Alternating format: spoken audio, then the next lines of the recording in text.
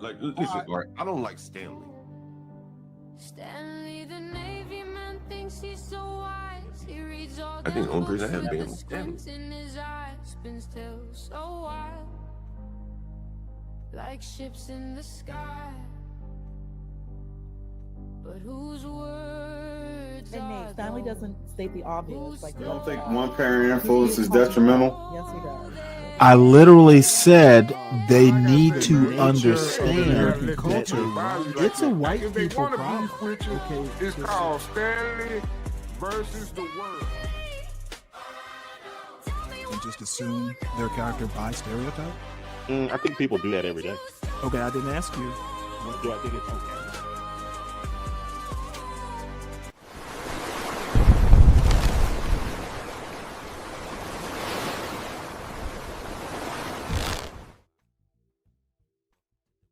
Hey YouTube fam, it's Anya the Aviator, captain, creator, and mentor. This trip was supposed to be super simple, just childhood friends flying together from coast to coast. But then a snowstorm shut down Atlanta, flights got canceled, plans changed, and suddenly I'm in Joshua Tree with random flight attendants that we had just met, all before getting rerouted and completely separated from my trip and my friend anyway. So honestly, nothing about this journey went as planned, but keep watching to see how the trip actually unfolded.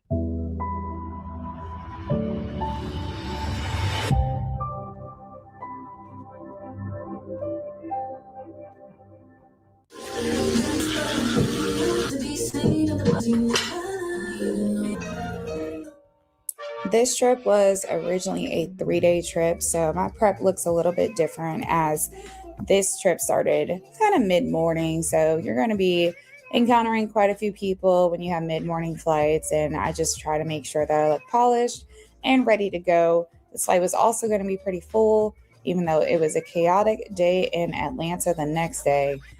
This day actually was pretty normal, but that's Atlanta weather for you. It's one way one day, and then it's a completely different way the next. As I'm finishing up here, I think about what I have to do next, and usually I'm packing my food up to join my bags together. My bag is usually already packed before I get dressed because that's an easy 1-2 step for me. The food, of course, goes last because I want it in the refrigerator as long as possible. Got my airplane cards, and it's time to go. I have never been able to carpool to work before, so this was actually really entertaining. I felt like a passenger princess, but also being able to be with my friend on the way in was just different experience for me. Plane spotting on the way into work is always a whole different vibe. I actually really love that part.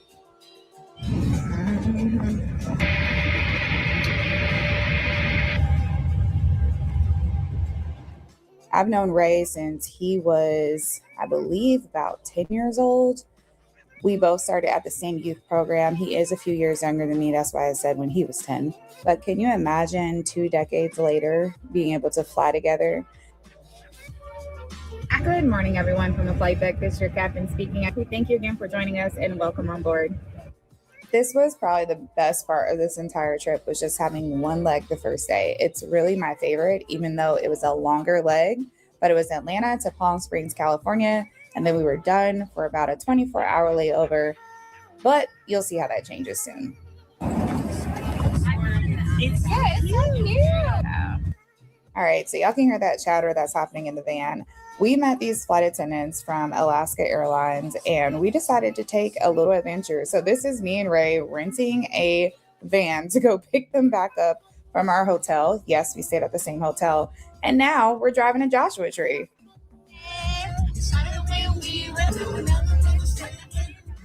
So that's enough of the actual audio before they get me for copyright.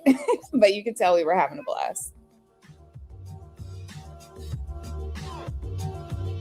This beautiful drive to Joshua Tree was probably about an hour and a half, if memory serves me correctly. And it was just absolutely gorgeous. There's nothing about this little road trip that we randomly did that I regret at all. We had a blast. So Let me stop this right here, right quick, just to say her definition of beautiful landscape is totally different than mine. I've been out west a couple times, never to California, but to Utah and Arizona. And I guess I just have a thing about green. There is nothing about the desert, especially like the scrub, all that sagebrush or cacti or whatever, whatever the vegetation is out there. I've never found it particularly enchanting. So I had to stop it just to dispute that part. Welcome to Stanley versus the World. It is Tuesday. If you are new to the show, please subscribe to the channel. Check us out. Uh, as I have found out over the last week or two, it's not everybody's cup of tea. So check us out. Kick the tires. See if you want to come along for the ride.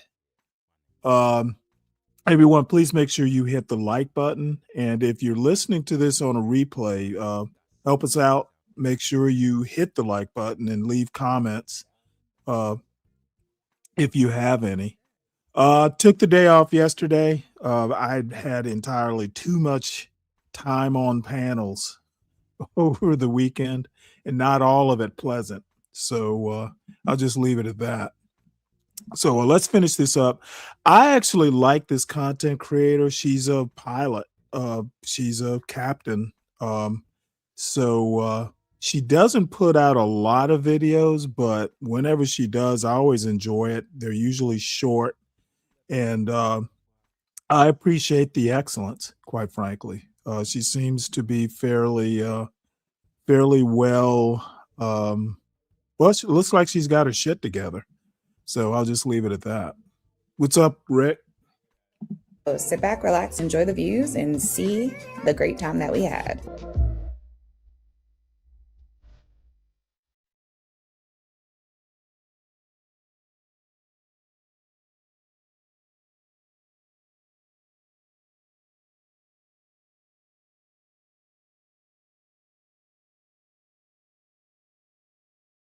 Okay, so we stumbled on this really cute, like old country saloon type vibes. Of course, we went into the little stores and then we got to hang out and feed some of the little pets that they had there. So there were like ducks and I think little goats and stuff there. So we had a really good time just hanging out and feeding the animals. Yes, of course, we like to do that.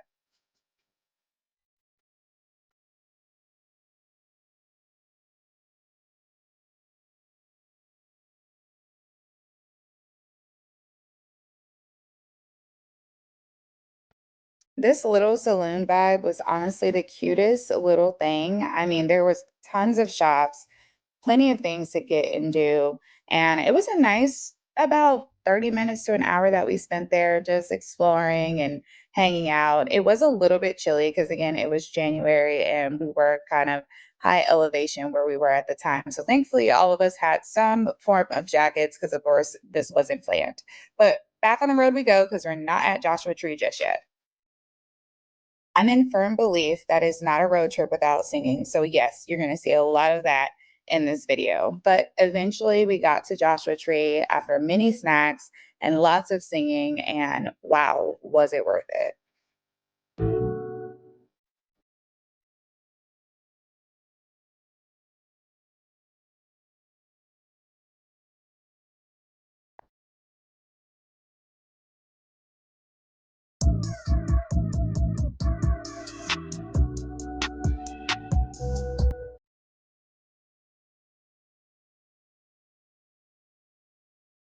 Honestly, I encourage more people to just have pure joy moments, like nothing planned, just living in happiness. I think those kind of experiences are truly underrated and you got to do it. The sun started setting, so it was time to get back on the road and head back to our hotel. But it still was only about 7 o'clock from what I can remember.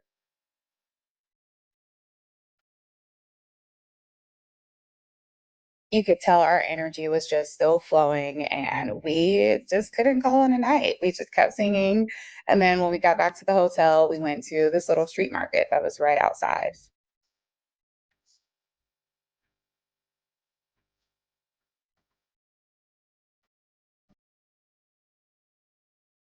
So after stopping at a couple places along the way, we saw everything we wanted to see and we headed back for a good night's sleep. This is the next morning, bright and beautiful. Well, here in California, we were actually supposed to fly back to Atlanta, and that did not happen. So a 24-hour layover in Palm Springs ended up being 29 hours and some change for me. Although Ray got to stay there, I think, for about 2 days. Now, neither one of us was expecting this, so we still got breakfast and returned the rental car like we normally would. And we planned on doing our flight. I believe it was a 2 o'clock departure. So we were just hanging out until we got notification that the flight was canceled. And you see this snow where my little baby Bella is at. So yeah, lots of snow on the ground, and I ended up getting rerouted. And this is my deadhead to Salt Lake City. And I got separated from my friend, but it's okay. Work calls, you gotta go. So headed to Salt Lake City here, and then I believe I overnighted there, did a flight to Minneapolis, and then did a flight back home.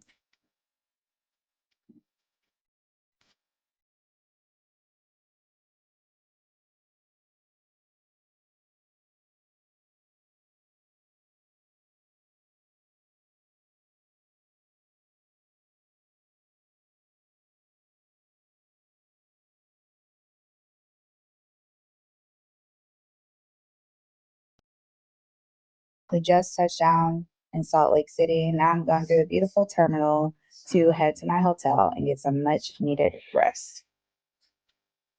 Because the next morning, of course, it was snowing. Now, I didn't fully expect to be seeing this much snow out my window in Salt Lake City, but in my mind, I was like, we're definitely going to have to de-ice, of course. This video was actually in Minneapolis, and Minneapolis, guess what? We had to de-ice. I'm a deadheader on this flight, so I was able to catch a few videos of that as I headed home. But after all of that snow in Atlanta, Salt Lake, and Minneapolis, I did eventually get home.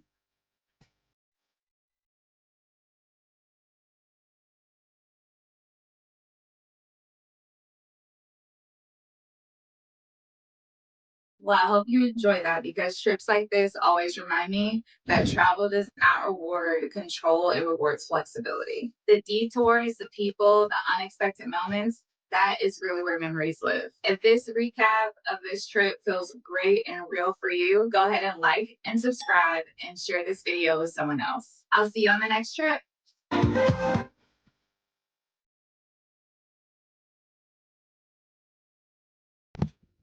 Yeah, I'll remind everybody that the links for most of the videos and news articles that I'll show are in the show notes. I try and do that every weekday episode. Sometimes I get lazy on the weekends because I don't know what I'm going to show. But during the week, we try and stick to business. Let's see, what else do we have here? Oops. Give me one sec. We're going to do some news articles.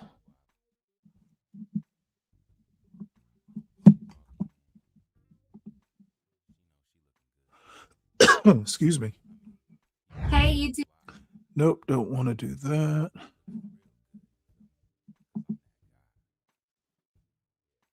Oh, good. Okay. Excuse me.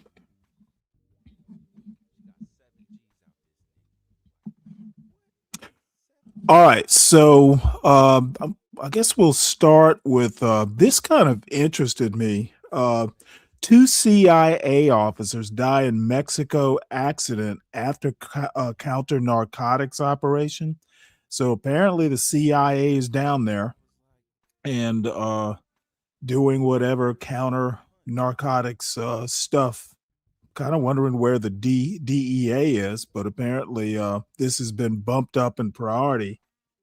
All I have to say, and I don't know, it may go without saying, if only this problem had gotten attention back in the 80s when it, during the crack epidemic.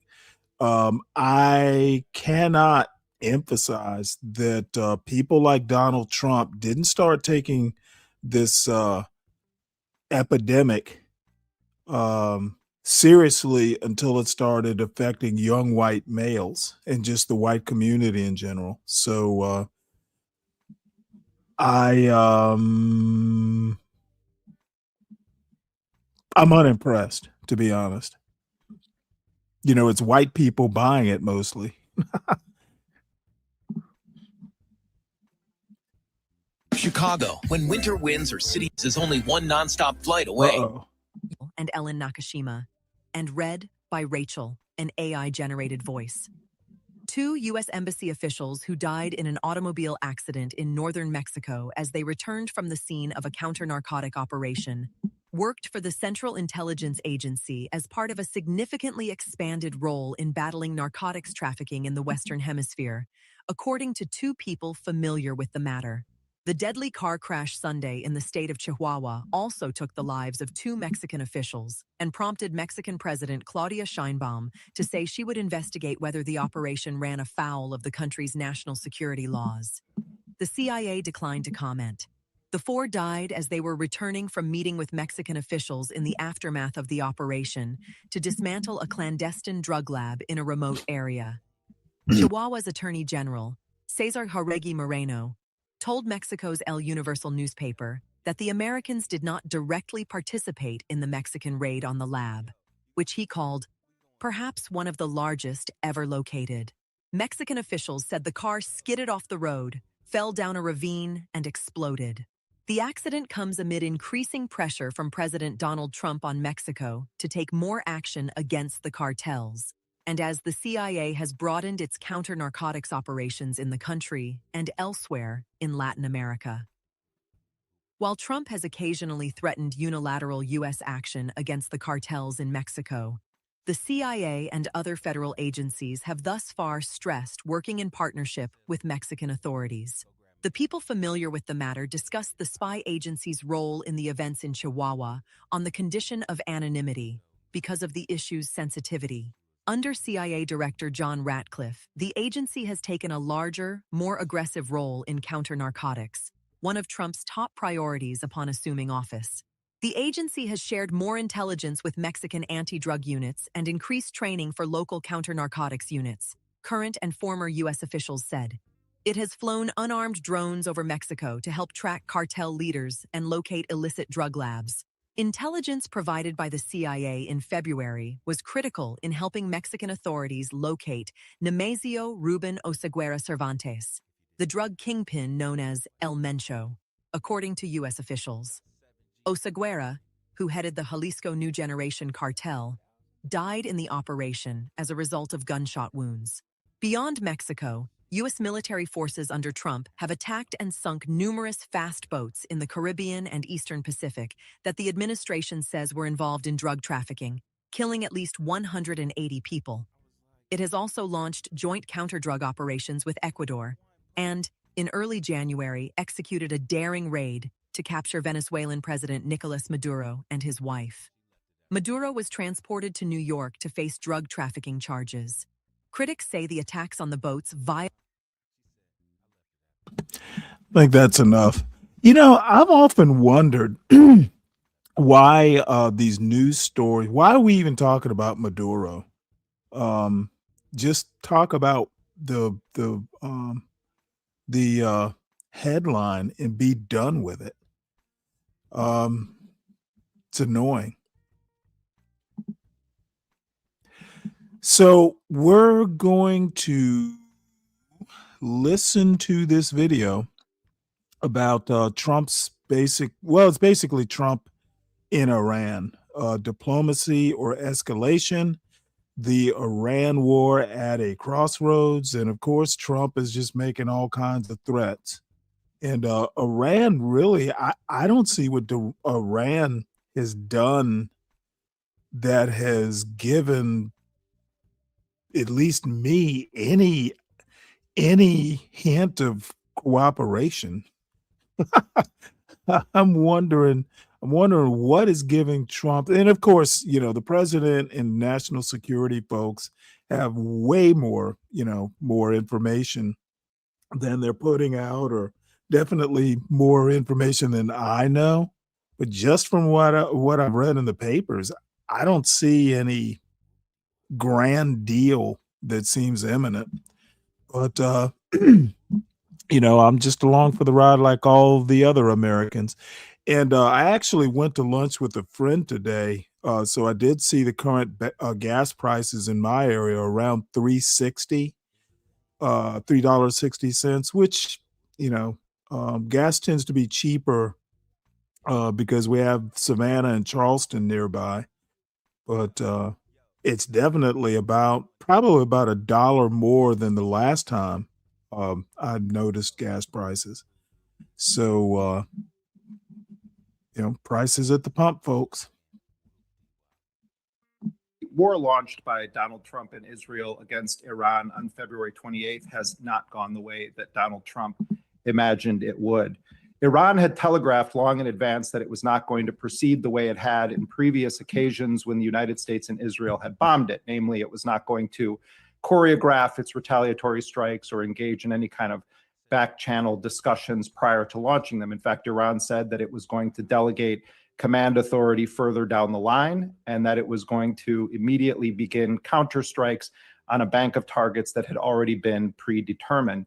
So what we've seen over the past weeks is that Iran has struck U.S. installations, military facilities across the Persian Gulf. It's pummeled Israel on an unprecedented level with ballistic missile and drone attacks. And this has resulted in the United States having to evacuate military bases and other facilities across the region.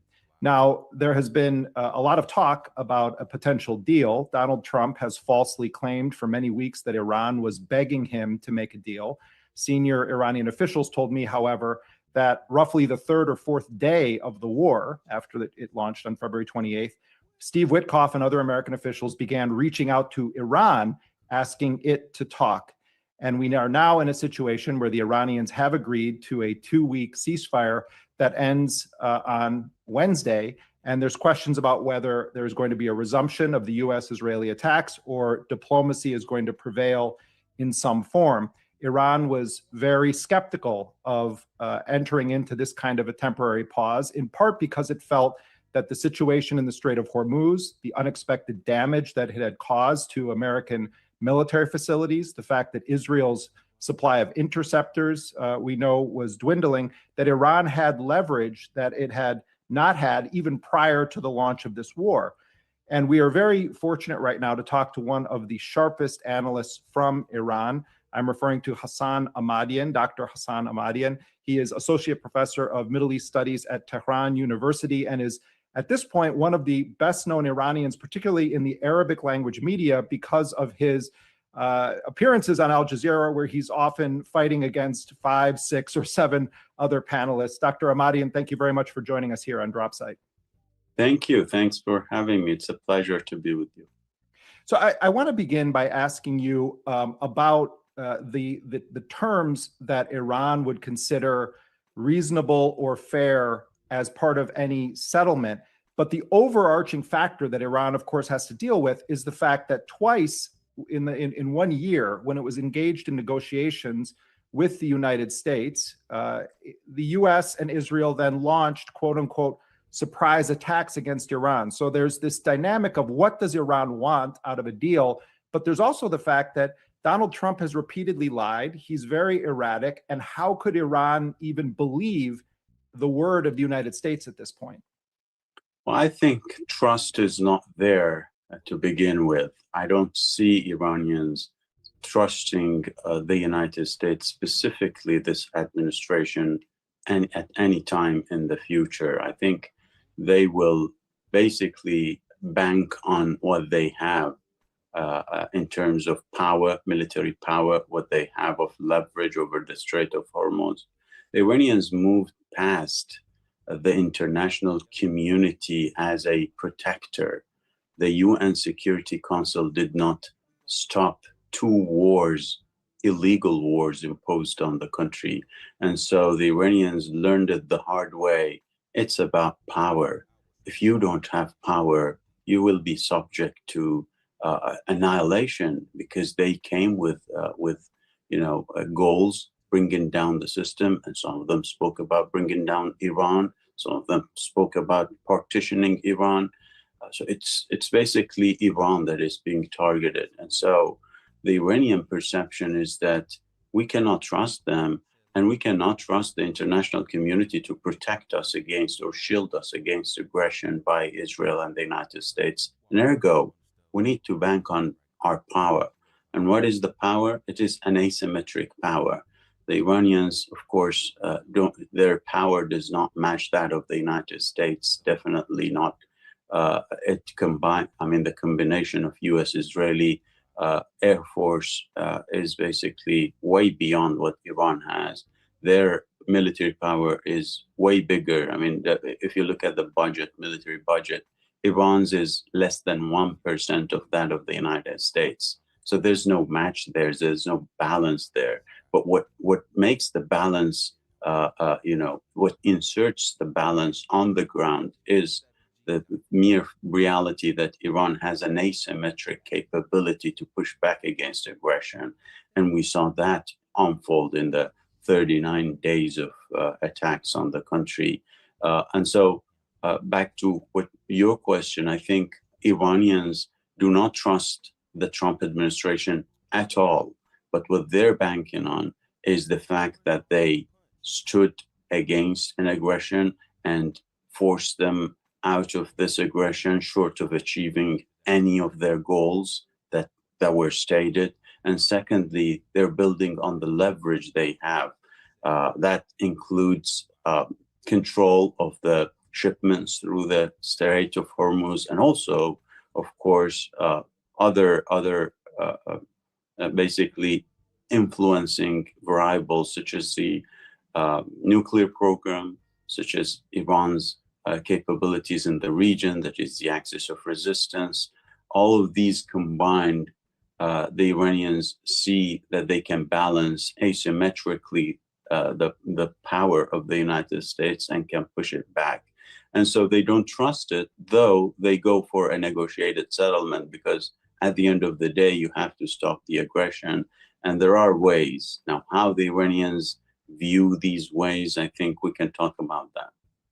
Yeah, I mean, it's true that while Iran is being militarily assaulted by the United States and Israel, that it has shown that it can certainly win in an asymmetric sense, because it can block the United States from achieving regime change, from invading and occupying Iran, from imposing a different form of government. And Iran has shown an ability to also respond on a symmetric level, because when the United States and Israel attack certain types of targets in Iran, Iran has shown that it can respond in kind in the Persian Gulf and also in Israel. But if that's taken away, if Iran is no longer in a state of war, which clearly it has shown an ability and a capacity to operate very successfully in, and there is some sort of a deal, then Iran risks, it seems, a scenario where if it then reimposes some new reality on the Strait of Hormuz, or if it launches strikes, that it would be portrayed, as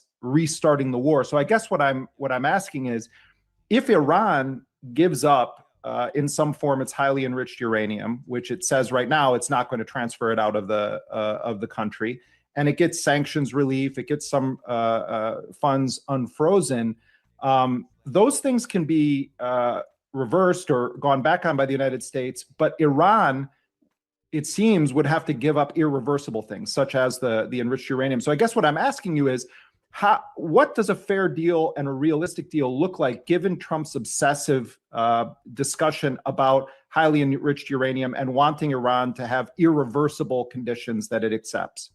Well, many points there. I think the Iranians have made it clear they're not willing to let go of their highly enriched uranium. They are willing, though, to dilute it back to 20 and then below that, 20% and below that. But giving it up, that's not an option. We had the spokesperson of the foreign ministry saying that the uranium is like Iran's soil. We will not give it up to the United States or any other party. But there are ways to remedy concerns if those concerns are real on the part of the United States and other Western powers. The Iranians are offering them that they can dilute it back. They can bring in transparency through the IAEA. You know, all the things they did, but still they were subject to aggression. But the reality is that, as you said, Iran can give up and then be subject to violation and then maybe aggression again. That's a very possible scenario taking into account the previous years, I mean, from 2018 till now.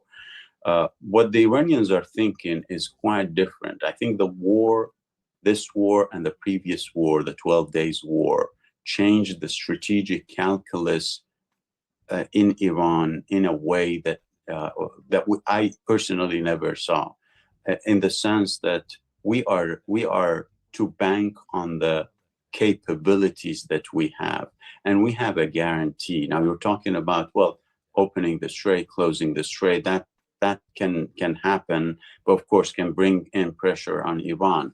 But things have changed to no return, to my understanding. The strait is the key and is the table of negotiations. Everything is being put on that table. You want to get into negotiations, the Iranians say to the United States, stop the war in Lebanon.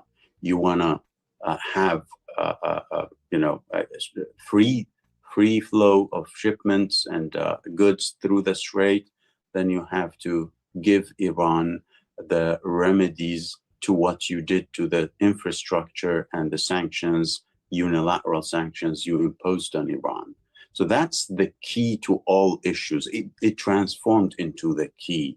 And I think it's easy for Iran to use it. Now, of course, there are different aspects to it, but the clear picture of it is that we will get sanctions relief. That's the fair deal, if there is any fair deal.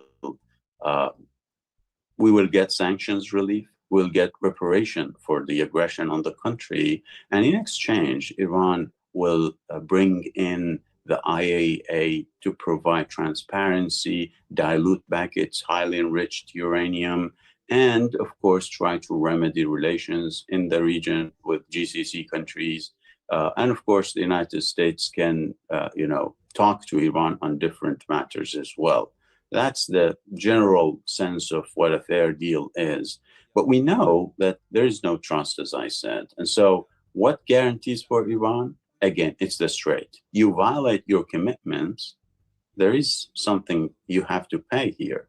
And that, I think, changes the mentality. Iran didn't have much to offer back in 2018 when the United States violated its commitments in the JCPOA and, in extension, the UN Security Council 2231. But at this point, it has tangible leverage. That is, one is, of course, the main one is Strait of Hormuz, but also the unity of the fronts. If you violate one front, the other fronts will be open automatically. That they showed in this war, and I think they will stick to moving forward. So we're talking Trump's language now. It's not about international law. He never observed any law internationally. He basically, when it comes to Iran, he violated each and every one of them. And also, of course, towards the Palestinians, towards others in the region. But we're talking about Iran. With regards to Iran, he violated each and every law. And now the Iranians are talking his language. Give and take. That's a fair, that's what brings up a fair deal. You can't just take and not give. You violated your commitments, now you have to pay for it. You attack the country and now you have to pay for it. If you don't do that, there is something that we can use against you. And it's very effective. And it's, as you target our people, we are targeting the pockets of your people in terms of oil markets and energy markets, and in terms of global economy. That's the asymmetric balance based on reality and power projection that is not necessarily similar to that of the United States, but it's as effective as that of the United States.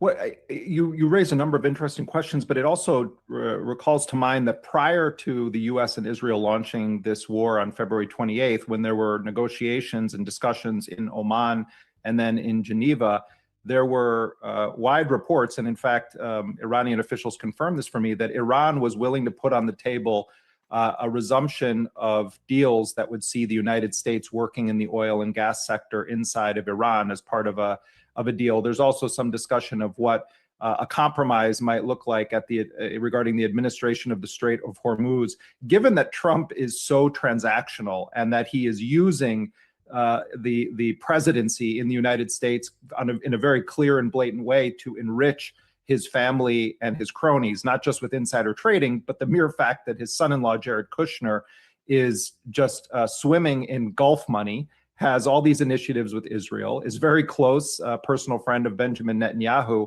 and the fact that Trump, really views himself as kind of businessman as president. What could that aspect of a deal look like regarding oil and gas in Iran and Strait of Hormuz? Is it your understanding that any of those things are in play now, as they seem to have been back in February? Of course, I think the Iranians' main issue here is sanctions relief. And the main aspect of sanction relief is Iran's oil and gas market. That's the main thing. The Iranians need investments in those aspects, in those assets, and their oil fields and their oil and gas infrastructure.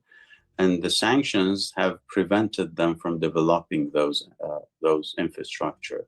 And I think the trade-off is for transparency in terms of the nuclear program, and a non-aggression pact if that is necessary. There have been ideas floating around that the United States and Iran can sign a non-aggression pact that includes the region, that is, U.S. leashing Israel from attacking Iran and its allies, and Iran saying that we will not attack unless attacked, which is what happened basically. And so that's how the Iranians are, trying to convey their way of dealing with the Trump administration. We know that Israel has immense influence. We know some Arab countries have influence, but the war showed that despite their efforts not to see this war unfold, the GCC countries, we saw them being outbalanced by a single person, that is Bibi Netanyahu. And so we know that the leverage there is way bigger than that of the GCC countries. Now with the war going to where it went, and the shortcomings on the part of US and Israel in terms of achieving their goals, I think that relationship can be tested between Trump and Bibi Netanyahu. We don't know the essence of it. There are lots of rumors and lots of talks and lots of news, as you know, about it, about the influence Bibi Netanyahu has on Trump. But be it as it may, I think this war showed that what Netanyahu has been preaching and advocating is not based on reality, it's wishful thinking. And I think that has some sort of influence on how Trump thinks, how the United States thinks. And so I think moving forward, it's not about, who has how much of influence in Washington. It's about the possibilities. The Iranians showed that they can fight a lengthy fight. As we speak, there are discussions in Tehran. Why did we stop the war? That's very much debated in Tehran. Why did we stop the war on Israel? They attacked us. They had to pay a bigger price. They attacked our infrastructure. We shouldn't leave them without really, putting immense pressure and denying them of anything that they can look at as sort of achievement moving forward. And so that debate. Can I just ask? Can I? You're raising something that I think is really crucial, and you're right. And I've heard this also from Iranian officials. There are different camps of thought in Iran, including in the power structure, on this issue. The Israelis and the United States clearly were finding themselves enmeshed in a quagmire, and Israel's interceptors were running low. and the infrastructure of the U.S. military in the Persian Gulf had been damaged to an unprecedented degree. And I think that there were many people in Iran and in the broader axis of resistance that felt that the Iranians actually had Trump painting himself into a corner, and that this pause of 2 weeks essentially allowed them to restock, to prepare for another round, and also stripped Iran of immediate tactical leverage. Yeah, that's a good point. But I hear from my military friends or military experts friends that you can't just rearm as a U.S. and Israel, because anti-defense missiles are not produced en masse. They can't be. There is an infrastructure that they cannot produce beyond that, the capacity of that infrastructure in the United States and in Israel. And so they're running low. They will be running low for some time to come. So they cannot just restart the war in 2 weeks. They cannot just restart it in 2 months. They need a lengthy period. The 8 months that ensued after the 12 days war is quite telling on them rearming and then attacking the country. And of course, we know that whenever the war would stop, the Israelis and the Americans would rearm. So does Iran. Iran is also trying to rebuild, rearm. Of course, they attacked much of Iran's infrastructure. They need to also remedy those. So it's a two-side story.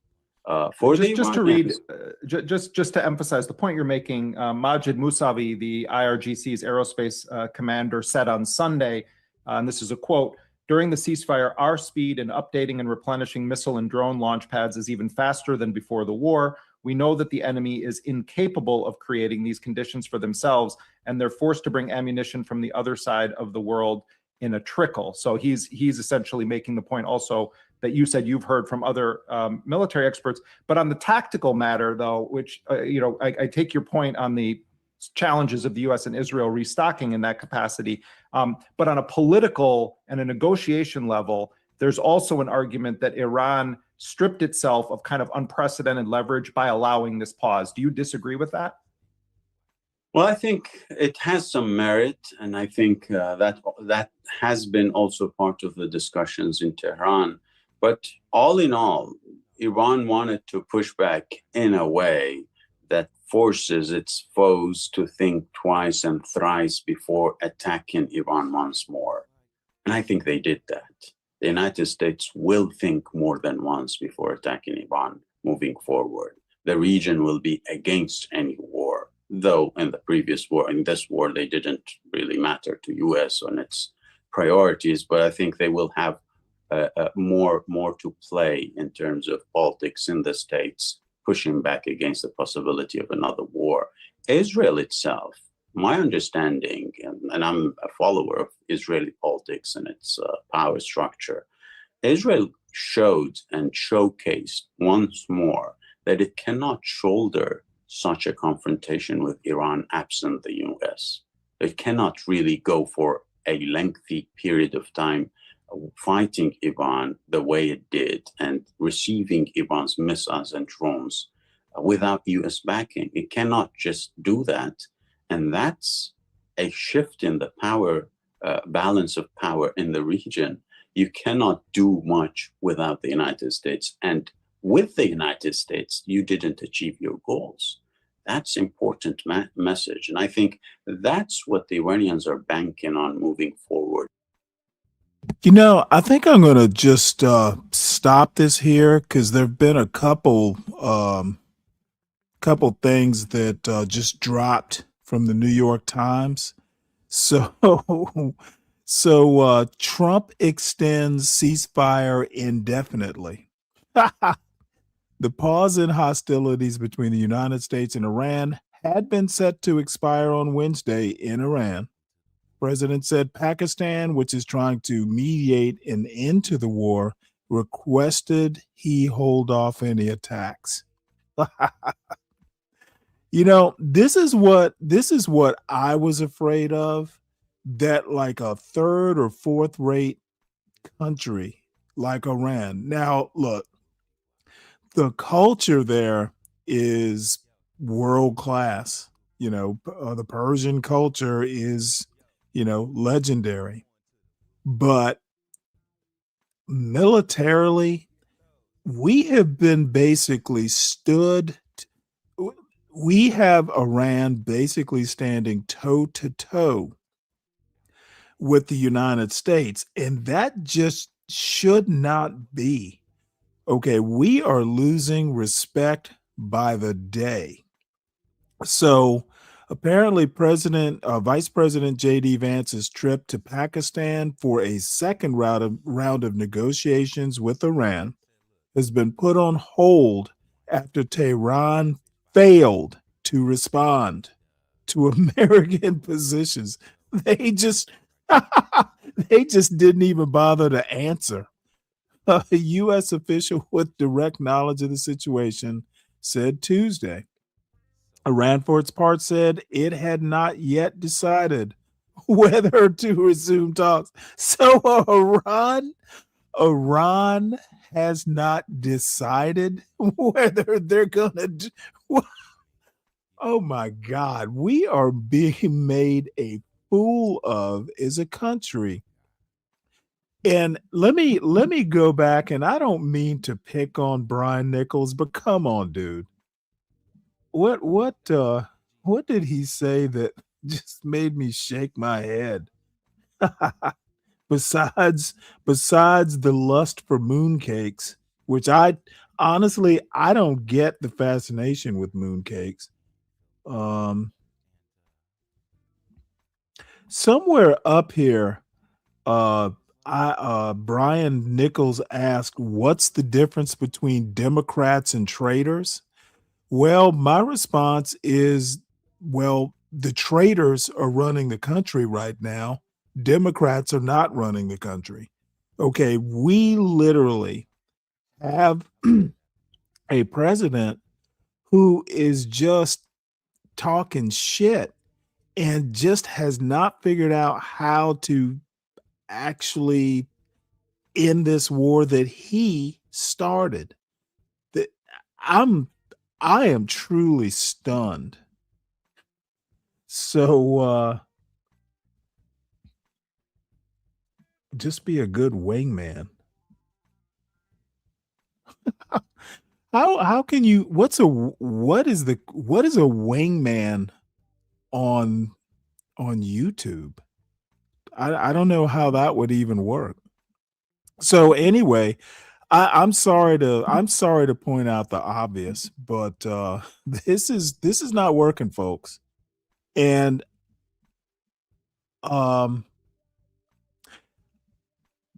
Tucker Carlson did something that is basically going to, I don't know what the repercussions are going to be, but let me talk about China right quick. Apparently, Chinese officials told Fareed Zakaria about Trump's bewildering war in Iran.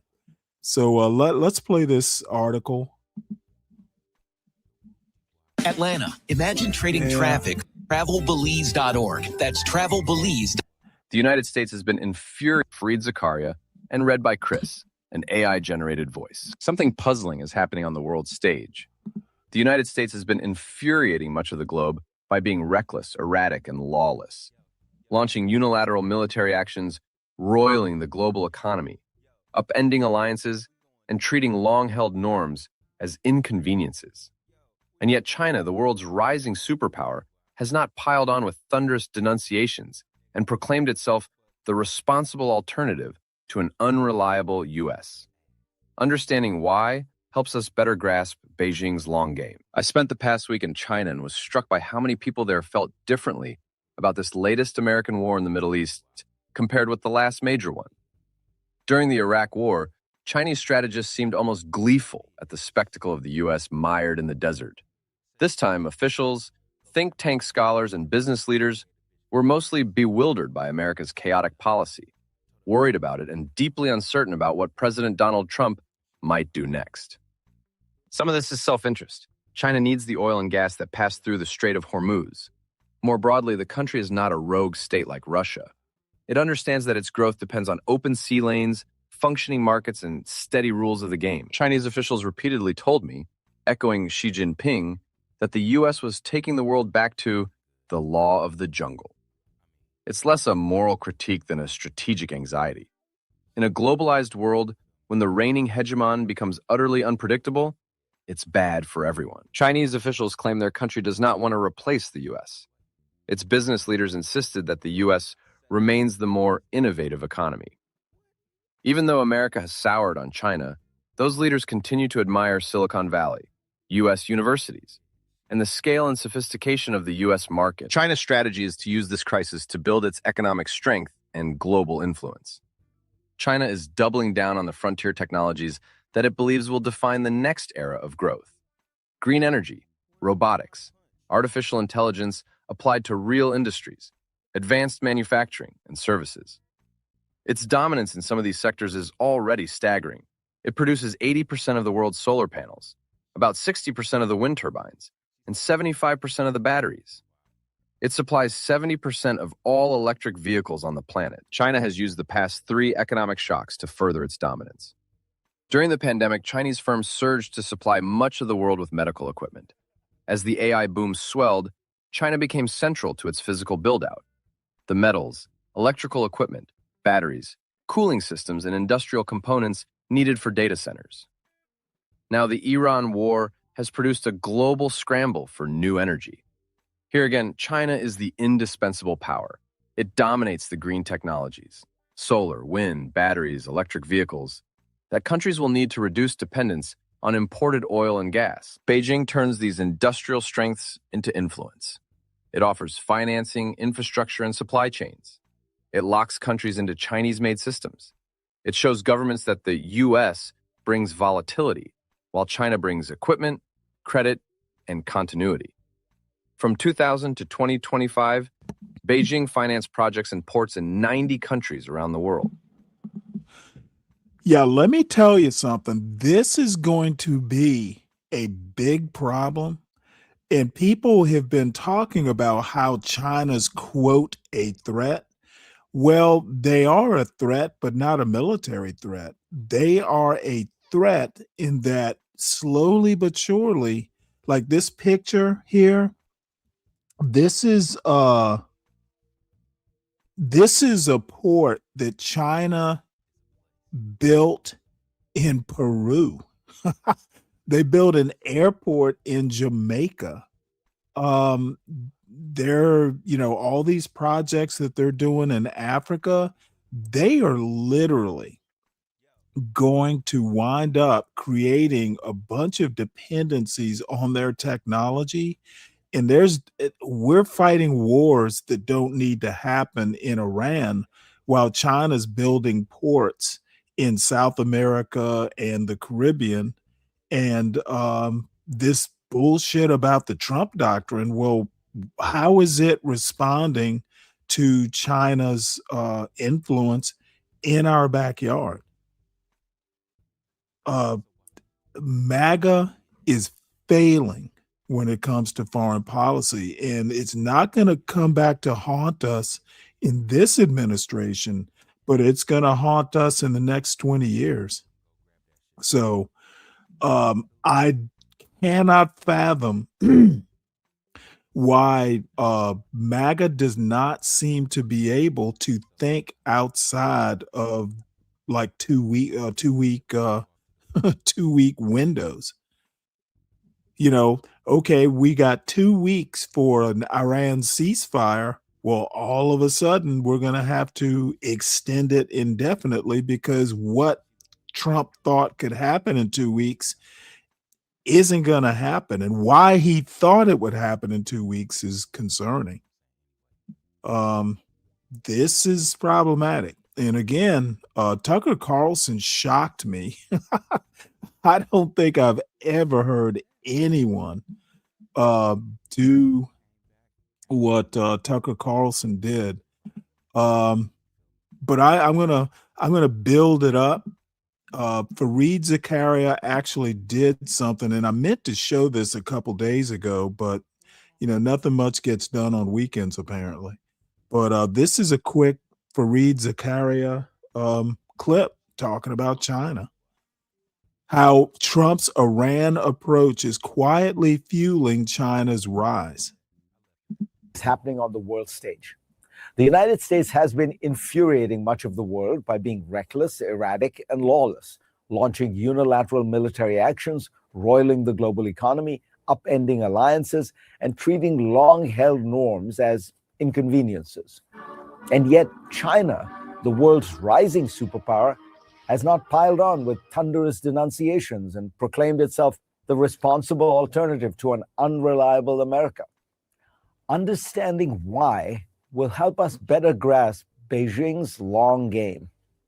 I spent the last week in China and was struck by how many people there felt differently about this latest American war in the Middle East compared to the last. He says he was in China. Did he did he hang out with Sharon Bracey? I hear Sharon's over there. Last major one. During the Iraq War, Chinese strategists seemed almost gleeful at the spectacle of America mired in the desert. This time, officials, think tank scholars, and business leaders were mostly bewildered by America's chaotic policy, worried about it, and deeply uncertain about what Trump might do next. Some of this is self-interest. China needs the oil and gas that pass through the Strait of Hormuz. More broadly, the country is not a rogue state like Russia. It understands that its growth depends on open sea lanes, functioning markets, and steady rules of the game. Chinese officials repeatedly told me, echoing Xi Jinping, that the United States was taking the world back to the law of the jungle. It's less a moral critique than a strategic anxiety. In a globalized world, when the reigning hegemon becomes utterly unpredictable, it's bad for everyone. Chinese officials claim their country does not want to replace the United States. Its business leaders insisted that America remains the more innovative economy. Even though America has soured on China, those leaders continue to admire Silicon Valley, America's great universities, and the scale and sophistication of the US market. China's strategy is to use this crisis to build its economic strength and global influence. China is doubling down on the frontier technologies that it believes will define the next era of growth: green energy, robotics, artificial intelligence applied to real industries, advanced manufacturing, and services. Its dominance in some of these sectors is already staggering. It produces 80% of the world's solar panels, about 60% of the wind turbines, and 75% of the batteries. It supplies 70% of all electric vehicles on the planet. China has used the last 3 economic shocks to further its dominance. During the pandemic, Chinese firms surged to supply much of the world with medical equipment. As the artificial intelligence boom swelled, China became central to its physical build-out: the metals, electrical equipment, batteries, cooling systems, and industrial components needed for data centers. Now the Iran war has produced a global scramble for new energy. Here again, China is the indispensable power. It dominates the green technologies: solar, wind, batteries, electric vehicles that countries will need to reduce dependence on imported oil and gas. Beijing turns these industrial strengths into influence. It offers financing, infrastructure, and supply chains. It locks countries into Chinese-made systems. It shows governments that America brings volatility while China brings equipment, credit, and continuity. From 2000 to 2025, Beijing financed projects and ports in 90 countries around the world. Last month, Beijing even offered Taiwan a deal of sorts. Accept peaceful reunification, and the mainland will guarantee your energy security. China's next expansion of influence is crucial. Xi recently made explicit Beijing's ambition to turn the renminbi into a global reserve currency. One former official explained how China would steadily expand its bond market and financial infrastructure so that if investors came to see America as risky, they would have an alternative.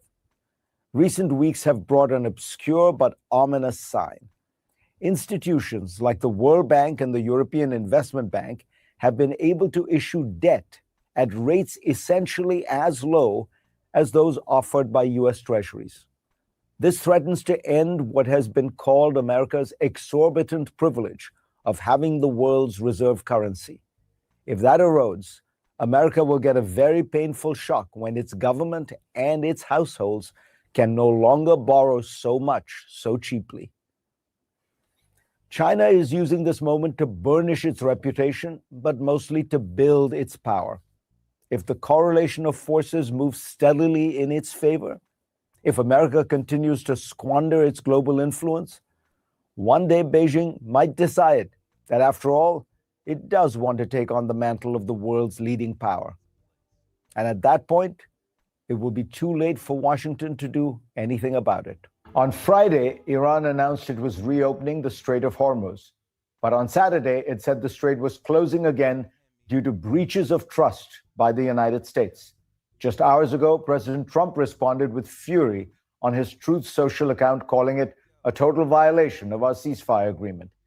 He also said that a U.S. delegation will be in Pakistan tomorrow evening for a second round of negotiations, and said that if Iran does not accept a deal. Okay, well, that's already changed. Vice President Vance, who I guess is leading the talks, he might not necessarily need to be there. But, you know, if he sends JD Vance and nothing comes of the talks, then, you know, that's kind of embarrassing, I guess. But like I said, probably Saturday, that the blockading Iran's ports, blockades are an act of war. Okay, people blockade ports when there is a war, generally. And it's an act of war. It goes against a ceasefire. So I think Iran is right on that point. The deal, then the United States is going to knock out every single power plant and every single bridge in Iran. Now there are only 3 days left before the U.S.-Iran ceasefire is set to end. An Iran's top negotiator says the U.S. and Iran are still far from a final agreement. Joining me now is Vali Nasser. He is a professor of international affairs and Middle Eastern studies at Johns Hopkins University, and has author of an important book, The Grand Strategy of Iran, which in many ways, I would argue, predicts a lot about what has happened. Why is Iran being so intransigent in the face of these extraordinary threats that Trump has made? I mean, first of all, Iran thinks that through the 40 days war, they did make some strategic gains that they want to consolidate. And they also think that they can actually get a final deal with President Trump if they stand their ground. But the most important thing here is an issue of trust. I think in Islamabad, the opportunity was for the two sides to build trust that then would allow them to resolve things. But after the talks ended, I think trust has actually collapsed even further between Iran saying it will open the straits, the United States not lifting the blockade, and then President Trump issuing a series of tweets that the Iranians say were false and portrays the image like Iran has already surrendered even before there's a final deal. So I think what we see as Iranian intransigence is also Iran's deep distrust that this is all a ruse, that like what it happened in Geneva, the US is setting them up for something bigger to come. The Geneva point is important because my understanding is the Iranians thought they were negotiating in good faith in Geneva, and in the middle of it, Trump starts the war. And so there is specifically a lot of lack of trust with the two negotiators, Witkoff and Kushner, correct? Yes, those two in particular, and especially in Geneva, the last round, because Iran did put forward very new things that it hadn't done before. It went much farther than it had gone before. And what it got instead was bombing. In other words, it's not like the US said, okay, these are great concessions. I want you to concede even more, and I'm going to be tougher until you concede. It just went straight to war. And it had done this once before. When a war happened in June, they were also in the middle of negotiations. With Witkoff and Kushner. With Witkoff and Kushner. So the Iranians are extremely suspicious that maybe this whole Islamabad exercise It's theater as the United States builds its forces in the region, sort of learns the lessons of the first 40 days, and Trump may go back to war again. So, and also this whole talk about Iran has made concessions is a way of actually creating confusion in Tehran and breaking ranks within Iran. My own view on that is that Trump is just talking down the stock market. He knows that every time he says things like, we're close to a deal, they've surrendered, the stock market doesn't collapse, which is one of his goals. Is there new leadership in Iran and how to think about that issue of these new people? Are they divided? Are they, are they more hardline? There is I believe there is a cohesive leadership. In other words, the top 4 or 5 people are all have known each other, have worked together, are from the same ilk in Iran. They are all Mujtaba Khamenei's people, and he included. So it's not like you have a coalition at the top. You have the same ilk there. They're much more hawkish leaders in Iran. They are not restrained in waging aggressive war. But they've also shown that they are willing to lean into negotiations and diplomacy. What does more hardline mean? Means that they are willing to take actions that perhaps the previous supreme leader was not willing to take. For instance, attacking Iran's neighbors in the way they have done. Be willing to escalate with the United States. And as one of the advisors to Mujtaba Khamenei said, it's not an eye for an eye. It's an eye, a head, a hand, a neck. We sort of, if you provoke, we'll provoke even further. And so this is a very different approach than the previous supreme leader who responded to an American attack on Iran's nuclear facilities with a symbolic sending of missiles into Qatar. But at the same time, I think they've been willing to go further than perhaps the previous supreme leader was willing to go in terms of negotiating with the US. But domestically, the factions in Iran are still the same. The regime still has to manage its base, has to manage public opinion in Iran. It has asked Iranians, in particular its own people, to sacrifice enormously for this war. So when President Trump says, Iran has already given up everything, even before there's a signature, it actually creates a crisis for them about how do they manage perceptions within Iran, which is quite significant. Destruction and deterring anyone from launching ICBMs in the first place. Just a reminder, everybody, my email address, I went ahead and just made a new one. It's Stanley versus the world at gmail.com. And the versus is spelled out. If you do have stuff you want me to watch or show proposals, just go ahead and email me. I'll have a look at it. I'm not going to make a promise that I follow up on it, though. Also, make sure that you support the show by supporting the host. For those of us who are not in the United States currently, I do have PayPal and, the usual Cash App as well. So support the show, help out with the bills. Let's see. So what was I going to do next? Oh, I want to show this. Apparently, Mark Carney announces Canada's major shift away from the U.S. Yeah, I think Trump is doing some damage that's not going to easily be undone. The U.S. has fundamentally changed its approach to trade, raising its tariffs to levels last seen during the Great Depression. Many of our former strengths, based on our close ties to America, have become our weaknesses that we must correct. Workers in our industries most affected by U.S. tariffs, in autos, in steel, in lumber, are under threat. Businesses are holding back investments, restrained by the pall of uncertainty that's hanging over all of us. The U.S. has changed, and we must respond.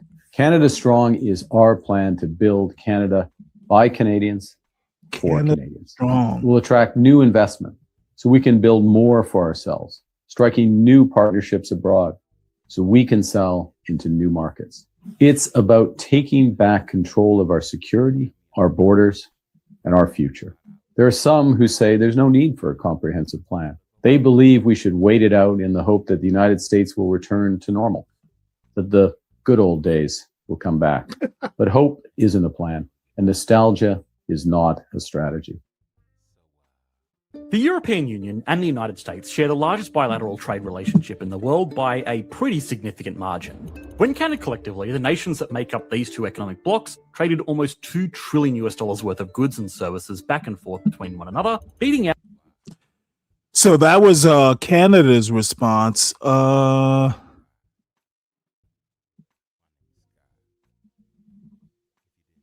China has a major. Oops. U.S. So has I'm just fundamentally going to changed. go ahead and stop it there. But you're going to see. I just don't. I don't see what the master plan is. But this video actually, I was like, wow! I have never heard a pundit make this kind of mea culpa, and frankly, I was pretty impressed. So this is Tucker Carlson basically apologizing for helping to elect Trump. I don't know why this hasn't made bigger headlines. By it for a long time. I will be. And I want to say I'm sorry for misleading people. It was not intentional. That's all I'll say. Tucker Carlson apologized on his podcast for his part in helping to get President Donald Trump elected during an interview with his brother, Buckley Carlson. You and I and everyone else who supported him, you wrote speeches for him. I campaigned for him. I mean, we're implicated in this for sure. You and me and millions of people like us are the reason this is happening right now. Carlson has been publicly criticizing Trump over the Iran war. He recently called out Trump's Easter Truth Social post in which the president threatened to destroy Iran's bridges and power plants and demanded that they, quote, open the fucking strait. It is vile on every level. It begins with a promise to use the U.S. military, our military, to destroy civilian infrastructure in another country, which is to say to commit a war crime, a moral crime against the people of the country. Trump later insulted Carlson, citing polling about his popularity. He posted to Truth Social saying, quote, Tucker is a low IQ person, always easy to beat and highly overrated. This is not the first time Carlson has broken from Trump. The Dominion case revealed that in 2021, Carlson had privately said, I hate him passionately. Still, these comments are a far cry from the 2024 election, where Carlson praised and campaigned for Trump. And Donald Trump, whatever you say about him, and I think he's a wonderful person. I know him well. By the way, the funniest person I've ever met in my life, actually. You can't be funny without perspective or without empathy, which is true. But everything else about Trump aside, he actually cares. We'll be tormented by it for a long time. I will be. And I want to say I'm sorry for misleading people. It was not intentional. That's all I'll say. Tucker Carlson apologized on his podcast for his part in helping to get President Donald. Which door do I leave from? I don't know. I mean, I don't know that you can actually, well, you know what? I was going to say both Tucker Carlson, but not to the extent JD Vance did. You know, JD Vance came out, he was a never Trumper and then became a Trumper in the second term. But let me say this. The one thing that gives Tucker Carlson a little bit of credibility in my eyes is, while he's apologizing, I'm saying, I told you so. I don't know why so many people couldn't fathom the idea that Donald Trump would be this erratic and frankly destructive. Dude is just like, he's got a cabinet that's just like a bunch of rich weirdos, and quite frankly, they're weirdos and occasionally go beyond just being a weirdo to just outright bad for America. So today, Pete Hegseth has announced that the annual flu vaccine no longer required for U.S. military, Hegseth says. Well, here's the deal. You never quite know which strain is actually going to be the worst strain. So flu shots are kind of like a shot in the dark, in educated guess, I guess. Considering considering that, even the flu spreading through small units like platoons or, you Mhm. know, look, in the Navy, during bad weather and at night, they make the ship watertight. So a lot of the air gets recirculated through the ship. And, if you got a bunch of people with a particular type of flu, everybody on that ship's gonna get it more than likely. Um, and I would tell you a story. You ever go through a bad storm on a ship, there will be people who get seasick. And, because, a lot of the air gets recirculated, the whole damn ship smells like vomit. So that's how airtight or watertight these ships could be. So if you got a couple people with the flu, and it's a respiratory illness, um, it's gonna be pretty bad. What's up, Mella? Hey, did they get a chance to? I'm sorry, I'm asking because you just mentioned, are they able to isolate the people who are sick, who are identified with the flu? Is Well, it there doesn't some matter on a compartment it on the? doesn't it doesn't matter on a ship. Okay, The because it's ISO so the yeah, ISO it's no, so there's no enclosed. way. I mean, I guess maybe you could. I mean, the only way you would really be able to isolate would be to, maybe give them masks or something, like, the M95s, which will prevent. Well, the bottom line is no. The ship under certain conditions and Mhm. nightly, you basically, prepare the ship, you make it airtight, or Wow. I'm sorry, watertight. And part of that is restricting, there is outside air coming in, but all the hatches are closed, everything that's watertight is closed, and the air is recirculated throughout the ship. It's just the way, the watertight stuff works. And and I'm using the smell of vomit as, an example of how tight the ships are during storms and at night. It's a little bit less vigilant, at night if we're not going through a storm. But all I'm saying is that not getting flu shots, that's not a good idea. And Mhm. I understand they're anti-vax and they want to make it voluntary and all that sort of stuff. I think that, you can recover from the flu, but it can put people down. I've been sick. I remember I had walking pneumonia.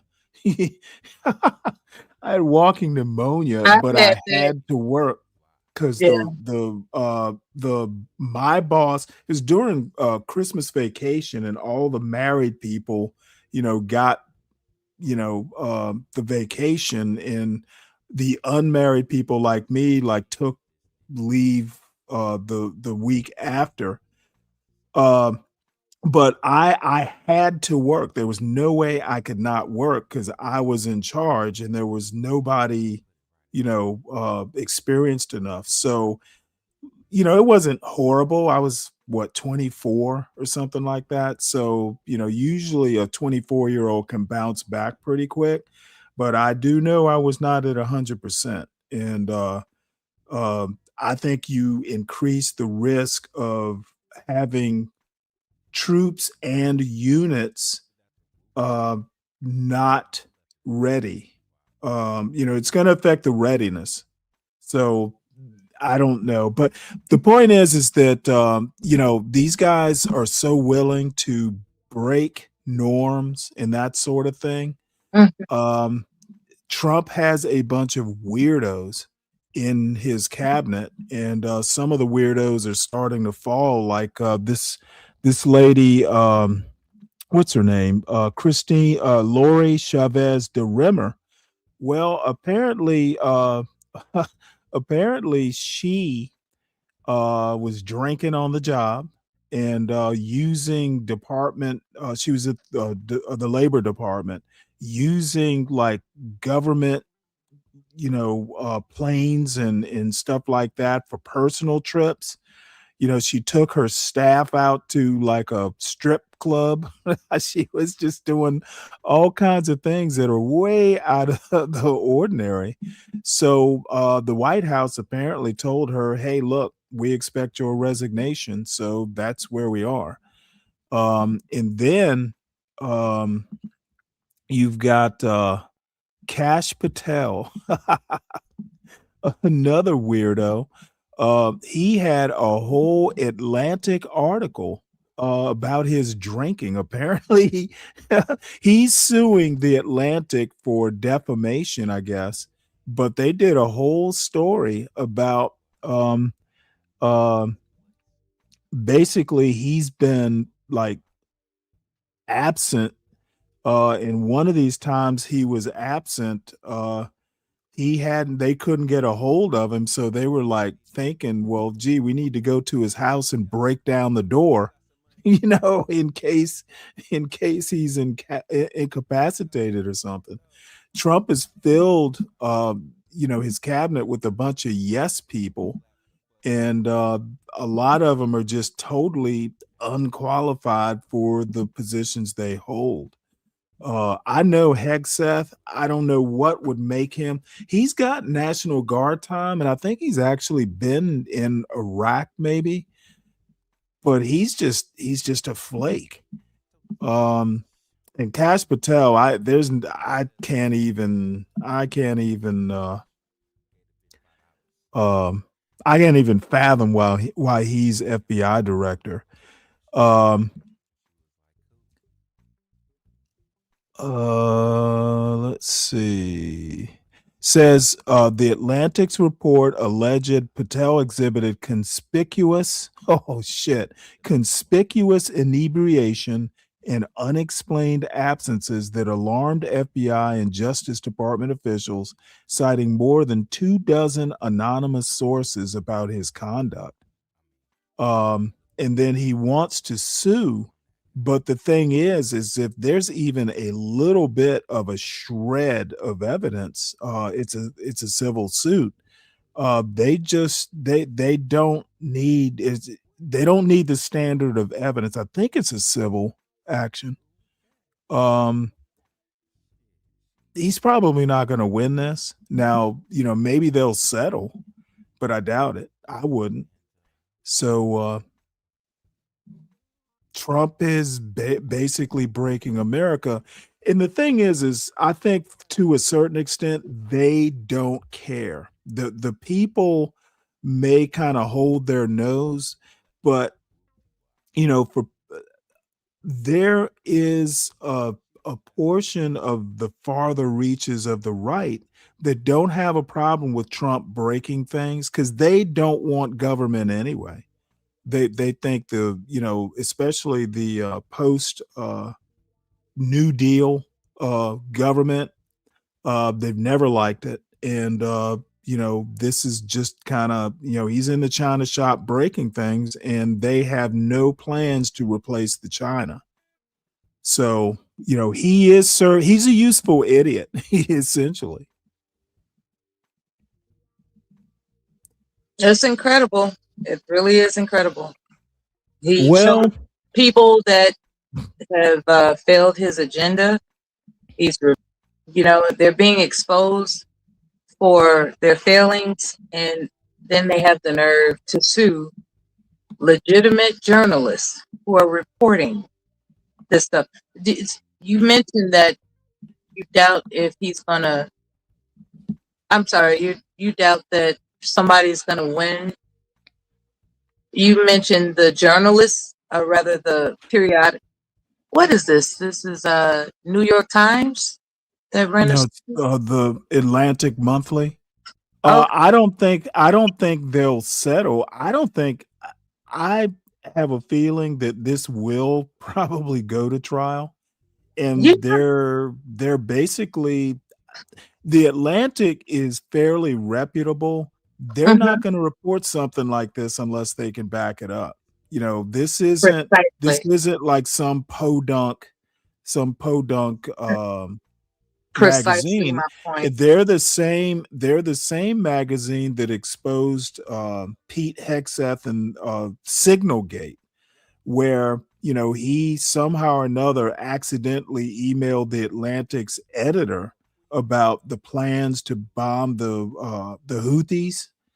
So they have a reputation, and they are responsible journalists. You never hear people making comparisons or calling them just a they have a reputation that's probably that's equal to the New York Times, if it doesn't outright rival the New York Times, because the Atlantic's been around for like 150 years or something. They just have that kind of reputation. So anyway, the long and short of it is Trump has hired people who will say yes and go along with his agenda, but they generally are not top-notch intellects or inexperienced people, and they are proving that they are proving their lack of worth. Yeah. One thing that I recall Trump doesn't tolerate is alcoholism. His brother died from alcoholism. He detests alcoholism. As a matter of fact, when his apprentice days, celebrity apprentice days, Stanley, he featured one of the Kardashian sisters, and he clobbered her about her DUI history, and it just got rid of her Let's for that. see here. I believe it was Khloe Kardashian that was on Celebrity Apprentice. I'm sorry, my Bluetooth died. I'm sorry, what?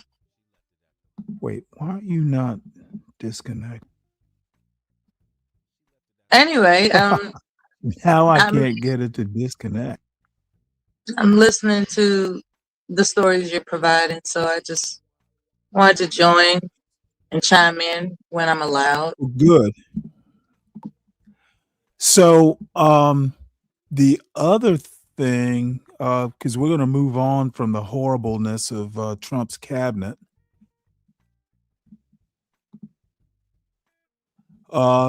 We've also had a flurry of members of the House resigning. So this is Sheila Sherfilis McCormick. She's resigning because they were getting ready to do hearings to basically expel her from Congress. She did something with campaign finances that's illegal, and apparently they're egregious, and the Democrats aren't supporting her. So says here, resigned from Congress on Tuesday to avoid a possible expulsion vote from the House on allegations that she used federal emergency management agency money mistakenly sent to her family's healthcare company during the pandemic to boost her 2022 campaign for Congress. Oh, shit. So she used FEMA money to fund a political campaign? Oh, wow. Oh, wow. That is problematic. So far we've had Florida's been particularly bad. There's a Republican, I think, or maybe it's Texas, I'm thinking. So we've had like 3 Congress people quitting for various reasons before either ethics committee hearings or expulsion votes. So all of a sudden we just seem to have ethics problems. Yeah, all over the place. From the Supreme Court all the way to the halls of Congress. And then we've got Trump in office making billions. And then we've got Secretary of Labor quitting because she misused funds. I kind of wonder if MAGA is indeed like a virus. Like, everybody just goes, "Hey, the president's corrupt. I can be corrupt too." I don't know if that's a credible theory, but it sure seems like it.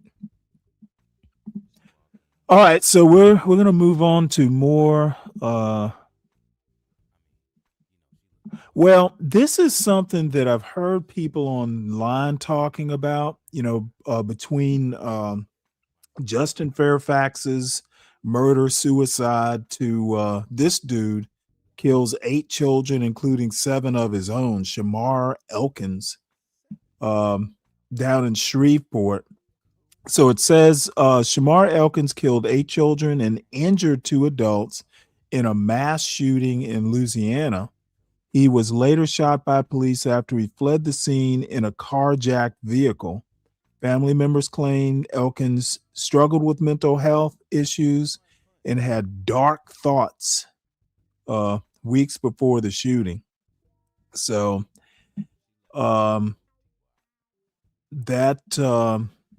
of course that has caused ripples in the online Black woman community, apparently. He was in the National Guard. Was he? Yeah. I think he served 6 years. He was never deployed, but he served in the National Guard. Wow. So he's a veteran with mental problems. Well, I mean, how do you have mental problems and you don't deploy? Is that possible? Exactly. That was my puzzlement. I'm puzzled by that. But perhaps I can only ponder the thought. Okay. It was just really clear to me that it was emphasized he was never deployed, as if there was some indication that, people have mental issues whether or not they're deployed. So you're asking, are you asserting, if I may ask, are you asserting that there's no excuse for him to have mental problems since he wasn't deployed? Is that what you're asserting? No. Yeah, you asked if that was a thing. So I know what I asked. Usually they're like psych evals. There's a process that you go through, in the end processing. And then if he's acting erratic, now I know, the National Guard, you don't necessarily see personnel on a daily basis, but it's, somebody, if he's having quote dark thoughts, somebody had to have been aware of it. And you gotta address that. And stuff like that gets back.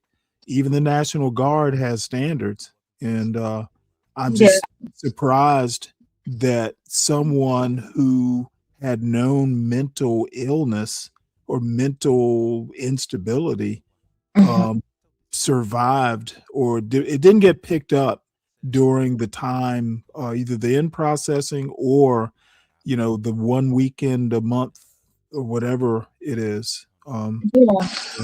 It's really peculiar. It is. So that was my point. If he didn't deploy, it should have been caught by his unit.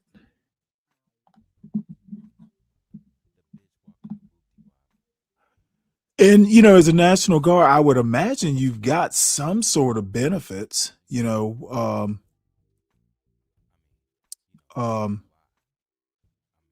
always the crisis helpline for veterans. I think Right, they and changed the number, but that exists. I would think that somebody would call it. Now, who knows? I'm just kind of speculating. I'm just shocked that someone who is either, even if it's reserve or National Guard, there are resources out there.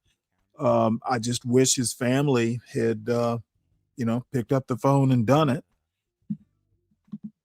Yeah. So somehow or another, he fell through some cracks. I guess is what I'm saying. So we're going to stick with a little bit of military news here, and then it kind of intersects with immigration. So this Army first sergeant, apparently his wife was going to meet for some appointment with the immigration service, and she got detained. So let's hear the video first.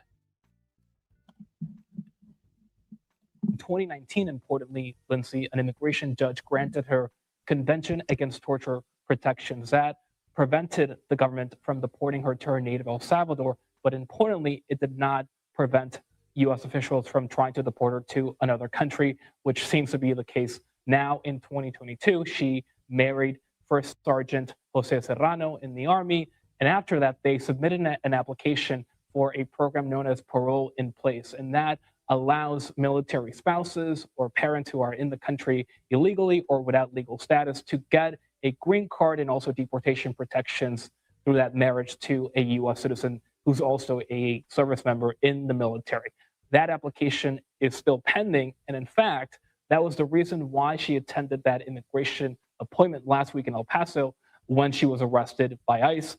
ICE is now seeking to deport her. We are told that that could be to Mexico because, again, she cannot be sent to her native country of El Salvador. And DHS tells us that they are trying to deport her because she has a deportation order. And again, because she entered the country illegally. Lindsay. Her husband, Sergeant First Class Serrano, say?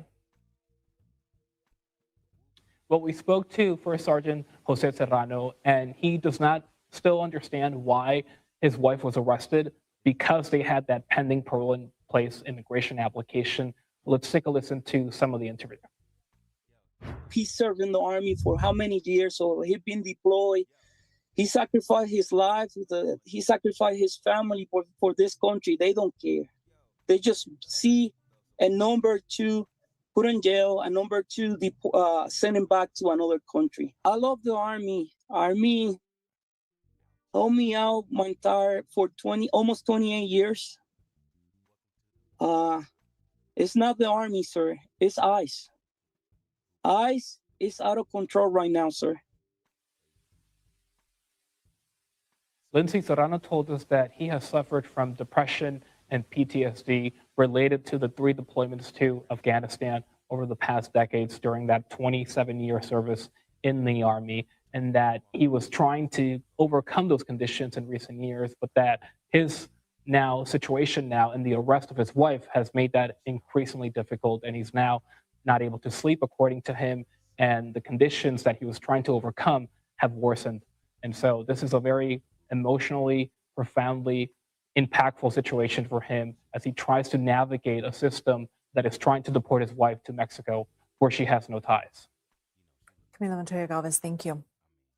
We're going to begin this hour with what could be a major shift in the search for peace with Iran. President Trump says he believes a 2-week ceasefire will now end tomorrow night. Now, previously it was thought the truce would expire tonight. As of now, the U.S. appears willing to begin negotiations in Pakistan, but so far, Iran's... Sorry about that.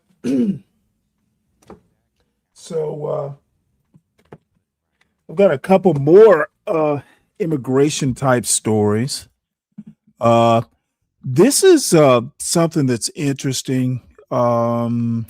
Says here that in 2023, this is a Pew Research poll, nearly 10% of babies born in the U.S.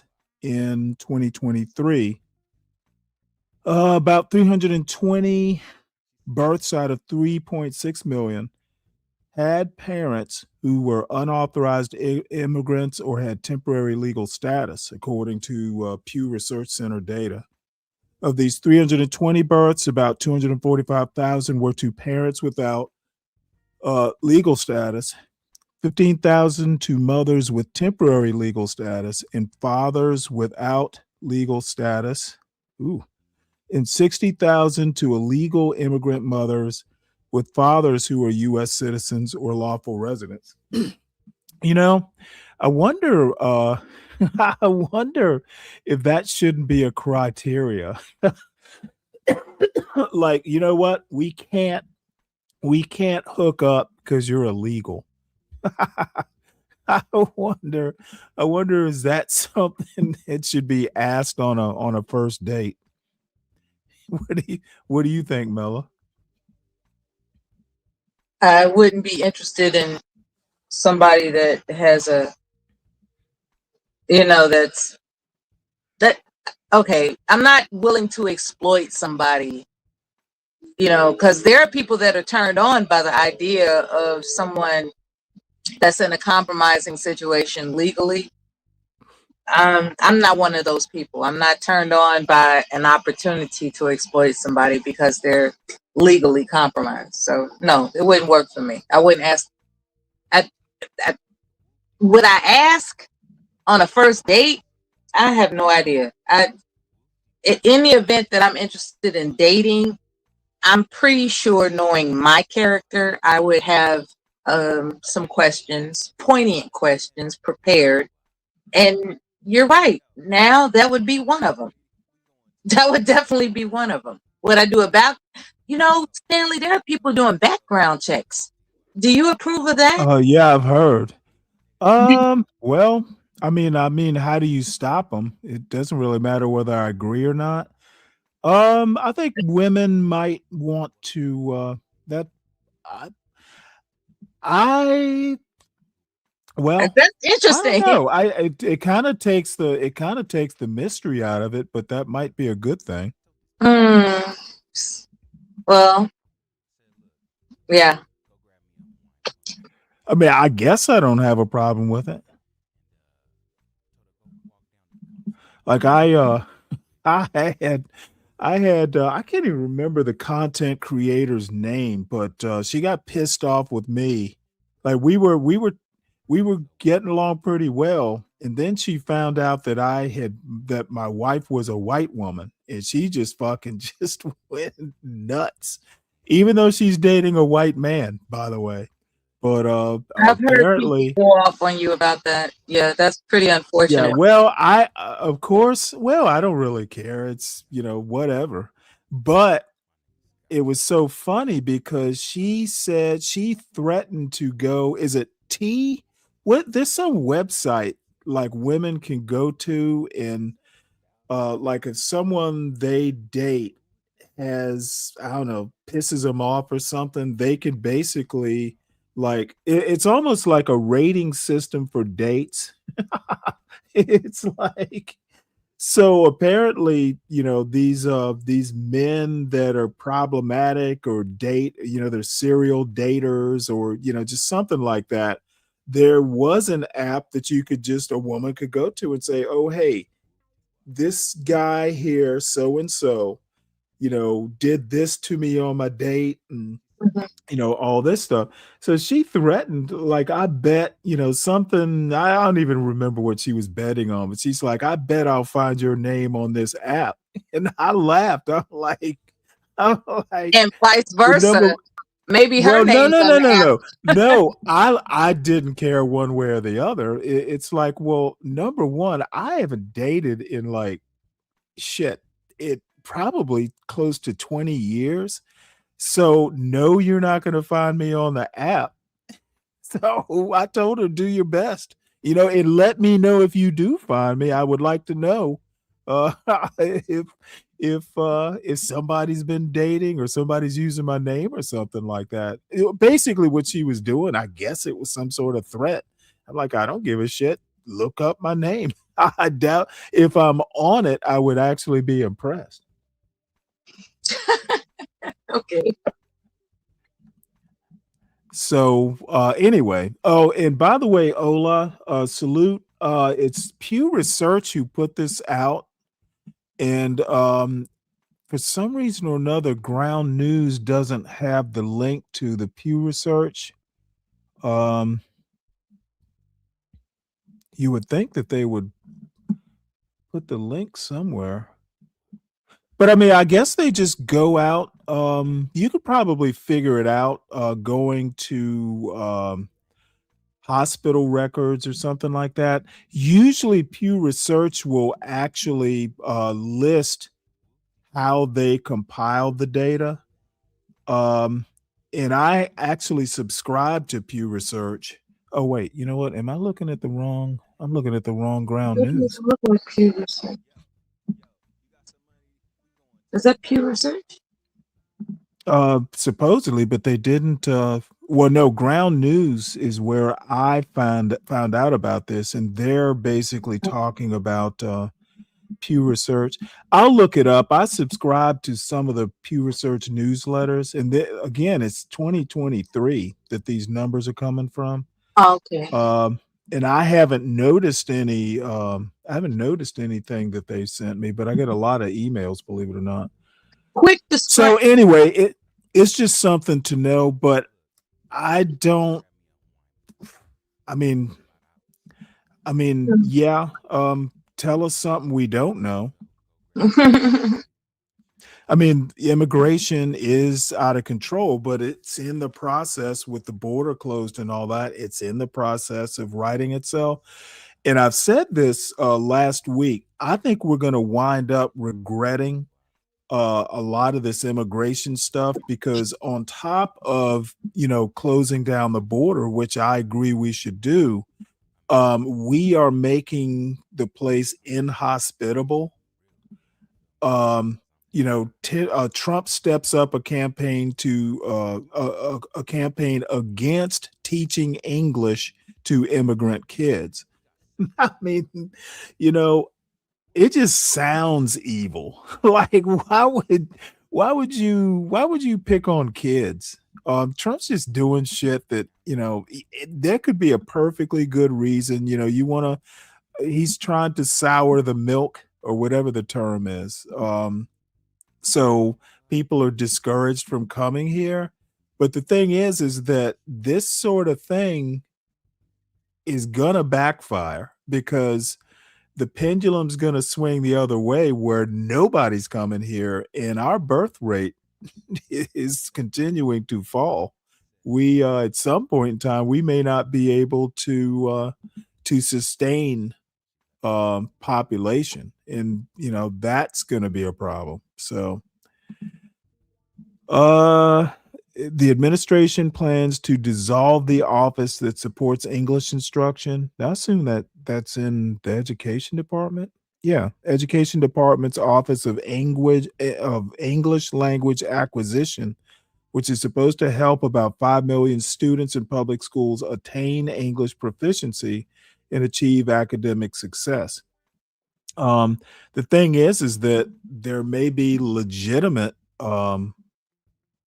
need to teach children English for people who come here, for instance, who are kids of ambassadors or embassy staff or something. I wonder how that actually gets dealt with. So let's see. We'll go ahead and switch gears. Probably everybody knows by now, but Tim Cook, CEO of Apple, is stepping down after like 20 years or something. John Ternus, who was like vice president for hardware engineering. On Monday, Apple announced that senior vice president of hardware engineering, John Ternus, will become chief executive officer on September 1, 2026, with current CEO Tim Cook transitioning to executive chairman. Oh, okay. So Cook's 15-year tenure transformed Apple from approximately 350 billion to 4 trillion, representing more than 1,000% growth. Transition follows a thoughtful, long-term succession planning process. 25-year Apple veteran Ternus led hardware engineering for the Mac, iPad, AirPods. Cook praised him as a visionary with the mind of an engineer and the soul of an innovator. So that's what's happening at Apple, for those who are Apple fans. And this is actually interesting. LA Mayor Karen Bass offers a hold the line budget with no layoffs and few big increases. But the thing that caught my attention is that she plans to try to hire 500 new police officers. So that's something of note. There is no defund the police in her budget.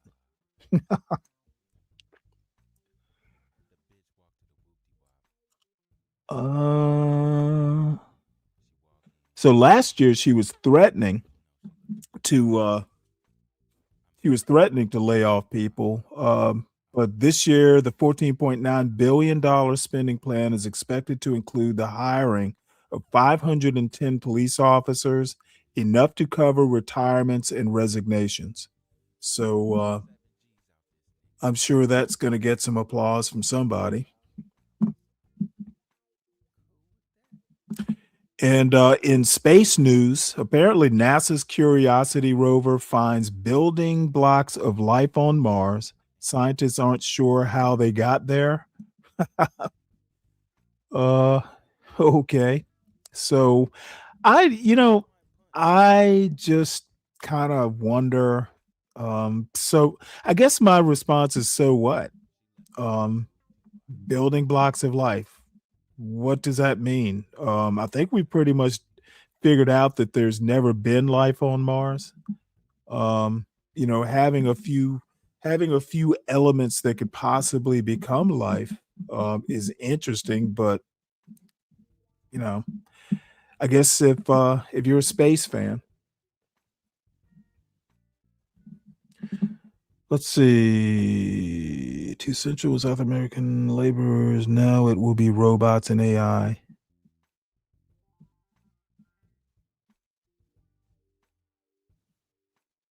Huh.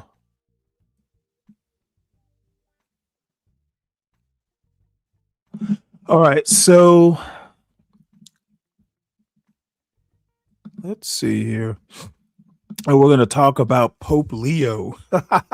Pope Leo's target is bigger than Trump. He's rebuking the MAGA Jesus. I thought that was pretty funny. God damn it. I keep thinking I've subscribed to CNN, and I guess I keep not doing it. Let's see if I can listen to this article. Oh, no, that's live audio. Well, I'm not going to be able to listen to this article, folks. Let's see if I can listen to, or if I can. This one, I actually talked about this particular article. Trump to read Bible verse from Oval Office after feud with Pope and deleted AI image of him apparently as Jesus, and I think that's tonight at 6 p.m. So in half an hour, Trump's going to be reading the Bible. I'm going to see if we can't listen to that. It would be him trying to be like a TV evangelist, the TV evangelist in chief. So we can't miss that, folks.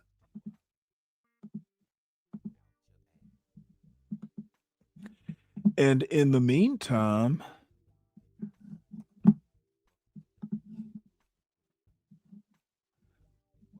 Fooey. In the meantime, let me see, can I find something to talk about for half an hour before MAGA Jesus comes on to read us Bible passages. This dude is all Trump is a mess.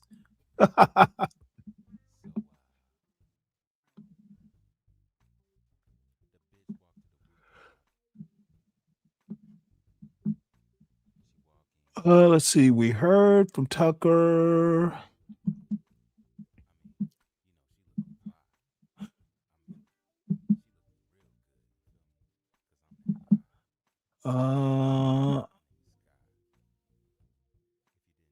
Ooh, let's listen to this.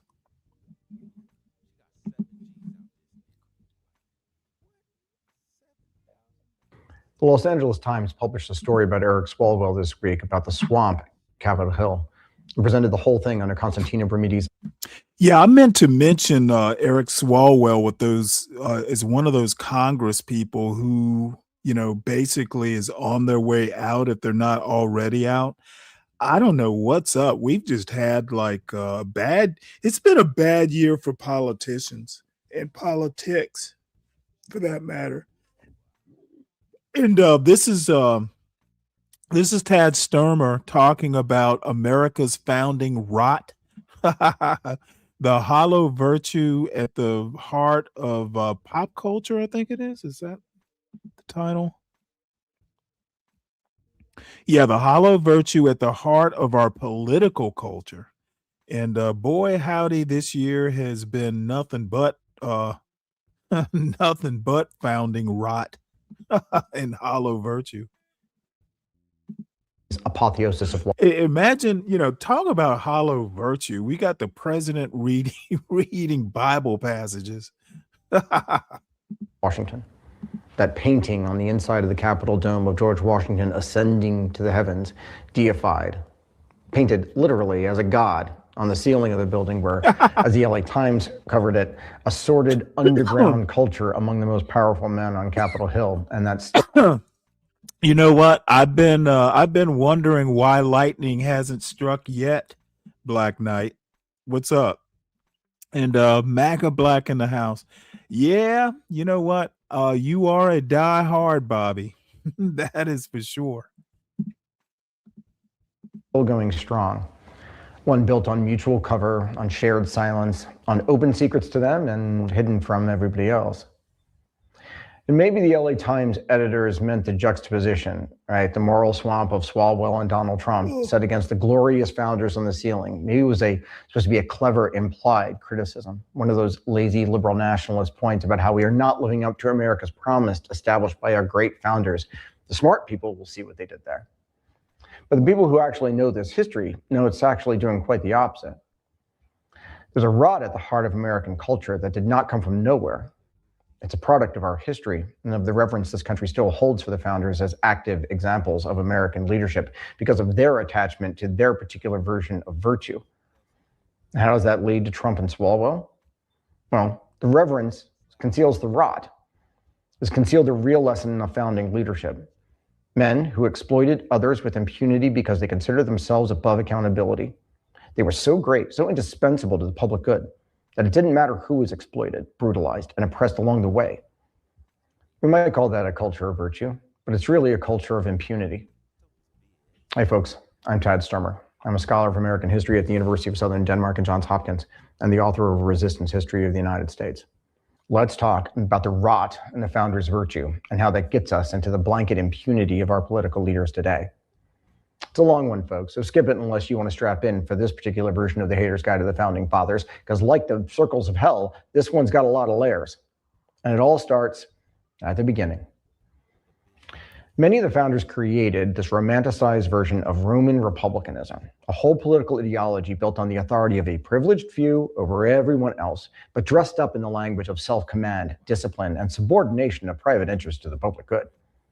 It was a classical vocabulary for citizen leaders based on the idea that all of that equaled virtue, the full complex of qualities that made a man fit to rule.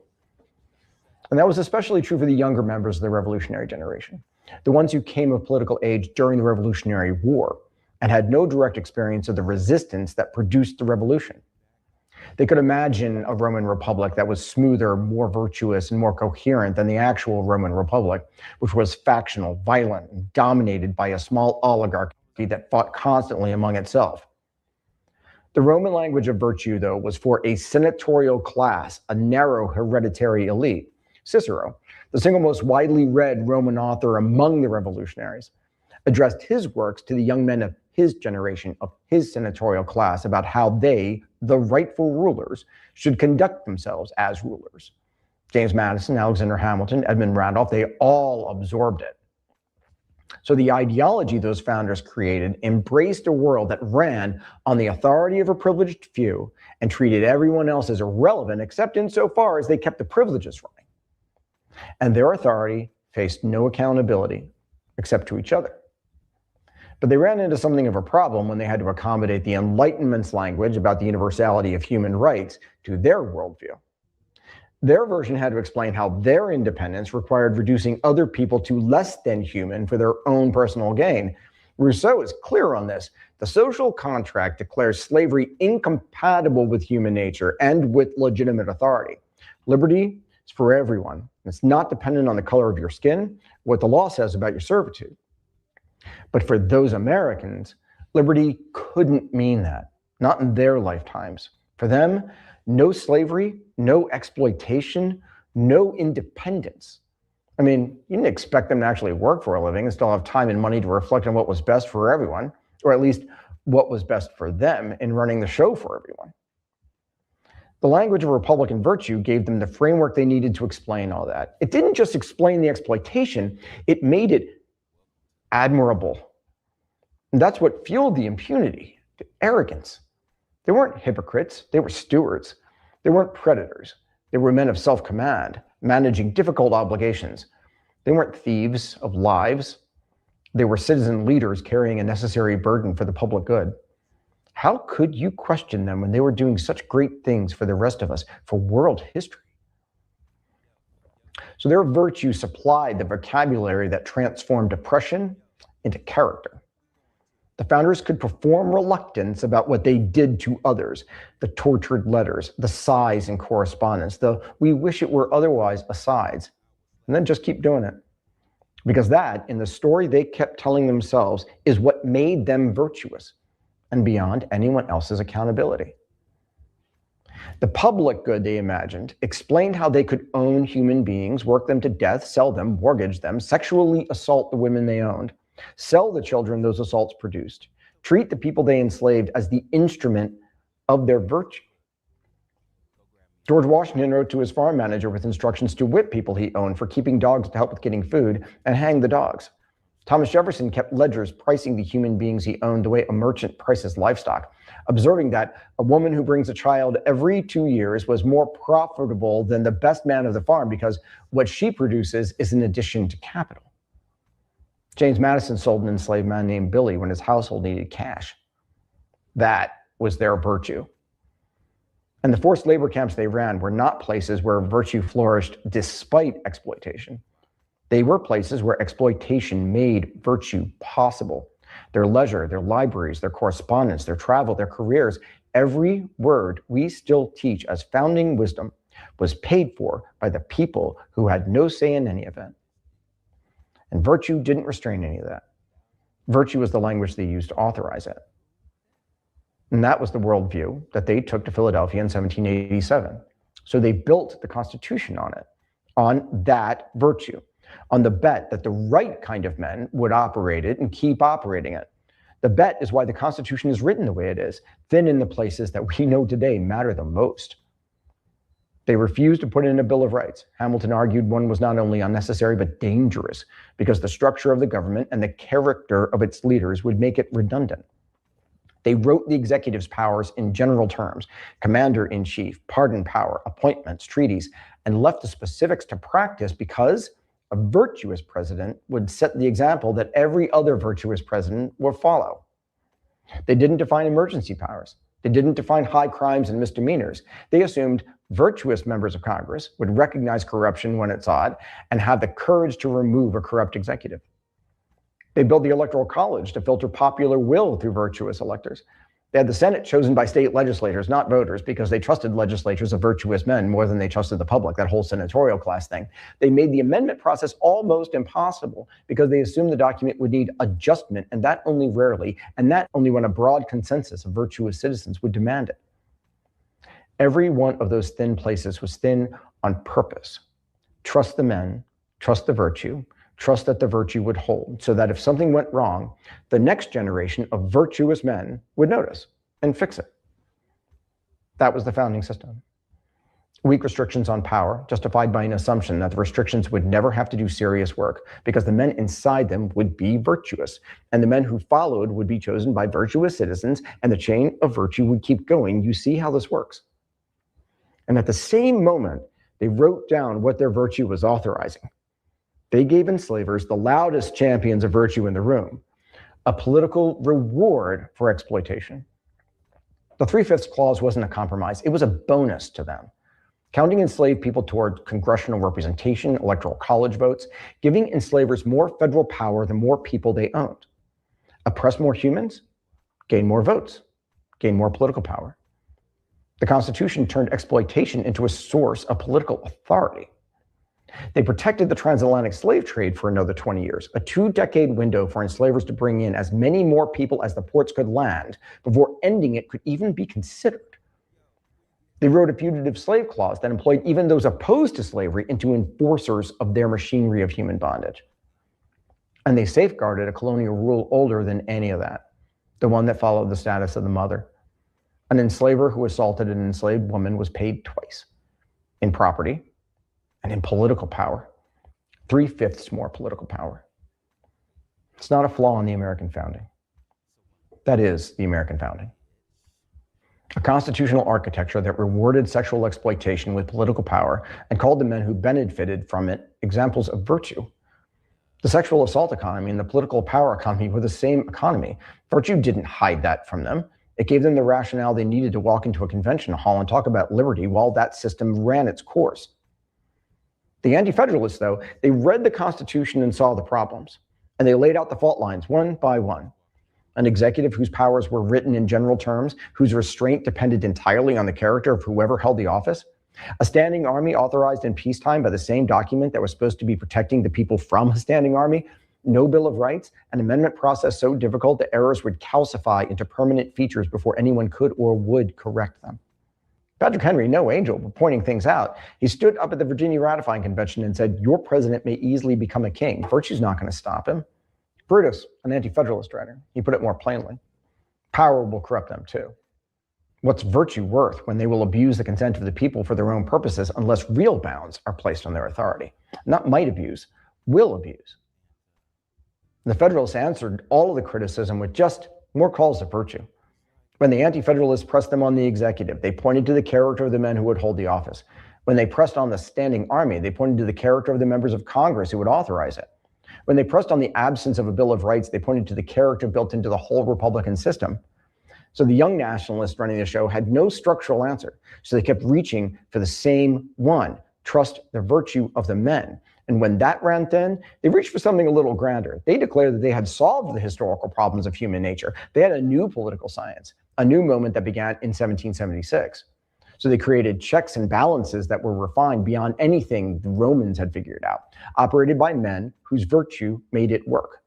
They were the children of the American Revolution, building the world anew. And that revolution had taught them how to build what no one had built before. So the Federalists bobbed between two answers. Pressed on the weakness of the structure, they said the men would be virtuous. Pressed on whether the virtue was enough, they said the structure was new and would hold. Pressed on whether the structure was actually new, they said the men running it would be virtuous. None of it answered what the anti-federalists said, and all the answers depended on the same thing, a bet on virtue. The anti-federalists called all that out. A bet on virtue is just a bet on hope, and hope was no strategy. They pointed out that younger Federalists had the confidence of men who had not actually lived through the realities of the resistance work that radicalized the older patriots. And that confidence was doing too much work that experience should be doing. And the anti-federalists told them that experience was the most brutal of teachers. And the American people should not have to pay for that education when the Federalist faith in virtue failed. And it did fail. It failed quickly. And then it settled into something worse, something even more hollow. Virtue became a vocabulary that explains why the men running the republic are entitled to run it, and why the people they run over on the way don't matter. So let's take a look at it. Do one thing right now. Open a new tab, type 3 words, virtue, founders, leadership, hit search, I'll wait. Just look at what comes up right there on the first page. Executive programs, leadership institutes, books promising timeless principles from the founding fathers, podcasts, corporate retreats, keep scrolling, fellowships, curriculum for schools, universities, business schools, the military, an entire leadership industry shaping our political culture. And that's why the LA Times picture lands Washington as a god painted on the ceiling above the Capitol Rotunda by Bermude. That is what American political culture actually looks like. All of us looking up at that all the time. That's why they used it. It's our vocabulary. But let's see how those American Virtue Academy work. I'll give you some examples. There are leadership programs at Mount Vernon, Monticello, and the National Constitution Center that teach the next generation of American leaders, corporate executives, politicians, officers, judges, college. You know, this this sermon that he's giving is actually pretty effective to people like me, but it tends to fall on deaf ears because people want to believe that the founding fathers were virtuous versus they were human. And I think that what we have done over the past 250 years is move towards democracy, but still expecting democracy to breed virtue. And that's just not the case. Again, this year has been particularly bad so far for politicians. We've got like 5 members of Congress that are leaving for either sexual abuse or financial indiscretion. Then we got Trump. Then we got cabinet secretary leaving for financial indiscretion and bad conduct. We got Kash Patel, filing a $250 million lawsuit for essentially misconduct or dereliction of duty. And then we got the president just starting a war for no apparent reason. I've yet to find a compelling reason that Trump has given that this attack on Iran was necessary. So bad year for politicians and politics. Any comments? I fully agree. I fully agree about the lack of awareness that the society at large possesses. People are human. These are people that are holding government offices, not, the expectations of what, I don't know what it is. That goes for positions, those who have quote unquote higher status. There are people that render them akin to gods. And it's like, these are people. They're flawed like any other human being. So I'm not saying that things aren't shocking to me when people quote unquote mess up, but I agree with your sentiment that we ought to be reminded that the founding fathers, as they are so called, were human beings. Human beings have flaws. Right. And I think we've gotten to a point now, the move towards a more democratic, government, and then B, part of our problem is we don't teach ethics. I know when I was in Catholic school, you did every year, there was religion class and then, the ethics within the religion class, that sort of thing. We don't even teach anything like that. You can teach ethics without necessarily being religious, I think. But we don't do anything like that. We don't teach virtue. How do we expect our children to be virtuous? Yeah, there's a book I introduced to my son at a very early age, dare I say his formative years. It's titled The Book of Virtues. It's child friendly. And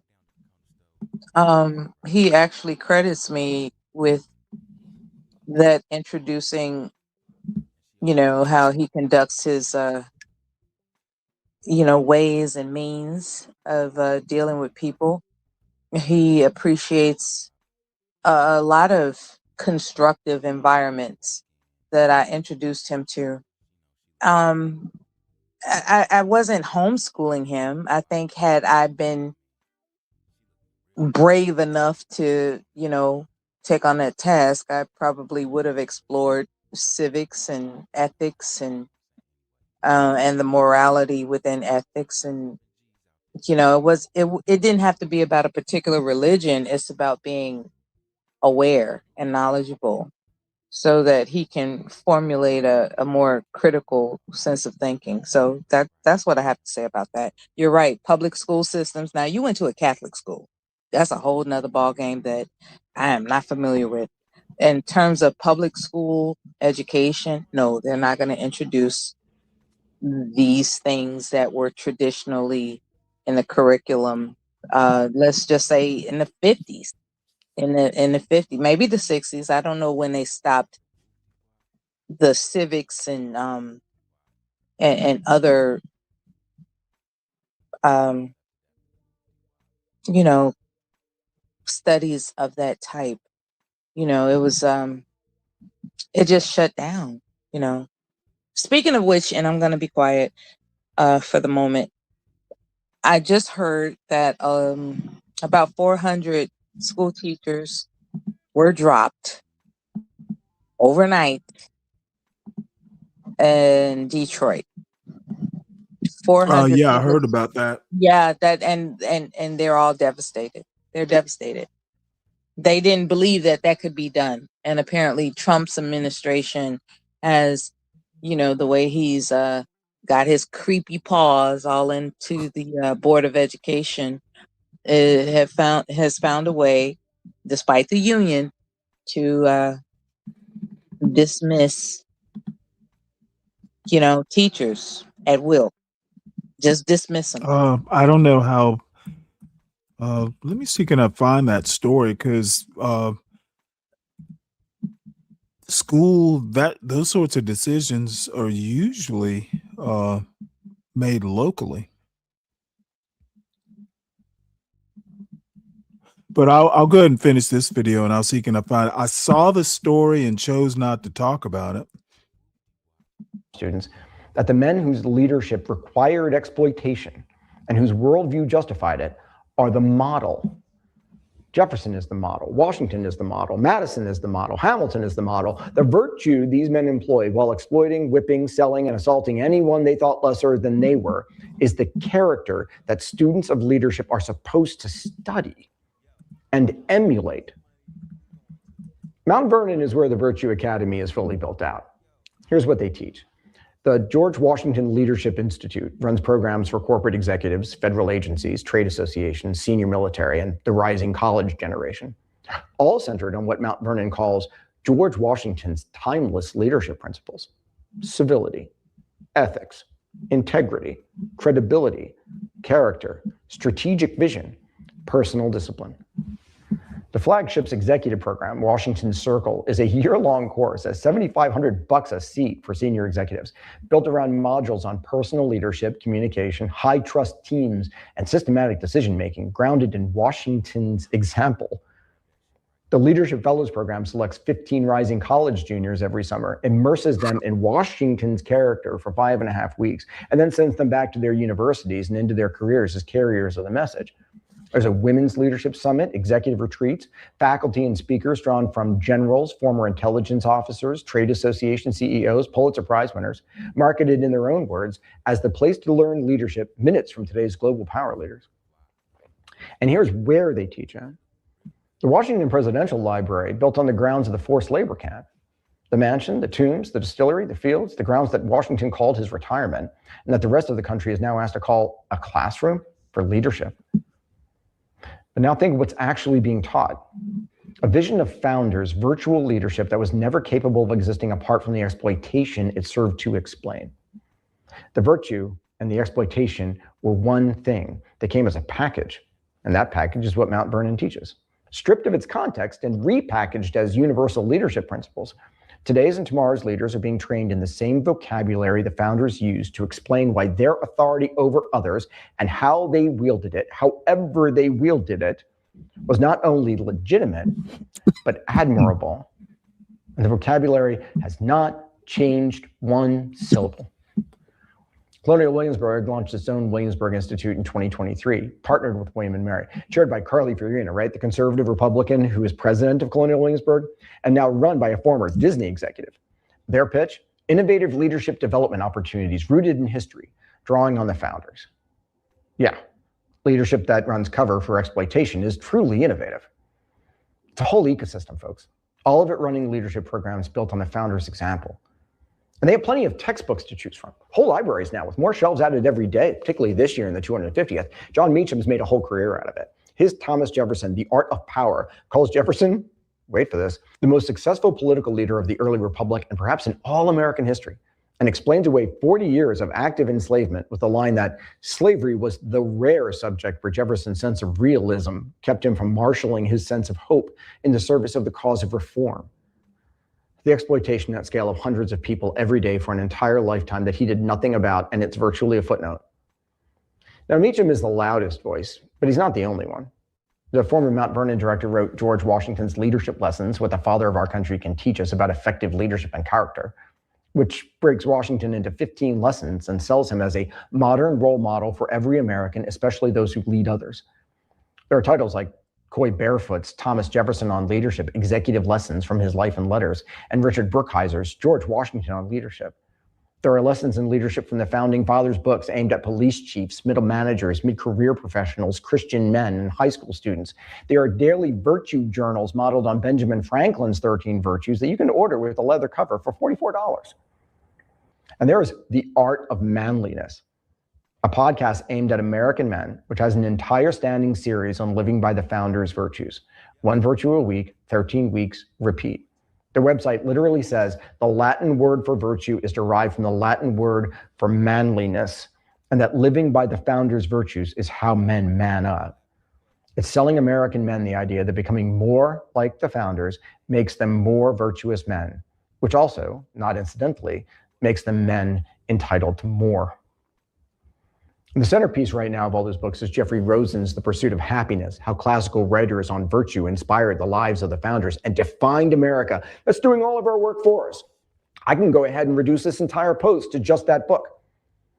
Rosen is the president of the National Constitution Center, an institution that runs constitutional education, is also pushing the argument that Washington, Jefferson, Madison, Franklin, Adams, and Hamilton, 4 of the 6 enslavers, understood the pursuit of happiness as the pursuit of lifelong virtue. Not lifelong pleasure, not lifelong success, lifelong virtue. So political self-government required their personal self-government. And the corrective that modern Americans need is their model. And the usual suspects line up to endorse it. Meacham calls it a much-needed reminder of the centrality of civic and personal virtue. H.W. Brand says, personal happiness and the health of the republic depend on virtue, which in turn requires regular cultivation. Ken Burns, he sees lessons here for preserving our democracy today. They all sign on to the thesis. How the founders lived is how you should live. Their virtue should be your virtue. And now the thesis is actually a franchise. The National Constitution Center turned it into an online course with ASU this year. It even has its own podcast because, of course, who doesn't have a podcast? And of course, speaking of podcasts, The Art of Manliness put Rosen on, calling the episode The Founder's Guide to Self-Improvement, and then rebroadcast it because lonely men worried about their testosterone levels keep coming back. The pitch translates without much adjustment. Pursue virtue, master yourself, be the kind of man the founders were. Rosen is selling American men the story that the way to fix their lives is to become more like Washington and Jefferson, the same guys who already believe they're owed more respect, more authority, more women, more return on their manhood. And they're being told by the president of the National Constitution Center that the founders they're already inclined to admire were right about everything, and that the path to personal happiness is to live by their virtues. No one is asking what those virtues actually authorized. No one is asking what kind of man comes out the other side of that training. No one. Because all these folks are protected by the people who should be calling them out, historians. The profession that knows the scholarship, that's read the Monticello ledgers and the Mount Vernon correspondence and the Constitution itself, that knows exactly what the founders' virtue did and the damage it enabled, mostly quiet about all this. The virtuous leadership industry runs unchallenged because the people credentialed to challenge it either do not or they actively support it. Maybe the silent ones tell themselves they're above the fray. The books are popular history. The courses are civic education. The podcasts aren't scholarship, just marketing. Maybe they'll let it run because engaging with it is beneath them.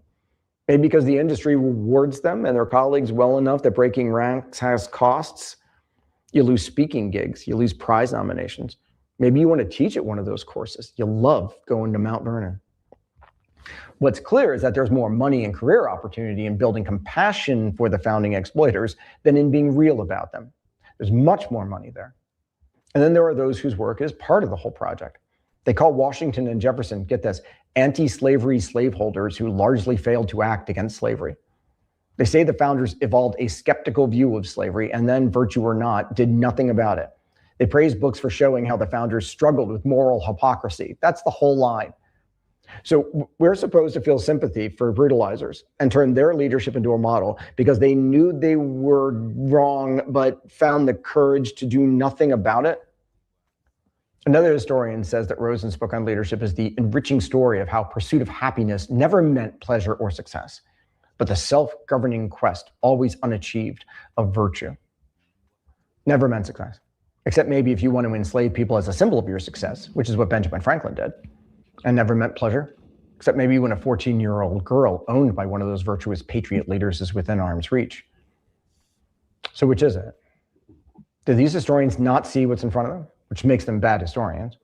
Or do they see it and choose not to say it, which makes them something else? Either way, the result's the same.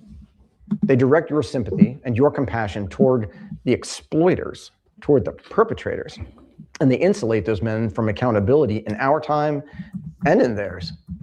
And they keep the culture of impunity those men built alive long enough to reach another generation of American leaders who will be taught to see themselves in their shoes. Because what do all those lessons actually do? What do they teach American leaders to be? Like Washington, like Jefferson, like Franklin, like Trump, like Swalwell. You can do what you want, do whoever you want, whenever you want, and face no accountability for any of it, so long as you wrap yourself in virtue and establish your own greatness, your own importance to your country at such an exalted level that anything can be excused, especially by the only people you acknowledge as your peers, who will not question you, because they're doing the same thing. Neither answer, bad history or a bad choice of historians who won't challenge it, is a good one, but maybe we're asking the wrong question. Maybe they're not doing history at all. Maybe what they're doing is nationalism. Nationalism as history looks like most of what we read about the founding. There's critical work out there, real work, that rips the veil of virtue off those men and shows what they actually built. But the vast majority of American history of the founding is either conservative nationalism or liberal nationalism, but it's still nationalism. Conservative nationalism tells you the founders got it right, the country's being ruined by people who don't understand them, and the job is to return to what the founders built. Liberal nationalism is more or less the same thing, but it's the America's Promise School version of it. The founders wrote a promise. They've created a creed. The country is always in the process of living up to it. Every expansion of rights is the promise being kept. Every exclusion is the promise waiting to be extended. The founders themselves were mixed men, flawed but brilliant. But the words they gave us are the country's real identity, and the job is to defend them. Different stories, same project, protect the founders, protect the founding, because the founders are the source of America's promise. And America's promise is the greatest thing in the world. So we don't just accept them, we embrace them, we excuse them. And both sides tell you the same thing. Return to those men, return to that moment, be more like them. You see it in the phrase that runs through all of it, the American experiment, they keep calling it, endlessly. We're always in the midst of it, always ongoing, always fragile, always in need of defense. An experiment in self-government, they say. Fine, self-government. If by self-government you mean government by themselves, for themselves, they built a system of, by, and for themselves in all of their interests, and they watched to see how long it would last. They hoped it would protect them for at least their own lives, which is why they opposed any changes while they were alive, even in their personal lives. Let someone else deal with the casualties. The experiment, though, is over. It worked for them, but the casualties are still mounting. Which gets us back to that photograph, the one that sets up the LA Times piece on Swalwell, Washington looking up at himself as a god, and in turn looking down on Swalwell's swamp. But a swamp the founders made, operating in their tradition of virtuous leadership, the one we keep reinforcing. Because what do all those courses, books, movies, documentaries, social media accounts keep insisting every single day? Virtue can not only mask exploitation, it can authorize it. And then it can become a political culture of impunity. And that is precisely how this has worked. The women warning each other about the powerful men who moved through the Capitol building, the rumors circulating for years, the colleagues who knew, the institutions that protect them, the reporters who can't run the story until now, all of it under Washington ascending, literally and figuratively. It's not a decoration, it's the argument. Whatever Capitol Hill is, it is under the protection of the men this country calls the highest and best examples of virtuous leadership. Be like them. Do what they did. History and your peers will celebrate you for it. The American experiment ran its course. We have the findings. It worked. A system built by a small group of men for themselves and their successors to protect their place over everyone else. A political culture that celebrates impunity under the cloak of virtuous leadership, and it has not stopped working for 250 years. That is what the system was built to do, and what it has done, and what it is doing in Washington right now. So stop looking at Washington and his exploiters as gods. Look at the men in the building. Look at all those who protect them. Look at the virtue leadership academies that produce the next generation of them. Look at the historians who know and won't say anything. Look at the political culture that paints an enslaver as a god on the ceiling and asks you to revere him while asking no questions about everyone he destroyed to get there. Every defense of the founders as virtuous men and of their style of decision-making as virtuous leadership is a defense of the system they built. Every reassurance that they were complicated, imperfect, evolving, struggling, aspiring is a reassurance that the men doing what they did under their protection today are complicated, imperfect, evolving, struggling, aspiring. Stop accepting it. Trump and Swalwell are the heirs of Washington and Jefferson and Madison and their version of virtuous leadership in almost every way. Let that reality sink in. It's been a long one, folks. Thanks for sticking through all of it, but it's all I got for today. I want to see. You know, I was hoping Trump would be reading the Bible by now, but it's a little late. So I will wait for him.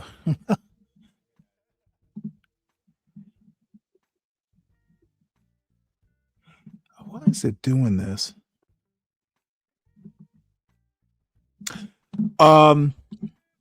Let's look at this comment here. Ola says, what's the solutions? I assume he means the solutions to the problems. Okay, I don't know where we have gotten to a point to where every time a problem is pointed out, there has to be a solution. There, given our particular culture and history, there are no solutions. The solutions would literally be I don't think there can be a solution. Okay. I see it on YouTube all the time. Basically, if you've got money, it's assumed you have virtue. And I think it's a Western culture thing, but it's particularly that way in American culture. Okay, we venerate, all these, a lot of celebrity type rappers and entertainers and stuff like that, mainly because they have a lot of money. We need to start basically, venerating the teachers and, the people who actually provide value or virtue or, what have you. Puff Daddy ain't, should not be venerated. So until people are willing to actually, well, in my opinion, the culture starts at home. And even so, it wouldn't be a long-term fix. And there are multiple problems. A lot of them are linked or related, but it's not as simple as asking what the solution is. Sharon's solution-based gang, they're the fucking apple dumpling gang. So there is no solution, and everyone's going to have to figure out the solution for themselves. This BS about, that you'll hear Nightish pumping out about the community. Why can't we be? Why can't you be? And I got in the other day, I was up on Nightish's panel, and, I guess they were having their good old time roasting me. But bottom line is, I didn't see anybody practicing what they're preaching up there. why can't we be more like the Asians? Well, Asians don't. I've yet to see an Asian panel where, and maybe they do exist, but I've yet to see an Asian panel where people are roasting each other. I'm sure there's got to be one out on YouTube somewhere, but I haven't seen one. So, Stanley, ain't nobody trying to pay to watch no teacher teach. Okay, well, that's talk to Ola. That's I'm not saying ain't nobody gonna do it. I'm saying nobody's gonna do it because of the way the culture works.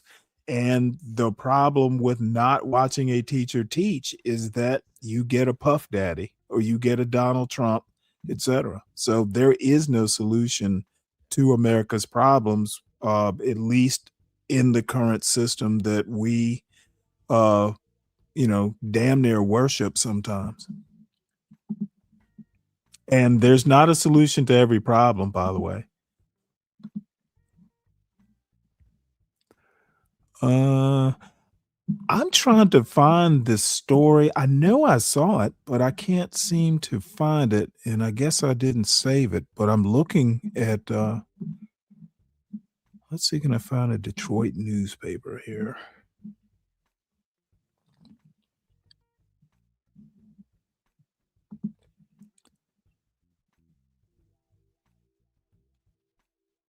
What's the main newspaper in Detroit, I wonder?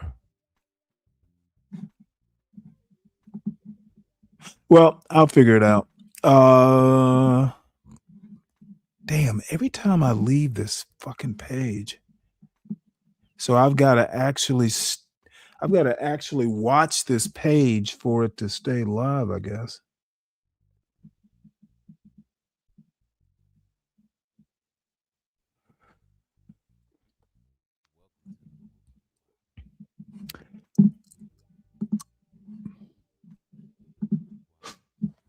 Asians are just better than black folks culturally. Nah, I don't believe that. Asians have their own cultural problems. I don't know where well, I'm not a comparative culture guy. There are academics who do comparative culture. I'm not a big believer in that sort of thing. I don't think one culture is better than another outright. So, and we don't have Asian culture in the United States, by the way. It's American culture. They're just different facets of it.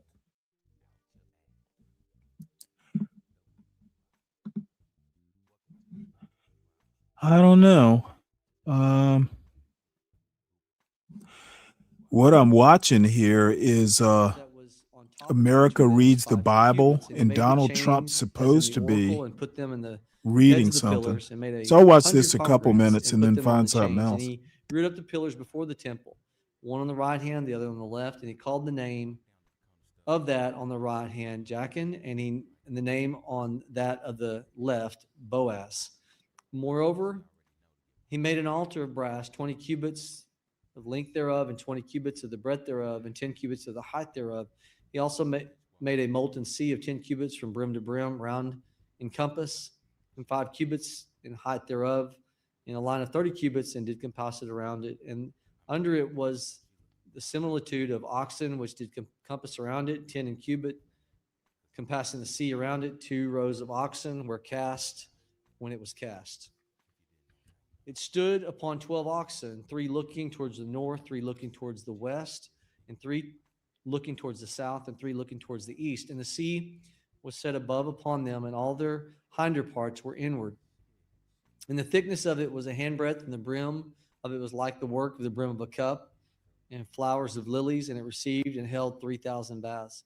He made also 10 lavers, and put 5 on the right hand and 5 on the left, to wash in them such things as they offered for burnt offerings. They washed in them, but the sea was for the priests to wash in. And he made 10 candlesticks of gold according to their form, set them in the temple, 5 on the right and 5 on the left. He made also 10 tables and placed them in the temple, 5 on the right side and 5 on the left. And he made 100 basin of gold. Furthermore, he made the courts court of the priests and the great court, and the doors of the court overlaid the doors them with brass. And he set the sea on the right side at the east end, opposite the south.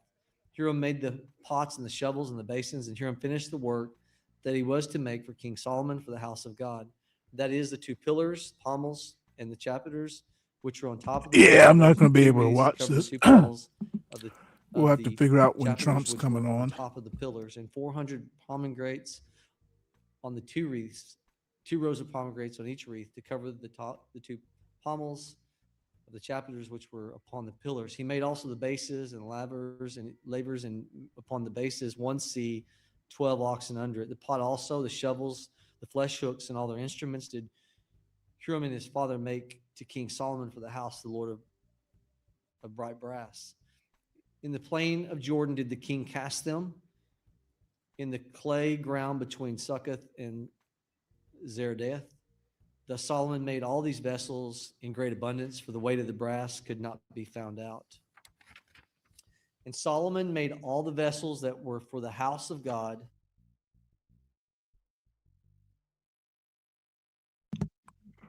Wow. Apparently, this is saying that one of the Supreme Court justices is stepping down. I'm going to guess it's Alito. For Democrats to retake the Senate is that we will have some Supreme Court justice decide to step down, some Supreme Court justice maybe in their 70s step down. Donald Trump will replace that person with somebody in their 40s and continue to cement his legacy on the Supreme Court. We now have major news from Fox here where they're reporting that Samuel Alito is not expected to retire from the U.S. Supreme Court this term. And so where does this leave us now with the prospect of Donald Trump being able to appoint yet another Supreme Court justice? Yeah, this is okay. I misread this. So apparently, Alito has said he's not going to step down this term. So we will see about that. Breaking news, and this is really important for anyone who cares about the Supreme Court, because right now Donald Trump controls the U.S. Senate. And by that, I mean, yeah, technically John Thune is the majority leader, but Donald Trump controls the U.S. Senate, right? He can get through any nominee, no matter how odious, no matter how terrible, through his majority in the U.S. Senate, even though it's very narrow. What has happened in the last few months, and not a lot of people have really picked this up, is that Democrats' prospects of retaking the Senate have been skyrocketing. Now, initially, when the cycle began, people thought, well, Democrats are a good chance to retake the House. After all, it's 3 or 4 seats, and when you look at an incumbent president in the midterms, the out of power party usually picks up enough, more than those number of seats. And since then, obviously, we've all seen Donald Trump's popularity just absolutely plummet. I mean, it's at levels that we've never seen before. But what's been happening in the background is the Senate, which, because the map there is so favorable to Republicans, I mean, it's really a very good Republican map, very bad Democratic map. What's been happening is that slowly but surely, more and more seats that Republicans thought were safe now look really vulnerable. And I'm not just talking about North Carolina and Maine, which were on everybody's radar to begin with. I mean, I'm talking about states like Texas and Iowa and Alaska, where right now I would say Democrats are favored to win 2 of those 3. I'm not going to say which are the 2, but if you said to me, what is the likelihood, I'd say Democrats probably pick up 2 of those 3. And meanwhile, Georgia looks very safe for John Ossoff, which was the one seat that you saw Republicans think that maybe they could pick up. So the Senate has been improving. Now, why do I emphasize this in answering your question about Sam Alito? Because the fear that you had, that many people were saying and also had, is that Justice Alito would choose to retire, that he'd want to be replaced by another conservative justice, and that he would see this growing storm in the Senate with Donald Trump in the White House and say, you know what, I'm going to retire now so that my successor can be confirmed during this congressional term, during this calendar year. And if Alito does not retire, then, he is rolling the dice. Republicans are left with the consequences that Democrats could take control of the Senate and refuse to confirm a future justice that the President Trump might want. and then eventually Democrats could retake the White House. And, then you're talking about 4 more years of Justice Alito having to serve on the court if he's trying to wait this out. Okay, so in that instance, is there any other reporting about other Supreme Court justices, other conservative Supreme Court justices? Like, I guess really what we're talking about here, given the fact that Trump has already appointed Kavanaugh, Amy Coney Barrett, and Neil Gorsuch, that leaves, if we're not talking about Samuel Alito, Clarence Thomas or John Roberts. Is there any reporting that might suggest what either one of those two are planning on doing? Yeah, I don't think anyone thinks John Roberts is going to retire. I'd be surprised if John Roberts ever retires. He's the Chief Justice of the Supreme Court. He's relatively younger, I won't say young, but younger. Also, I'm not sure he has quite as much commitment to which president replaces him. Maybe he does, but that's not as self-evident. So I'd be shocked. I think everyone would be shocked if John Roberts retired anytime soon. He seems to be, by all reports, in good health. And like I said, he's the Chief Justice, so I don't think he's going to walk away from that. Clarence Thomas is a name that, would make more sense. He is, I believe, the oldest justice on the court. He's been on the court, since the early 1990s. And so, and you assume that he does want to be, would want his replacement to be someone of his ideological bent, given how conservative he is. But, he has drawn less attention. The assumption has been that Justice Thomas enjoys being the most senior justice and is not looking to retire. But also, it was reported by CBS News that he is also not planning on retiring. Now, look, all of this reporting, whether it's with respect to Justice Alito, Justice Thomas, no one knows what they're going to do on the last day of the term, and they could surprise everybody. So they could be telling people they're not going to retire, and then they ultimately retire. But at least according to Fox News in one instance and CBS News in the other respect to both Justice Alito and Thomas, neither of them are going to retire, and they're both going to assume that that either the Democrats won't take control of the Senate or that they're just going to plan on staying on the Supreme Court a lot longer. Well, I guess it's worth asking here, in the event that Democrats do retake the Senate, obviously Republicans would have a vested interest in scrambling to try and get somebody on the Supreme Court if somebody did step down, whether it's Clarence Thomas or Samuel Alito. Do you know what the quickest process that could all be? Because if you look at Amy Coney Barrett, I believe her whole confirmation process lasted about a month. I think 27 days was the exact amount. Could that happen even quicker in the event that that Republicans lose their majority in the Senate? Yeah, look, this is a place where I fault, Democrats in the past, because we assumed that because Republicans had blocked Merrick Garland, under the pretext that it was, too close to the election and there wasn't enough time and Barack Obama was a lame duck, we assumed that they were going to abide by that approach. And of course they didn't. And you're right, Justice Barrett is the most extreme instance of them acting. And we just need to assume that would not be the most extreme action if they needed to do something on a shorter time frame in the lame duck. Let's just assume that Democrats take control, win the elections in a landslide, and there are going to be 51 Democratic senators, and that is clear, let's just say, on November 10th. And let's just say that, one of the conservative justices, ponders this and thinks about it over the holidays. And it's not until after Christmas that the justice decides to resign, but makes a resignation effective immediately. Yeah. Do you really have any doubt that the Senate would come back into session in between the period of Christmas and New Year's solely for the purpose of the confirmation? That there would then be no confirmation hearings. It would go straight to the floor, and that Republicans would say, "Oh, we don't need any debate. We don't need any confirmation hearings. They move forward." Look. This is the problem that I have with too many Democrats. And it's the reason why I've drawn my critics from the left at times, because I don't believe in norms, and I don't believe that in thinking that if we act in good faith, Republicans would act in good faith. They perpetually don't act in good faith. And so I want to tell everyone that I had the privilege of writing the foreword to Brian's new book, which is actually on exactly this topic. Okay. Yeah. It is about what Democrats need to have learned from the fights of the past, where we thought that there was going to be this sort of mutual norm adherences, and that hasn't been the case. And so we need to fight harder when we retake power, and we need to assume that Republicans are going to act to their maximum advantage and be willing to be hypocritical at every turn. So, like I said, I wrote the foreword to this book. First time I've ever agreed to write the foreword to anyone's book, and I did so here, and I'm proud to have done so. So what I'm going to ask you all to do right now is to go and pre-order this book. I have read it, but you'll have to wait a few more months until it comes out.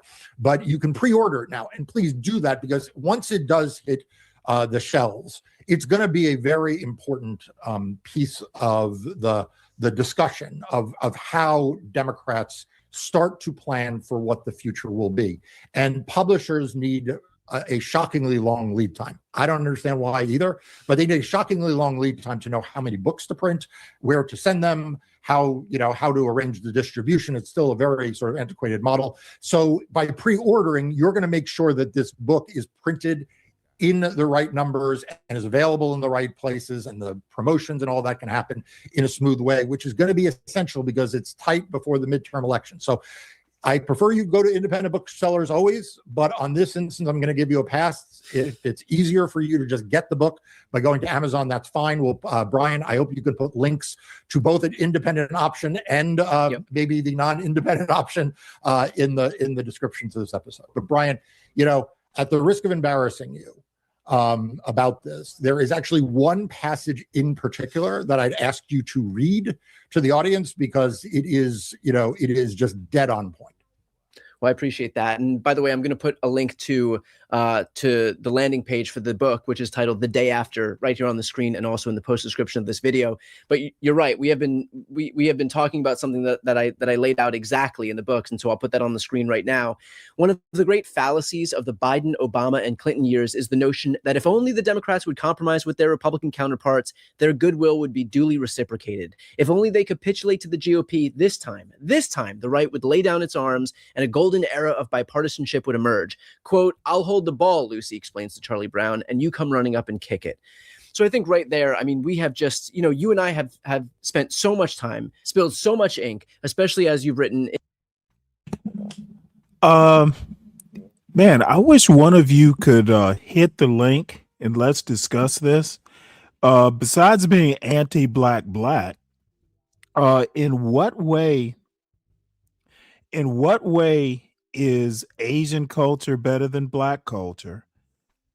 You do realize that, like black culture, Asian culture is not a monolith. Quote, white culture is not a monolith. That's just a broad generalization and a broad,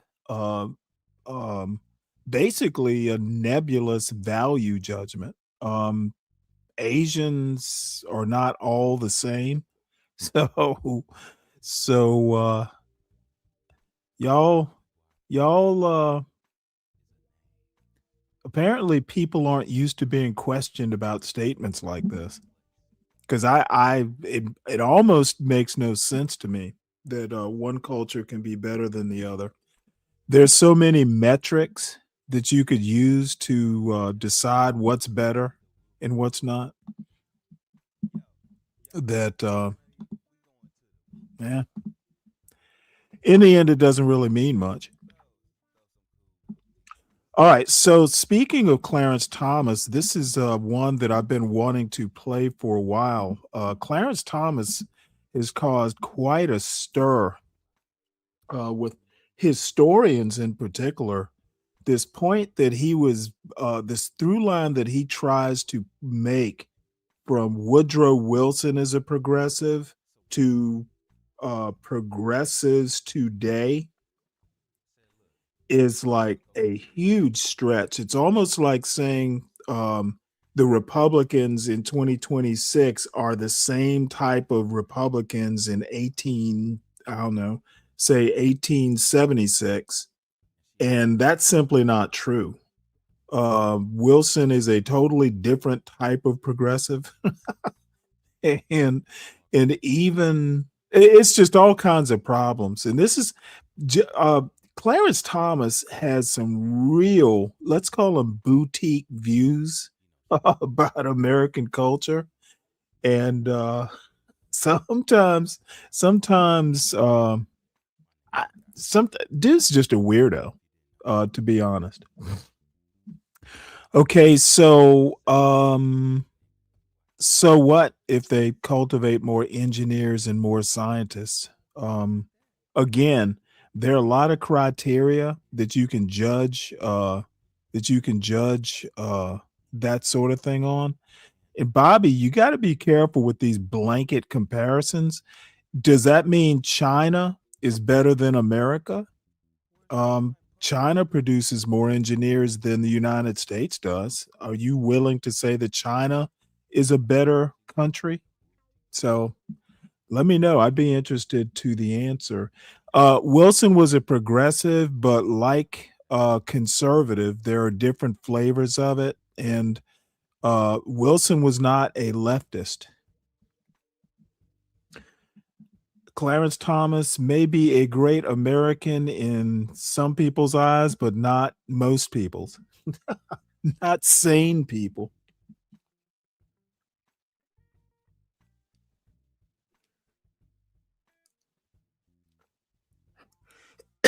Yeah, I agree with that. So anyway, this is Clarence Thomas. He gave a speech at University of Austin, which is the one that caused a lot of kind of a flare up, and especially on the left, I guess. And this is something that he did at the Heritage Foundation. It was put out. When was it put out?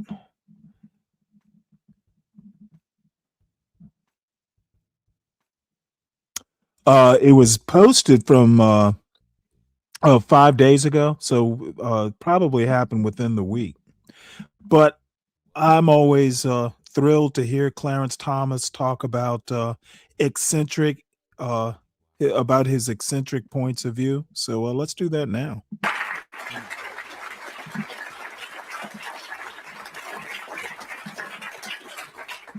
Joining him tonight in this discussion is the director of the Center for Legal and Judicial Studies, John Malcolm, who has a distinguished career himself in law, in government, and now as the director of this center here at the Heritage Foundation. John, I'll turn it over to you. Please welcome John Malcolm. Thank you. Justice Thomas, it's a real pleasure and a privilege to be here on the stage with you. Congratulations on being on the court for 25 years. I'd like to begin our conversation with perhaps some reflections on those 25 years. What surprised you the most about your time on the court? Well, first of all, let me, John, can you all hear me? Yeah, because I have trouble hearing myself. But I'd like to thank General Meese for the introduction.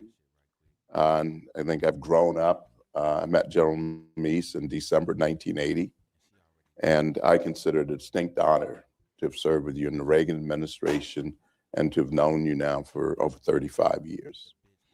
And that holds true also for Ursula.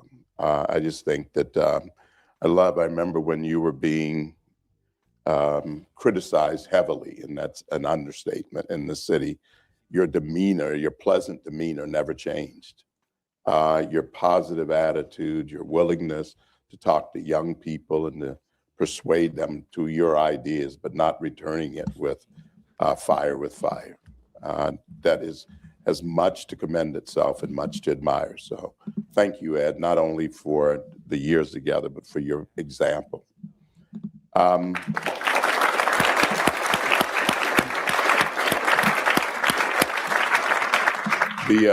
I, first of all, now also like to thank Heritage, Ed Fulner, and all the Senator DeMint, all who are involved with this evening. Okay, let's switch right quick. Trump is on now.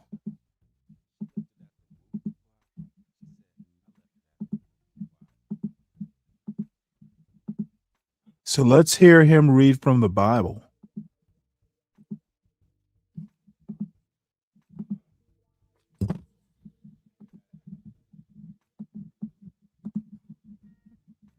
Finish the house of the Lord and the king's house, and all that came into Solomon's heart to make in the house of the Lord and in his own house he prosperously effected. And the Lord appeared to Solomon by Prosperously? night and said to Oh him, my Lord. I have heard your prayer and have chosen this place to myself for a house of sacrifice.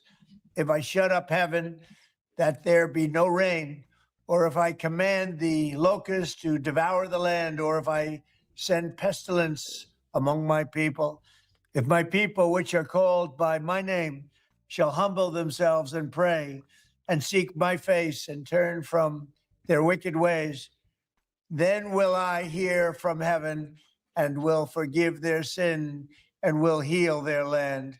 Now my eyes shall be open and my ears attent to the prayer that is made in this place. For now I have chosen and sanctified this house, that my name may be there forever, and my eyes and my heart shall be there perpetually. And as for you, if you will walk before me, as David your father walked, and do according to all that I have commanded you, and shall observe my statutes and my judgments, then will I establish the throne of my kingdom according to as I have covenanted with David your father, saying, there shall not fail you as a man to be ruler in Israel. But if you turn away and forsake my statutes and my commandments, which I have set before you, and shall go and serve other gods and worship them, then will I pluck them up from the roots out of my land which I have given them, and this house which I have sanctified for my name will I cast out of my sight, and will make it to be a proverb and a byword among nations. And this house which is high shall be an astonishment to every one that passes by it, so that he shall say, why has the Lord done thus to this land and to this house? And it shall be answered, because they forsook the Lord God of their fathers, which brought them forth out of the land of Egypt, and laid hold on other gods, and worshiped them and served them. Therefore has he brought all this evil upon them. And it came to pass at the end of 20 years, wherein Solomon had built the house of the Lord and his own house, that the cities which Hiram had restored to Solomon, Solomon built them and caused the children of Israel to dwell there. And Solomon went to Hamathzobah and prevailed against it. And he built Tadmor in the wilderness, and all the store cities which he built in Hamath. Also, he built Beth Horon the upper, and Beth Horon the nether, fenced cities with walls, gates, and bars. And Baalath, and all the store cities that Solomon had, and all the chariot cities, and the cities of the horsemen, and all that Solomon desired to build in Jerusalem, and in Lebanon, and throughout all the land of his dominion. As for all the people that were left of the Hittites, and the Amorites, and the Perizzites, and the Hivites, and the Jebusites, which were not of Israel, but of their children, who were left after them in the land, whom the children of Israel consumed not, them did Solomon make to pay tribute until this day. But of the children of Israel, Solomon made no servants of his work, but they were men of war, and chief of his captains, and captains of his chariots and horsemen. And these were the chief of King Solomon's officers, even 250 that bore rule over the people. And Solomon brought up the daughter of Pharaoh out of the city of David to the house that he had built for her. For he said, my wife shall not dwell in the house of David, king of Israel, because the places are holy, whereto the ark of the Lord hath come. Then Solomon offered burnt offerings to the Lord on the altar of the Lord, which he had built before the porch. Even after a certain rate every day, offering according to the commandment of Moses on the Sabbaths and on the new moons and on the solemn feasts 3 times in the year, even in the feast of unleavened bread and the feast of weeks and the feast of tabernacles. And he appointed according to the order of David his father the courses of the priests to their service and the Levites to their charges, to praise and minister before the priest as the duty of every day required. The porters also by their courses at every gate, for so had David, the man of God, commanded. And they departed not from the commandments of the king to the priests and Levites concerning any matter or concerning the treasures. Now all the work of Solomon was prepared to the day of the foundation of the house of the Lord, and until it was finished, so the house of the Lord was perfected. Then went Solomon to Ezongeber and to Elath at the seaside in the land of Edom. And Hiram sent him by the hands of his servants' ships and servants that had knowledge of the sea. And they went with the servants of Solomon to Ophir. And they took from there 450 talents of gold and brought them to the king Solomon. And when the queen of Sheba heard of the fame of Solomon, she came to prove Solomon with hard questions at Jerusalem, with a very great company, and camels that bore spices and gold in abundance and precious stones. And when she was come to Solomon, she communed with him of all that was in her heart. And Solomon told her all her questions, and there was nothing hidden from Solomon which he told her not. And when the queen of Sheba had seen the wisdom of Solomon and the house that he had built, and the meat of his table, and the sitting of his servants, and the attendance of his ministers and their apparel, his cupbearers also and their apparel, and his ascent by which he went up into the house of the Lord, there was no more spirit in her. And she said to the king, it was a true report which I heard in my own land of your acts and of your wisdom. However, You know what? I didn't realize this is Ben Carson's wife. Interesting. I believed not their words until I came and my eyes had seen it. And behold, the one half of the greatness of your wisdom was not told me, for you exceed the fame that I heard. Happy are your men, and happy are these your servants, which stand continually before you and hear your wisdom. Blessed be the Lord your God, which delighted in you to set you on his throne to be king for the Lord your God, because your God loved Israel to establish them forever. Therefore made he you king over them to do judgment and justice. And she gave the king 120 talents of gold, and of spices great abundance, and precious stones.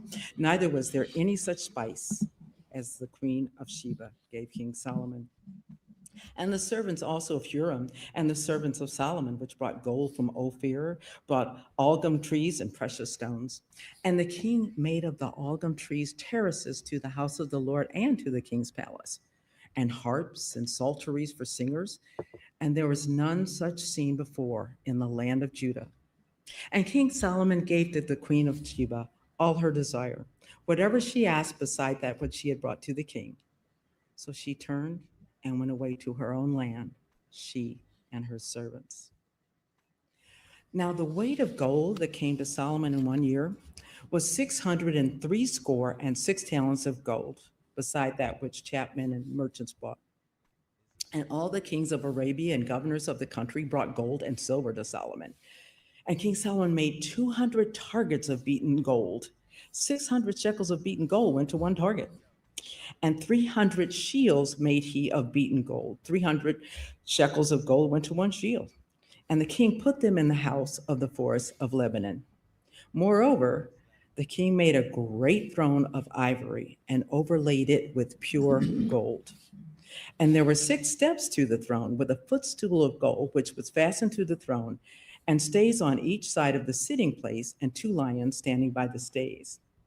And 12 lions stood there on one side and on the other upon the 6 steps.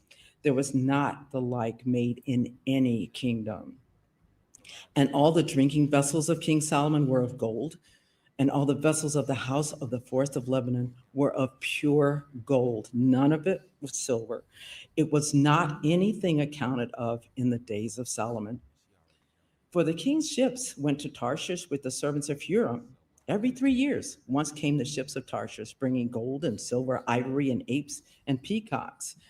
And King Solomon passed all the things of the, and King Solomon passed all the kings of the earth in riches and wisdom. And all the kings of the earth sought the presence of Solomon to hear his wisdom that God had put in his heart. And they brought every man his present, vessels of silver and vessels of gold, and raiment, harness and spices, horses and mules, a rate year by year. And Solomon had 4,000 stalls for horses and chariots, and 12,000 horsemen whom he bestowed in the chariot cities and with the king at Jerusalem. And he reigned over all the kings from the river, even to the land of the Philistines and to the border of Egypt. And the king made silver in Jerusalem as stones, and cedar trees made he as a sycamore trees that are in the low plains in abundance. And they brought to Solomon horses out of Egypt and out of all lands. Now the rest of the acts of Solomon, first and last, are they not written in the book of Nathan the prophet, and in the prophecy of Ahijah the Shilamite, and in the visions of Iddo the seer against Jeroboam the son of Nebat? And Solomon reigned in Jerusalem over all Israel 40 years. And Solomon slept with his fathers, and he was buried in the city of David his father. And Rehoboam his son reigned in his stead. And Rehoboam went to Shechem, for to Shechem were all Israel come.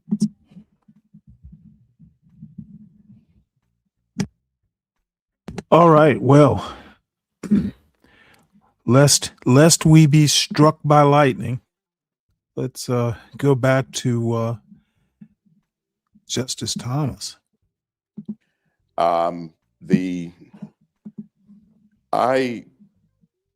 Of course, my wife and I made lots of trips here when she was working here, and would just love being around her. So come over here and see her. So, but I don't spend a lot of time thinking back over the time. We're too busy doing our work. I'm not a navel gazer. I mean, that's just we got enough navel gazers in the society. We have. I think over the last few years, some things have happened at the court, certainly last year, that changed the way that we work. And we have to be focused on that. Now, maybe there were things you were thinking of talking about, but if I reflect back on the years, the thing that I enjoy most are my law clerks. Love my law clerks. They make it fun. It's the energy. I mean, the first year was really tough. I don't know how we survived that, but but I see those clerks today, and the affection you have for them is just tremendous, because they were there at the beginning when we didn't have systems, we didn't have computers, when we had 4 cases a day. But through the years, I think I have to say the consistency. The effort to have a consistent judicial philosophy, and when you can't, try to explain why you've changed. I think you owe that to people.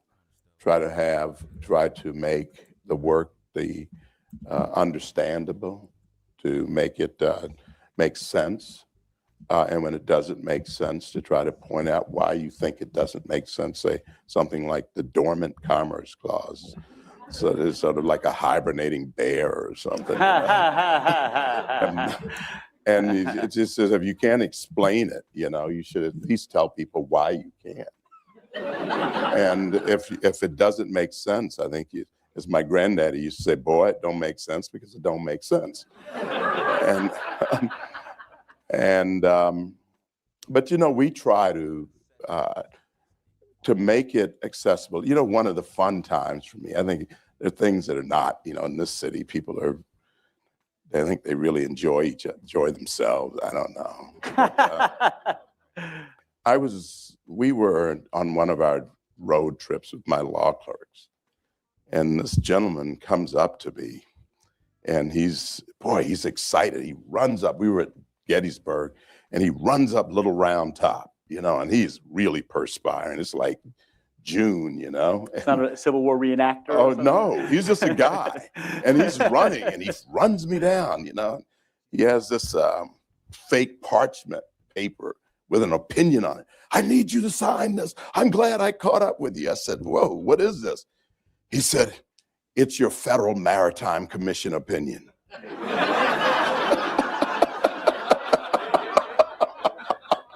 I said, well, why are you here with that? He said, that's what this is all about.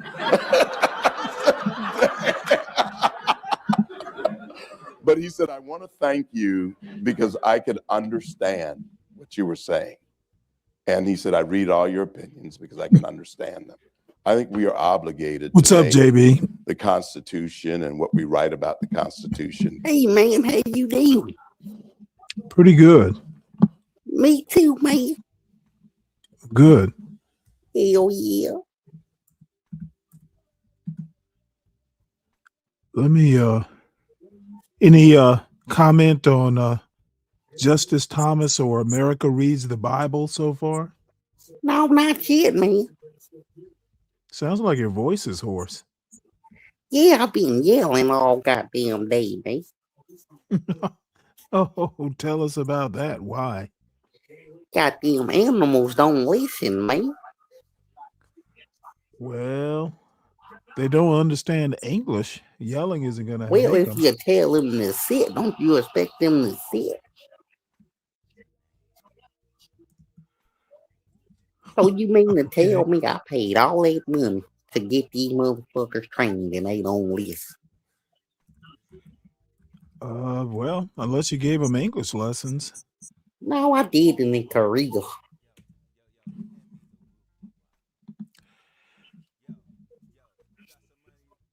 What's up, Yeti? So let's go back to Justice Thomas here. Accessible to our fellow citizens. So I assume that empowers people by giving them a sense that the Constitution is really theirs and ought to be accessible. Well, it is theirs, and I think we hide it from them when we write in language that's inaccessible. I mean, if you think about it, I had a buddy of mine who was a wonderful, wonderful friend who was quadriplegic. And I remember before you had curb cuts, a curb that high, 2 or 3 inches high, was like the Great Wall of China. Right. I mean, he was that part of the city or building was inaccessible to him. And I think sometimes we make something that should be accessible. Today, of course, we have made the curbs flush with the street, so it's accessible. Well, we can kind of do that with language too. One of the things I tell my law clerks is that genius is not putting a $2 idea in a $20 sentence. It's putting a $20 idea in a $2 sentence without any loss of meaning. But that takes work, and it takes organization and editing, et cetera. But I think the citizens, we owe it to people to present to them their Constitution in a way they can understand, to enfranchise them constitutionally. So you mentioned that that you take your clerks to Gettysburg, and I was curious about that. Why do you do that, and what are some of the experiences or reactions you've gotten from them when you've done that? They're polite. It's actually, I was going to stop doing it, and there was some resistance to discontinuing the trip. I really enjoy it. And I read Battle Cry. I think to understand the 14th Amendment in particular and the post-Civil War era, you have to understand the Civil War first. And you have to understand our history. That started actually when I was at EEOC. I wanted to understand the founding better, and I hired a couple of guys, young men from Claremont, John Marini and Ken Masugi. And I wasn't planning on being a judge. I just wanted to understand our founding. And as a part of that, you read Civil War history, you read the Lincoln-Douglas debates, all sorts of things. And I thought it would be important for my clerks to go, not just talk about the 14th Amendment, not just talk about the Equal Protection Clause, not just talk about substantive due process, but to go and feel it, to see the place, to see why. What was this about? Why did people die? To go where Lincoln delivered the Gettysburg Address, you know, where he sort of implores us to the living, to make it worthwhile. There's this experiment, these people who'd given the last. Jesus Christ, man, this dude, what the fuck is he saying? Okay, you don't have to, you need to understand the Civil War to understand Reconstruction. You need to understand the Civil War to understand what the 14th Amendment was about. Ooh, boy. This dude has bought in to this nationalism. Well, he is an old man, so I guess I shouldn't be that surprised, but it does not take a Civil War historian to figure out why the 13th, 14th, and 15th Amendments came to be. Jamie, If don't get all America, mad, man. why do you think I'm mad? Oh, I was just to say, man, before you start. I'm not mad. I'm kind of disappointed. I But feel you on that, man. I'm gonna I shut mean, the up. 14th Amendment became necessary because the Civil Rights Bill of 1966, people were, senators who were sponsoring the bill figured out that, hey, we don't put this in the Constitution, it's going to be chipped away, much like the Voting Rights Act is being chipped away, etc. So you don't need to understand, you don't need to understand Chickamauga or the March to the Sea to understand why the 14th Amendment became necessary. This is why the United States is in moral peril. Okay, because we just listen to any old drivel and then, Justice Thomas said it, therefore I don't need to go back and fact check him, or I don't need to go back and double check him. It's really kind of sad, to be honest. He's sad, but the people who think he is like the greatest black in America, I think that's what Bobby Perkins wrote. Dude, he is not. He might be the saddest. And by the way, he's from my hometown. I respect him, but I certainly don't think he's the greatest. Full measure. And also, it's the end of the term. And at the end of the term, you can be a little bit upset. And people can become, these kids can see how the sausage is made and become a little bit cynical or a little bit jaded. And I always thought it was a great idea to go and to have them see it wasn't about winning an argument. It wasn't about a subject. It wasn't about just this little thing. It's about us. It's about our country. And to encourage them to remain hopeful despite what they have seen, to remain idealists despite what they have seen and what has happened. Because in these jobs, a lot of negativity comes in, but you've got to, that's a lesson again, as I mentioned, I learned from General Meese. that you somehow, you keep it together and you present you say, look, I know I'm experienced, I've seen how the sausage is made, but this ideal, that's all we have left, is this wonderful ideal of what the perfectibility of this great republic. And so that's basically the reason. I mean, and plus it's kind of fun. I mean, Well, and you can contemplate, I suppose, about how our country would have gone in a completely different direction. Well, yeah, if That we'd turned out lost. I mean, if Lee had won, that'd have been a problem. That's right. And it'd have been yes, more it of a would. problem for me than you. That's probably so. Well, so let's stick with reflections. Reflections on the last 25 Yeah, years, well, not I like 100 air and some odd conditioning years too ago. much to have lost. So, and perhaps you'll mention your maritime opinion. You know, so opinions that you've written over the Nothing like a good slavery joke, right? Wow. years. I mean, I remember the first time I read an He's opinion still of yours laughing that, about it. It just captured me. It was a 1999 opinion. It was, City of Chicago versus Morales, in which the court struck down an anti-loitering, really an anti-gang ordinance. And you wrote this passionate dissent about saying, for the supposed right to loiter of the 2%, you were condemning 98% of the residents to have to be behind. And that just hit me and has stuck with me. I'm curious, what opinions over the course of your career have stuck with you as having been ones you're most proud of or most profound? I don't know. I think there are ones that there are different types of opinions. I don't really see them as trophies. I don't think about them when I'm done. I think about, there are opinions that I think about. They're usually ones that are really hard. The Bettis opinion, really, I agonized over and then agonized throughout the summer on again, that was she lost her car. The government took her car and her husband's car because he was visiting a prostitute. Right. That really bothered me a lot. The cases like the Haitian refugees, cases where your heart goes one way, but you've got to stick with the law. Those are really hard opinions. And I think those are the ones that you think a lot about. The ones where those are the ones where your hair begins to fall out. But the one you mentioned, Morales, the thing that concerned me.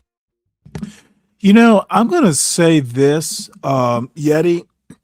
I'm biased against stupidity.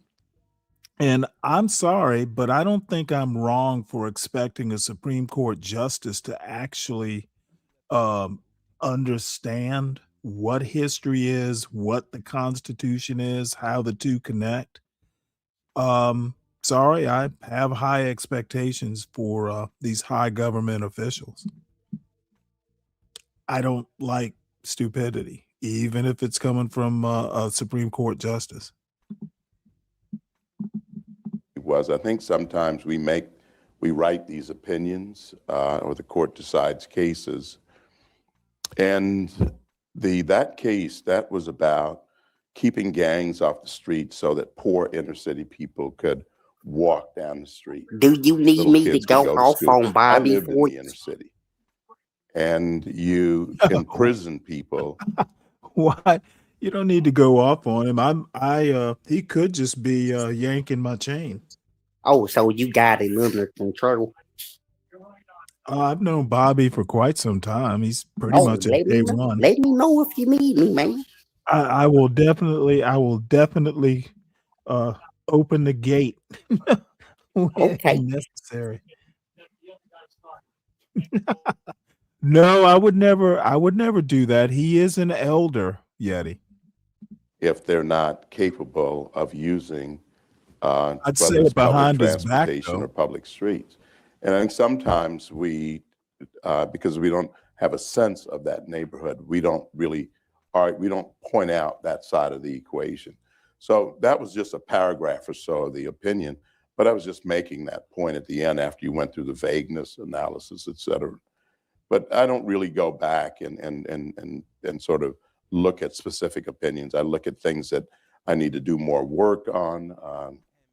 I look at opinions that, for example, if I have to, I taught a course on stare decisis and spent about a month or so preparing for that simply because people talk about it a lot and you don't have time during the term to read thousands of pages on that. But the ones where I'm not sure is where I probably agonize over and spend more time on, particularly during the summers. So we'll get to stare decisis a little later. Do you spend more time agonizing over the opinions in which you're trying to command a majority, or about the ones in which, say, you're a lone dissenter? And how do you work that in terms of moderating your position, if you do, in order to try to bring more of your fellow justices along to join an opinion of yours? I think I don't really have a problem writing majority opinions. I mean, I rarely have problems with that. You're an agent for the majority when you're writing for the majority, and I don't try to. One of the things you learn in the court, at the court over time, is that everybody knows everybody. And if you're an honest broker when you're writing for the majority, you really don't have a problem. So I really have never had a problem with that. I mean, any number of opinions that start out fractured, 5-4 or 4-4-1 or something like that, that wind up 8-1 or 7-2. So that's not a problem. But you agonize over it if it's a technical opinion. You take something like the whether or not you can patent the breast cancer gene. I mean, yeah, that's technical, so that's difficult. But it's difficult in a different way from, say, the Haitian refugee case. So of course you have to spend a lot of time on it. But I don't agonize over it. I said, oh my gosh, how did I get this one?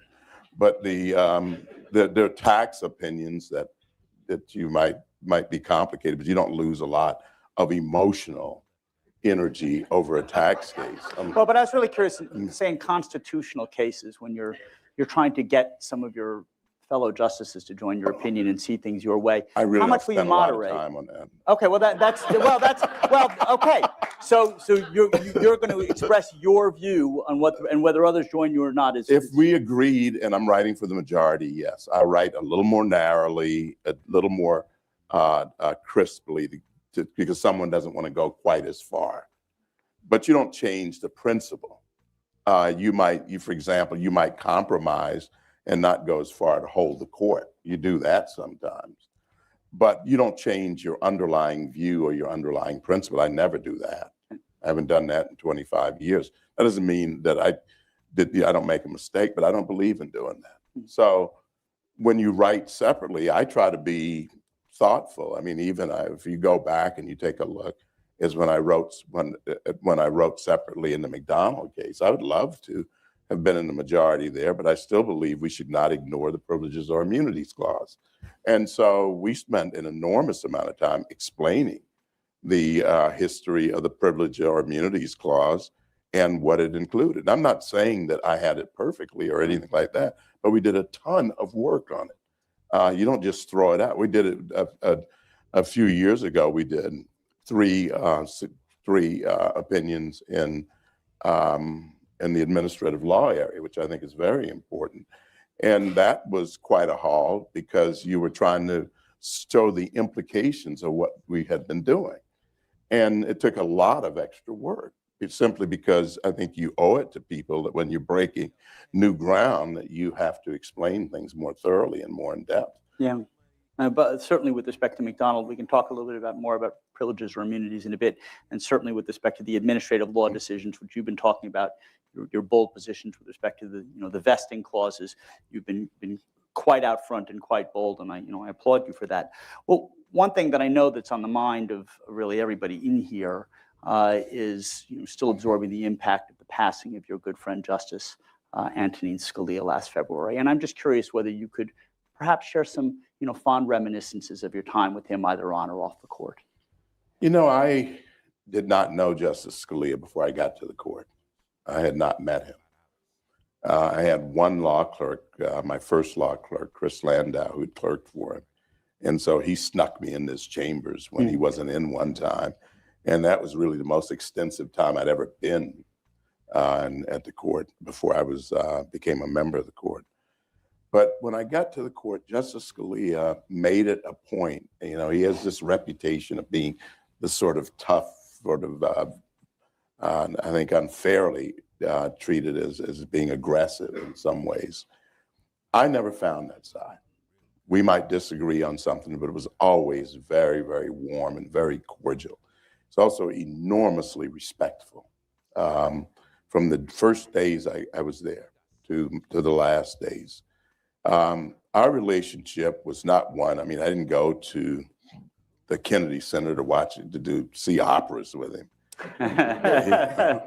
And I used to kid him about that. I said, Nino, I like opera. I just don't want to be around the people who like opera. He always thought that was really funny. And he always thought it was really odd that I was from the South but wouldn't go hunting. And I thought it was really odd that he was from New York and New Jersey and he went hunting. But he would try to talk me into that, and I told him there was no good comes from being in the woods.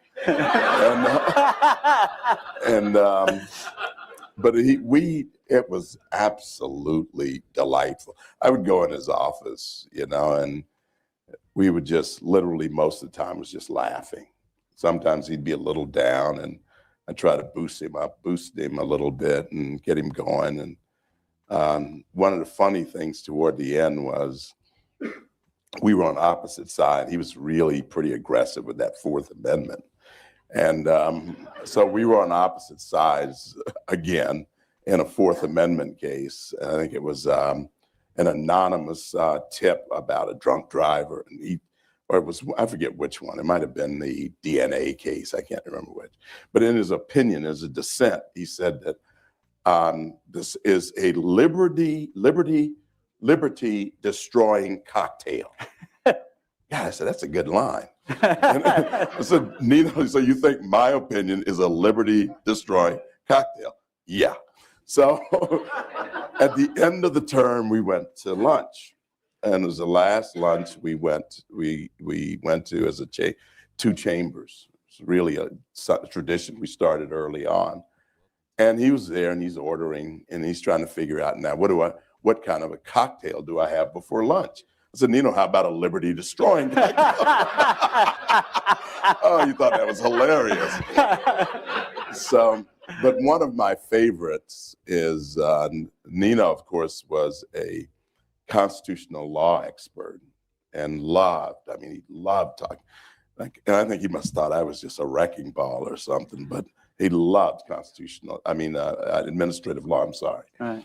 And so we were sitting on the bench one day, and I would only say this because he is, you know, it's just really, but he leans over to me, he said, Clarence, our, A-U-E-R, our is one of the worst opinions in the history of this country.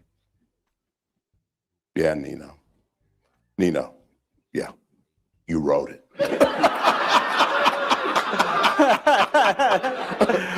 Which is, oh my goodness, he couldn't remember what he had done. Yeah, 30 years is 30 years. But I trusted him, and we trusted each other, even when we disagreed. Okay, so he's acting like Scalia couldn't write a bad opinion. Ugh, this deference stuff. It's really annoying. I think I did go over there last weekend briefly, but I don't know. Who can say? But most of what I actually don't go to a lot of shows, mainly because I'm not interested in the topic or, the people that are up there. I don't go on panels just to hang out or to maybe a time or two I'll go up to say hello, but it's usually what they're talking about.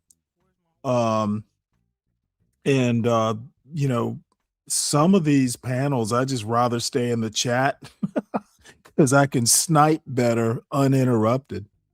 But we'll see. I don't know why I would, but then, if something's interesting enough to talk about, sure, why not? Agreed on. If I told him I didn't agree with him, he trusted that I didn't agree with him. If he was on the other side and he had an edit, he'd call me up and he had a concern. I trusted him. And I didn't have to look speaking for of where which, he was. I didn't have to. I don't have a problem with people. I used to kind of have a problem, but these days I don't really care. If you have a channel, promote it. I'd prefer the actual channel owner to promote their channel. It is a little problematic, if their audience is doing it. But if you're a content creator, especially, I don't have a problem. And I don't know that he was promoting CM's channel. He's asking me if I was ever going to go back. I saw that he had Arowella and Ponder, I guess it was. Let me put it to you this way. If Arowella or Ponder are on the panel, I'm not very likely going to go up there unless there's a compelling reason, like the topic is interesting. Talk to him. We almost never talked about cases before we voted. It was very rare. But we would almost invariably, for slightly different reasons, wind up on the same side. And he always thought it was really hilarious. He said, how did you wind up in the same position? You're from down here. You come from a barely literate family. His father was like a romance literature professor. And I said, just for some reason, he was from the north, I was from the south, but we wound up at the same place.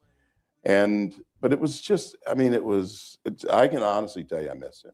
Well, that was one of the points I remember he made in his dissent, I guess, in perhaps it was Obergefell, in which he said, that there's a lot, if we're going to make policy decisions between the court, that then regional variation, all that stuff really matters. But of course, if you're going about the task of actually being a judge and interpreting the law in a consistent way, that sort of regional variation shouldn't really matter. He tried very, very hard, in my opinion, to always be open to disagreements, concerns. He always cared about the big things, the principles, small things like syntax and vocabulary and punctuation.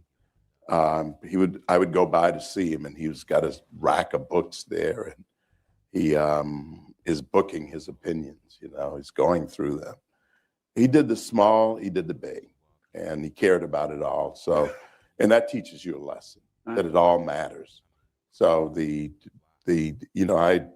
after he'd passed away, the course of it is horrible. It was just horrible in every way.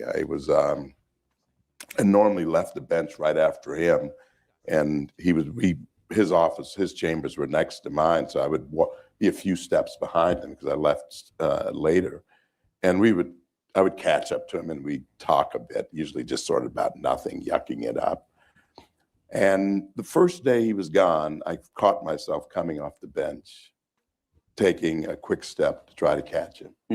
And that was the poignant example of someone who's missing, that he's not there. There's nobody to catch up to.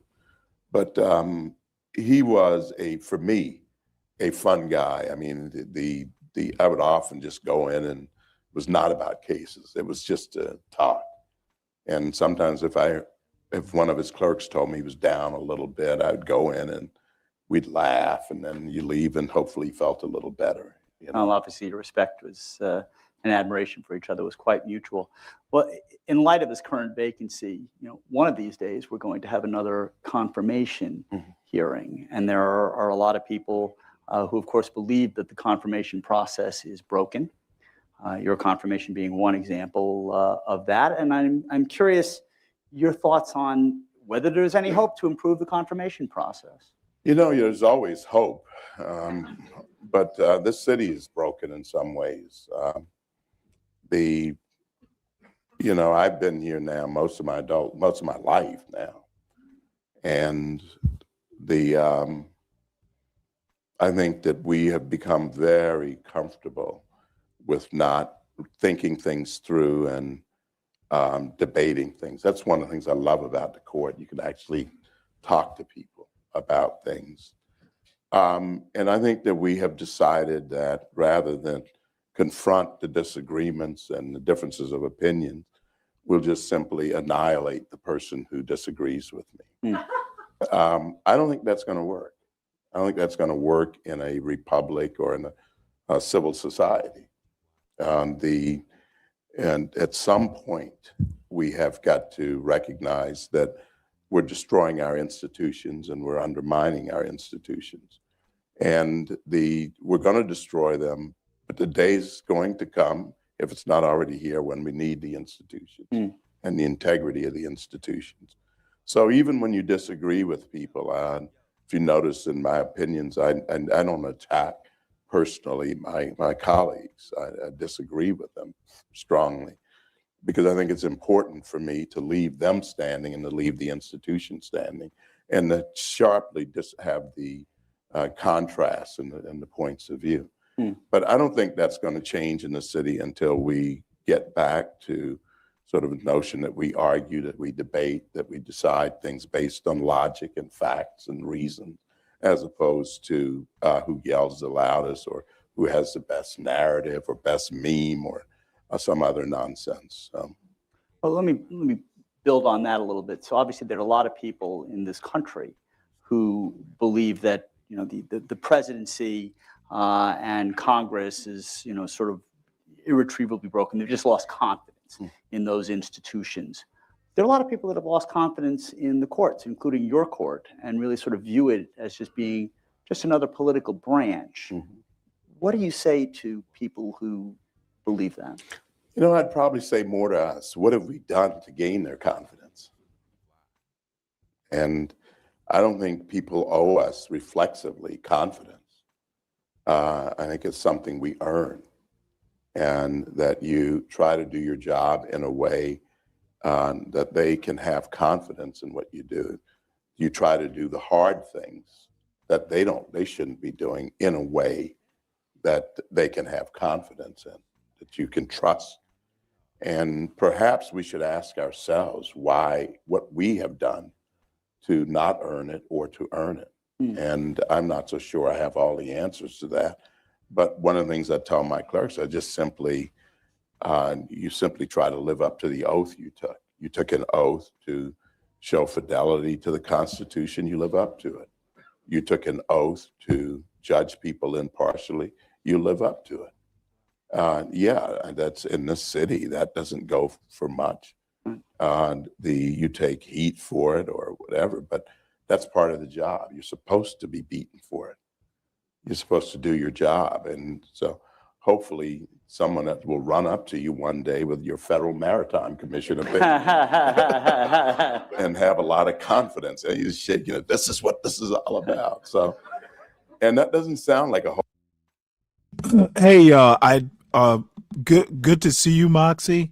Look, here's the deal. I know, and I just like watching this sort of stuff, and it is a little dry, it's a little mundane, but you know, the political philosophy and the law, I just kind of have an affinity for, and maybe it's an age thing. But I appreciate the people who can kind of hang, even if it's just for a few minutes. In my opinion, this sort of stuff is boring, but it is awfully important to know what Supreme Court justices are thinking, at least in my opinion. So, plus I can follow, you know, where they're going with this, even though I might not agree with where they're going. Whole lot. Nobody cares. I mean, probably most people don't even care about it, but it does mean something to you when an average citizen You has know, that's an confidence that interesting you point, did Bobby. I your like job that. fairly. You did it As a matter right of fact, I'll as use best that you as a could. show title. And he didn't say he agreed with me. Right. He said he could understand it, and he accepted it because of that. Well, certainly you and Justice Scalia and some of your colleagues, when you think the court has issued a political opinion, will call them out for that. Do you think that there's a hope of sort of reining that in? Do you hope that perhaps your colleagues over time will be persuaded, or what do you hope to gain by putting that out? Oh, I don't know. I mean, I think that, you know, if you're going to do substantive due process, you run the risk of broad policy decisions. You tend to stray far afield from law. And what Justice Scalia was saying is that you've got to have rules. It's got to do some work. You know, nobody's really that interested in it, but that's part of the reasons I dissented in the commercial speech cases, you know, and the Central Hudson test.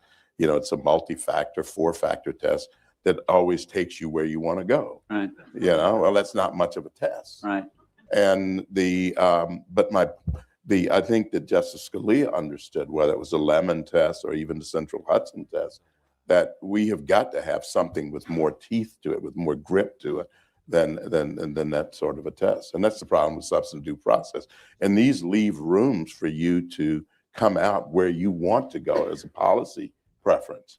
And I think so. I don't know whether it's totally people are political in the sense of the politics of the city, but the jurisprudence allows for it. It allows for that criticism. I mean, we took criticism in, let's say, in Bush v. Gore or something like that.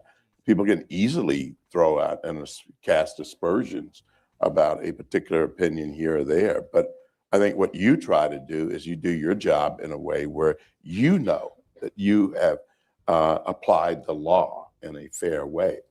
You know, some years ago, a court that I really enjoyed being on was the one that was when the composition that was together for over 11 years with Justice Souter and O'Connor and Stevens. We were together a long time. And one of the things that one of my colleagues with whom I rarely agreed said, Clarence, you are consistent. And I think that is, whether you're baseball or a referee in basketball, call it the same way. Just call it the same way for both sides, and you can live with that. I like the maritime guy. He wasn't necessarily paying you a compliment when he said that either. But he could understand. He may not have agreed with you, but he appreciated But what he you never were doing. said he agreed. Right. No, I get Right. it. Well, so I want to talk a little bit about certain provisions. You just made reference to substantive due process. Before I do that, I want to take a slightly broader view. You said that the Constitution is not a standalone document and that it can really only be properly understood in combination with the Declaration of Independence. And I wonder whether you could elaborate on that a little bit. You know, my point was that we have to understand why this was a question I was trying to answer in the mid-1980s. Why this government? Why this republic? Why isn't it something else? Why didn't we do what the French did? You know, and so I had to start with the Declaration, you know, the government by consent, inalienable rights, et cetera. And what were we protecting with the structure in our Constitution? And I think when you look at the Constitution, which is the positive document, with a declaration as a backdrop, you understand why this republic, why is separation of powers so important? Why is federalism so important? Why are enumerated powers so important? Why a written Constitution? Why is it so important? Because there's certain, you gave up some of your rights in order to be governed, not all of them. And it's that limitation, the protection of that liberty. You know, I went back, I read a lot of Justice Scalia's separation of powers opinions. No. Okay, once again, people tend to forget the Articles of Confederation. Okay, essentially, the Declaration of Independence had nothing to do with separation of powers or anything like that.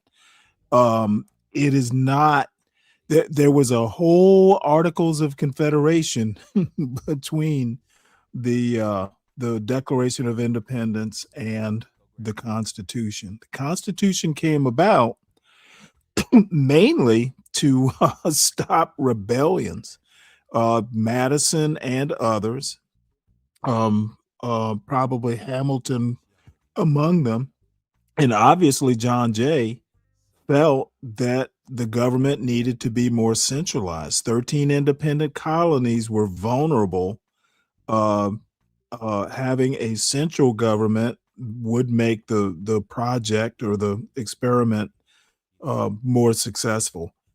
Again, this rah-rah and what Tad Sturmer calls this, this nationalism, this conservative nationalism, and then there's a liberal version of it too. It's myth making. Okay, these guys want to make the founders more than they actually are.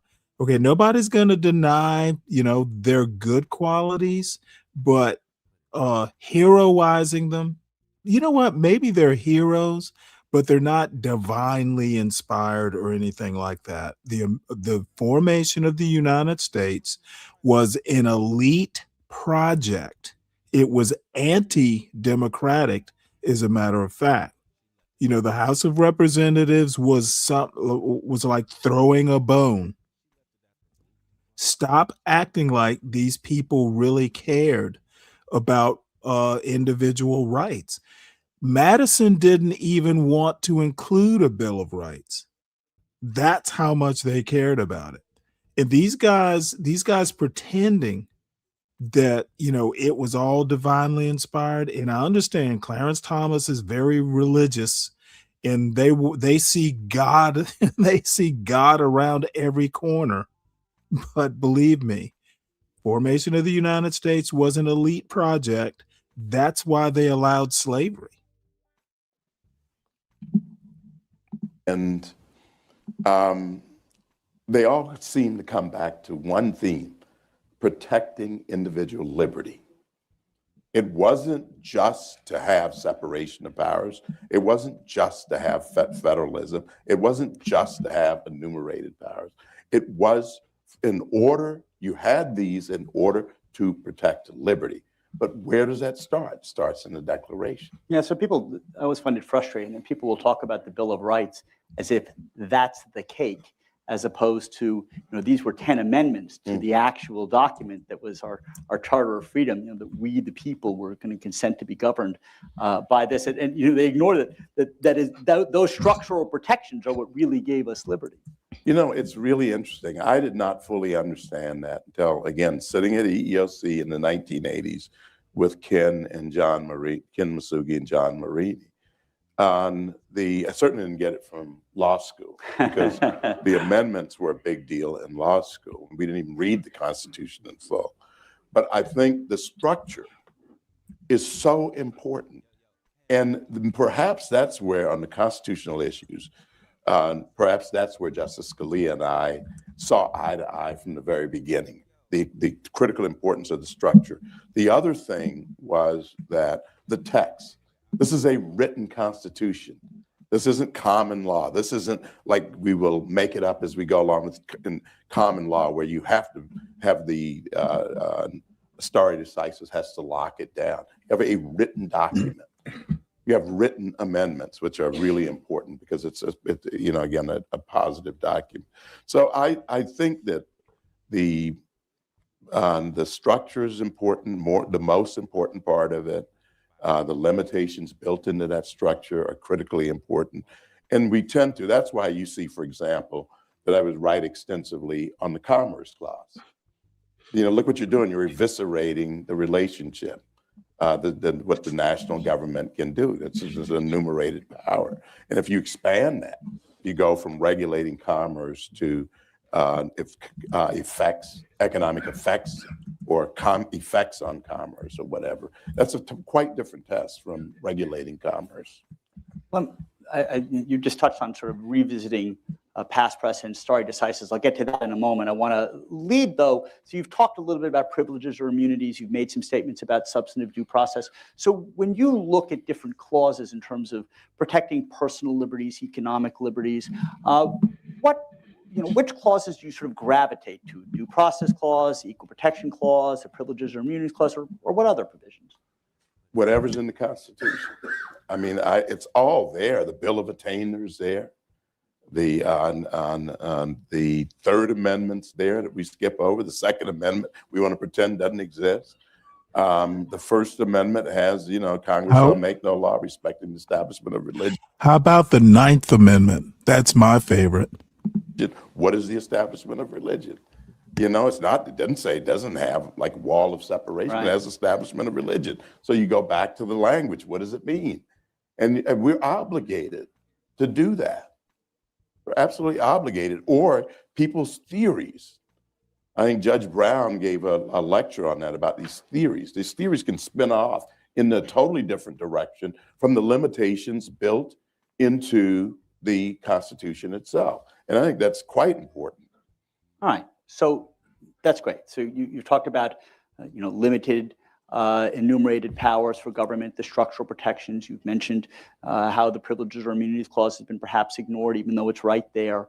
So let's talk about your view of stare decisis. So you have been both praised and criticized, depending on which side of the aisle you happen to be on, for being perhaps more willing than some of your colleagues to revisit past precedent. And this isn't unique. I mean, sometimes the court has, whenever it's deemed it appropriate over the course of its history, revisited preferences in some, precedent in some way. Mm-hmm. But I'm curious to sort of hear your views on stare decisis, on these constitutional questions, and how would you respond to your critics about this? I don't really care. Okay, let's set aside the last part of that. I just stare decisis I care about. Criticism I don't. So that's why I taught this summer. I mean, I read everything I could get my hands on stare decisis, and the theory is all over the place. I mean, Justice Goldberg's theory was basically, it's a ratchet. As you improve civil liberties, those strict rules of stare decisis apply when you win those cases. But when they need to overrule cases in order to do what he thinks is the right thing, then a loose set rules of stare decisis apply. Then you get Brandeis. He has his rules on stare decisis, but he overruled Swift v. Tyson, which was a 96-year-old precedent. Then what do you do with Plessy what do you do with Plessy? When you get Brown. So you've got lots of precedents out there that have been changed. Or what you have Justice Brennan redoing the political question doctrine in Baker v. Carr. I'm not saying he overruled anything, but boy, it didn't look like it used to look. And but the point is that they change a lot of things, and when people get what they want, then they start yelling stare decisis, as though that is supposed to stop you. That's like boogeyman or something. I think that the Constitution itself, the written document, is the ultimate stare decisis. That it is written.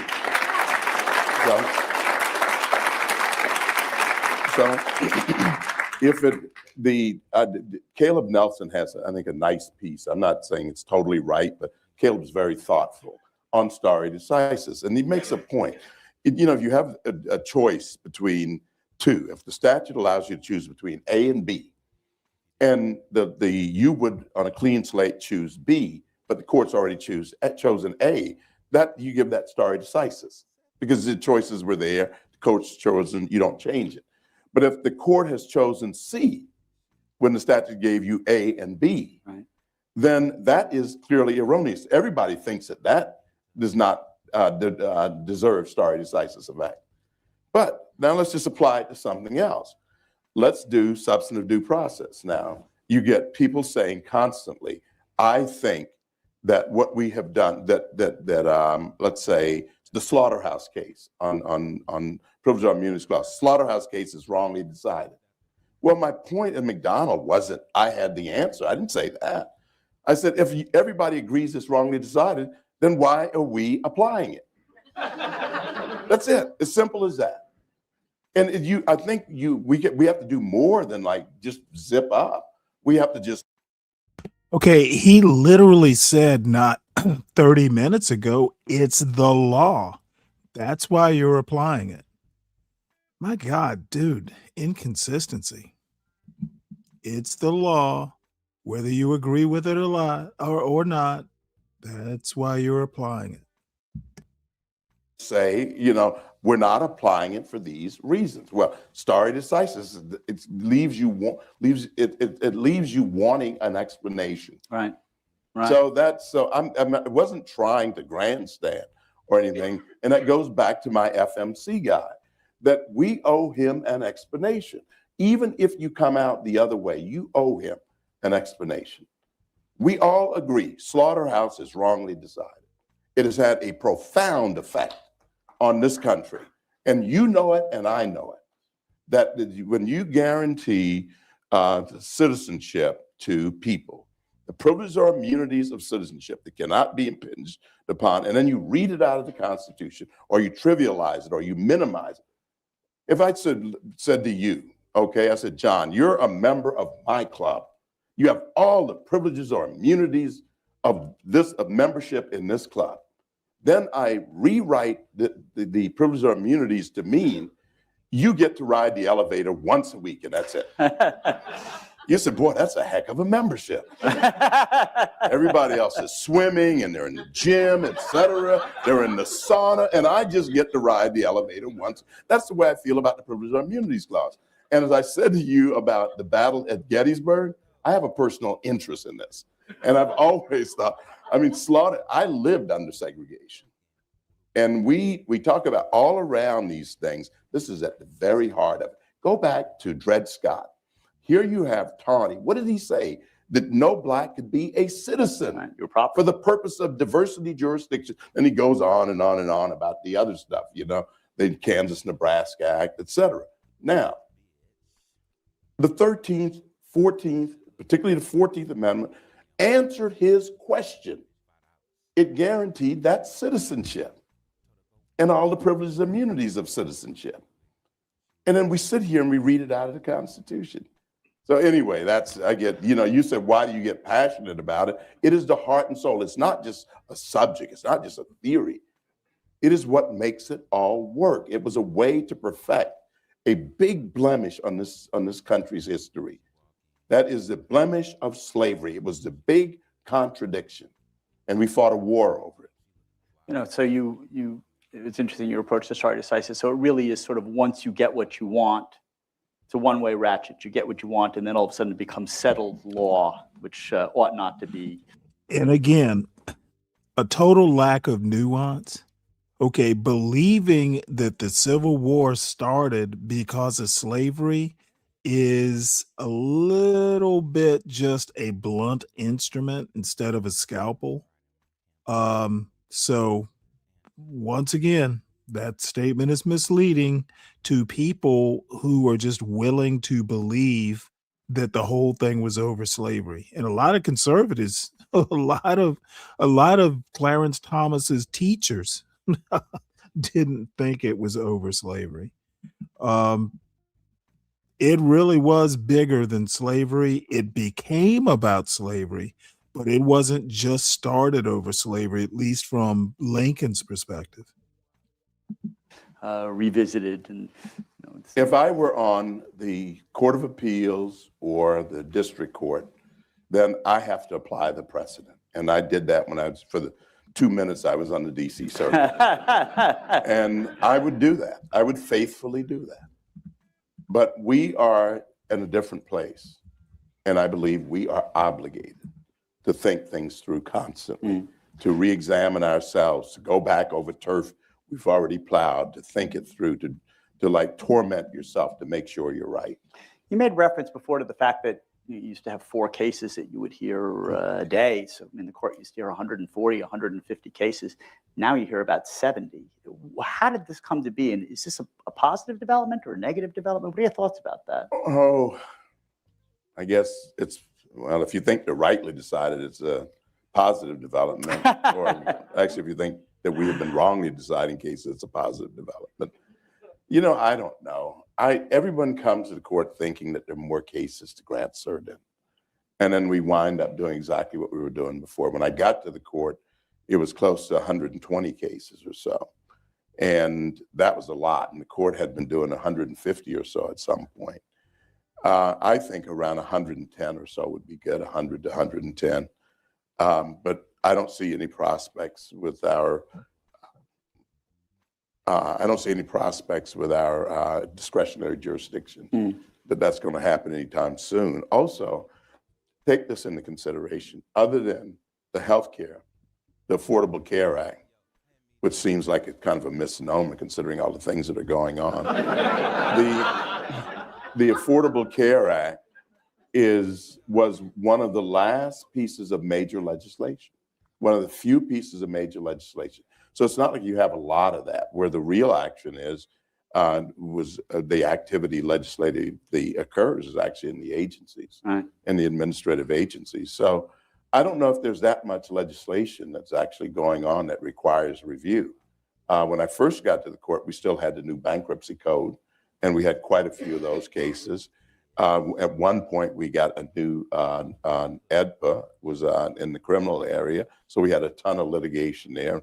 And what we're doing with in the area of criminal law and the collateral review, which is God only knows what. But I think you're going to get a lot of review in the lower courts on that. But there's not been major legislation, and so I don't know what the source of the litigation would be. The other thing is that a lot of and I don't know the total impact of this, but a lot of the cases are being siphoned off or being diverted to mediation or arbitration. And we have a very light review of that under the Federal Arbitration Act. So they're not coming up like just the normal commercial litigation through the federal court system. Right. They're like off to the side. And I think that may be a cost consideration for the companies that are engaged in this. So you were mentioning before about there's very little legislation, and regardless of whether you happen to like the Affordable Care Act or don't like the Affordable Care Act, I think it's bad. I know, I understand that. It's certainly bad for the country that was done on such a one-sided basis. Remember John said that. I didn't say that. I totally get that. But one interesting point is that obviously that legislation and many other bills that pass when they pass do exactly what you just said, which is they said, here's, I'm going to empower some agency to go out and do good. Basically, they give some nebulous direction, and the agencies are off then effectively performing, or I'll ask you, legislative function. Then they're executing those. They're performing an executive function. They then often act as tribunals, so they're performing a judicial function. How do you approach those sorts of cases when you're trying to interpret law and figure out, where the line is? You made reference to Justice Scalia's statement about our. How do you approach those cases sort of differently when you're thinking about taking them up and deciding? I do my job. I don't, to be honest with you, I think if a case is cert worthy, you take it.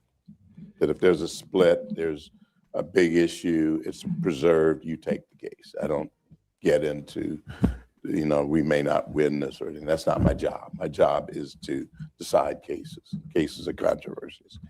The administrative law area is obviously complicated, but it's our job. And it's complicated by things like Chevron. It's complicated by our willingness to say, let the expert agency decide, and then give them all this running room. More running room, by the way, than we would give an Article III judge. Right. So I think it is, and you know that I've written extensively in these areas, and it isn't because I had any axe to grind. I did not have an axe to grind. But I do think that when we don't review things, we abdicate our responsibilities. We are required, there are checks and balances in our system. A part of the check from the judicial standpoint is the review, the cases. You don't review cases when you say, we defer to virtually anything the agency does. That's not a review. We don't do that to a district judge. And district judges are Article III judges. They have the same status and courts of appeals have the exact same status we have. But we do that to the agencies. So I think we are, and I've written again on this, I think that as just a constitutional matter, we are obligated to be more exacting in our review. That doesn't mean you don't show them some deference, but I think we're obligated to do more than just wave our hands at it and say, well, Chevron and be done with it. That's no review at all. How helpful do you find amicus briefs? Which ones? Well, I'll leave it to you. So do you read all the amicus briefs in all the cases? How do you sort of go about picking? Well, how do you so this particular party? I mean, if you have 30 amicus, yeah, no, it's huge. Yeah, there are people who are credible. The ACLU, for example, is credible. You find people that you may not agree with what they say, but they're good. So that's a good brief you should read. The U.S. government, you read that. You read the briefs of states if it's something that they say 10 states are right and some. But some people, like law professors for a better world. That one doesn't just sort of run. That's sort of like one-off kind of group. I mean, you might go through it, right. But they start out with some polemic or something like. There was an excellent amicus brief we had by electrical engineers supporting neither party, and it had to do with a grid. They were explaining an electrical grid, and I just thought it was just excellent. Because I didn't know what the heck a grid was, and neither party was explaining it. And so these engineers actually helped the court. They were friends of the court. You run across these in technical cases too. Somebody, it might be the sort of intellectual property group might explain, say, a technical patent area, and then that is a good brief. Thank you. Yeah, but there are. I think for me, a brief, if it is thorough, if it is honest, if you can look at that and say this is an honest broker, that this person, you don't agree with that position, but this is honest. This is an honest brief. Then for the repeat people, you read it again. Or if they make a point, a good point, you'll read their next brief. But if it's somebody just sort of a one-off, I mean, you don't spend a lot of time with those. We're nearing the end of our party. We're nearing the. Well, I assume you read those briefs.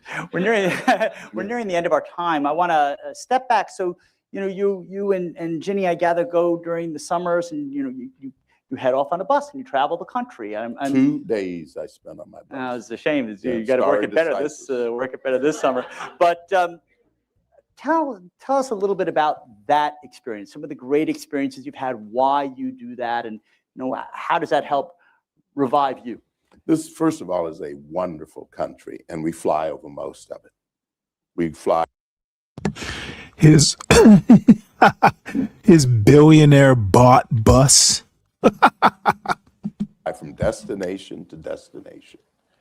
I had never been to East Tennessee. I grew up in Georgia, and the thing about segregation, and we have it going on with things like political correctness and all sorts of things in our society now, it created fear that you couldn't talk to each other. You couldn't go anyplace. So the fear in Georgia was I couldn't go to small towns. I got to do that with my mother now. And I wanted to see small towns, to see our country.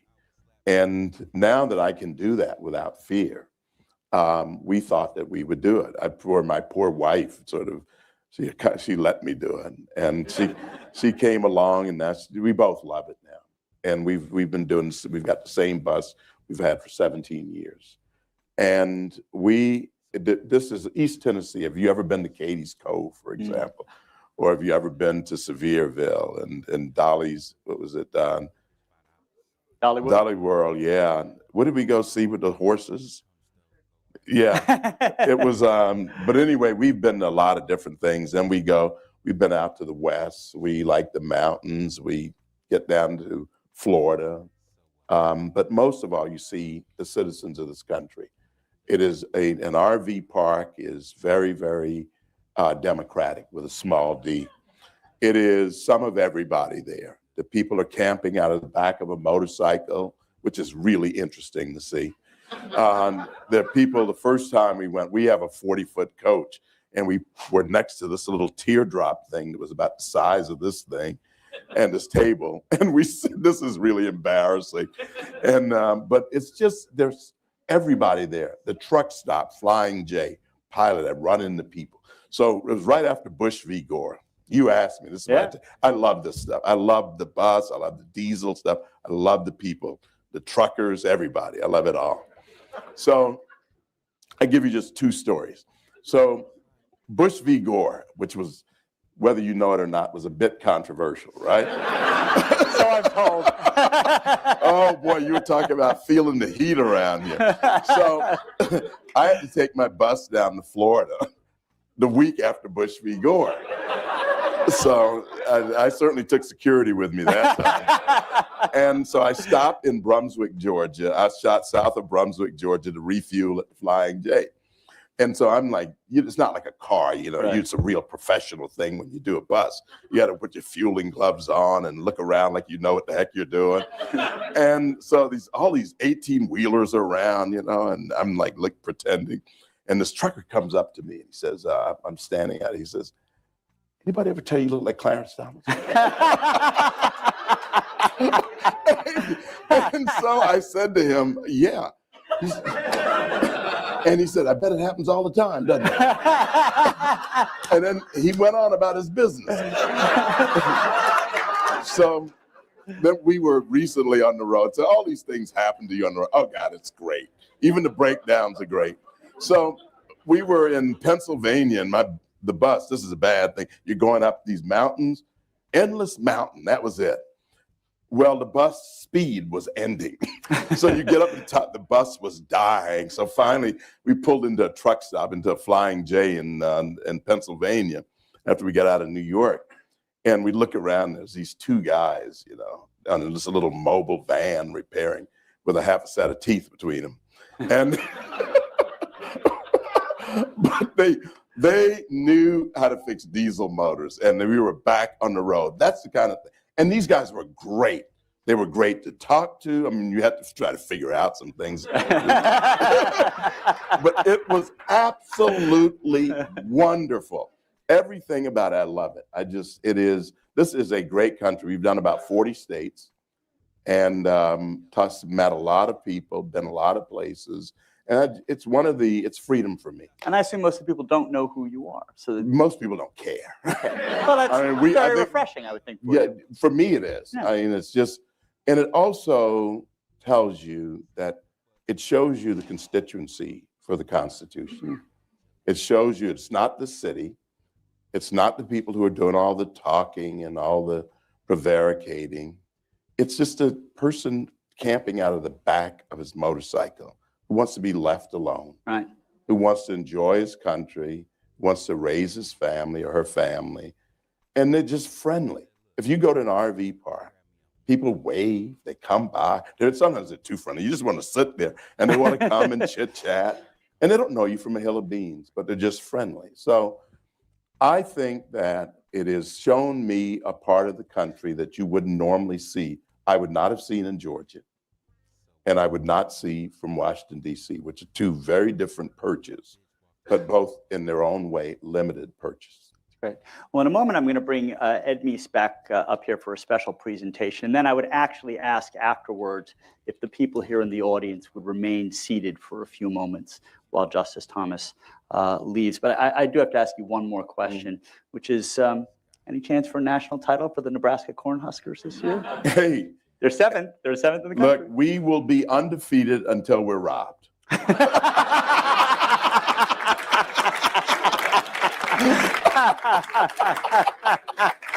Perfect answer.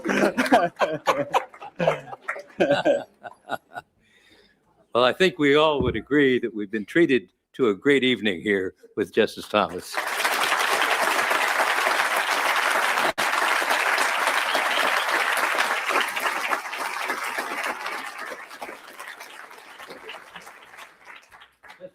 If you would join me here, we have something to present to you first, and that is, this is our Defender of the Constitution Award. We only give one a year, and we don't do it every year unless we have a real defender. But it says, the Honorable Clarence Thomas, Defender of the Constitution Award, the Heritage Foundation 2016. Congratulations.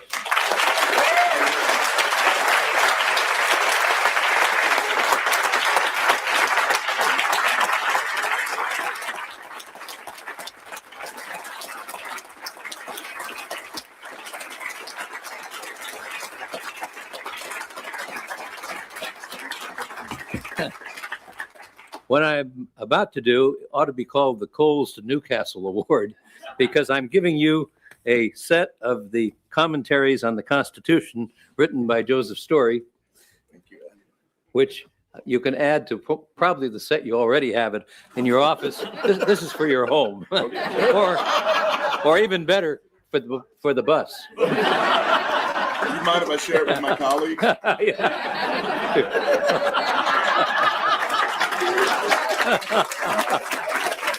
Very good. Well, I think this might be a better one for the colleagues because it's a short version. But it's called The Familiar Exposition of the Constitution of the United States by Joseph Story. And I have a particular interest in this because I was privileged to write the foreword. Thank you, Ed. Thank you.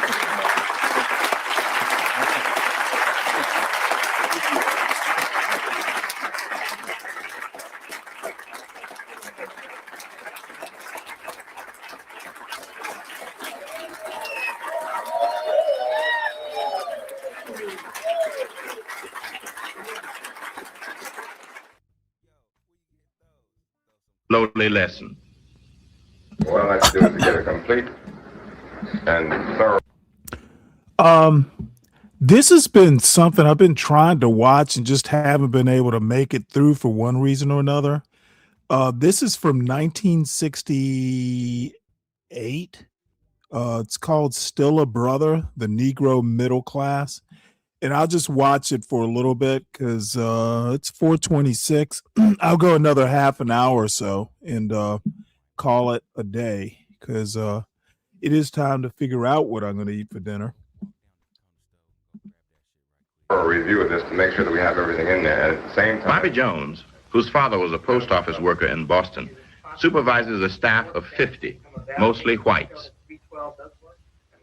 in the model cities staffing and budget items, we have included rehabilitation specialists. We have. But does income alone determine what is understood by the term middle class? Called the American sense, which implies a style of life. Dr. St. Clair Drake, sociologist from Roosevelt University in Chicago. I tend to conceptualize class that way myself. One of the ways I like to think about it is this. Some years ago, when Horace Caton and I were working on Black Metropolis, we were suddenly struck by the fact that you could find two Negroes who worked in the stockyards as what we used to like to call cattle eviscerators, taking out the insides of the cattle as they came along on the assembly line. And let us assume that both of them were making about $400 a month. One comes home and on the way home stops by the local tavern, imbibes a good bit of alcohol. By the time he gets home, he's in a very bad mood. He knocks on the door and it isn't opened quickly. He yells up at his wife and she sticks her head out the window and curses him. And then everybody up and down the street begins to throw up the windows and look. She comes out and he beats her and they finally get on in the house and they both start taking their drinks and the fight goes on. Now the other man takes his 400 and he passes the bar, turning his head the other way. And when he arrives at home, his wife also doesn't open the door quickly enough. But he waits until he gets inside, and then the fight starts inside. And when he gets ready to beat her, he pulls down the shades to make sure that the neighbors don't see. And then having got that part of it over, they sit down at the kitchen table and decide how much of the money they're going to put aside for the educational fund for the kids and how much they're going to put in church next Sunday. And this is the end of the day. We'd call the second a middle class way of life and the first a lower class way of life. The point I was trying to make was they both might have the same amount of money, but the way in which they behave The aspirations they have for themselves and their children differ. And therefore, money alone, as we would see it, doesn't make one middle class. Now, if you want to look at American society.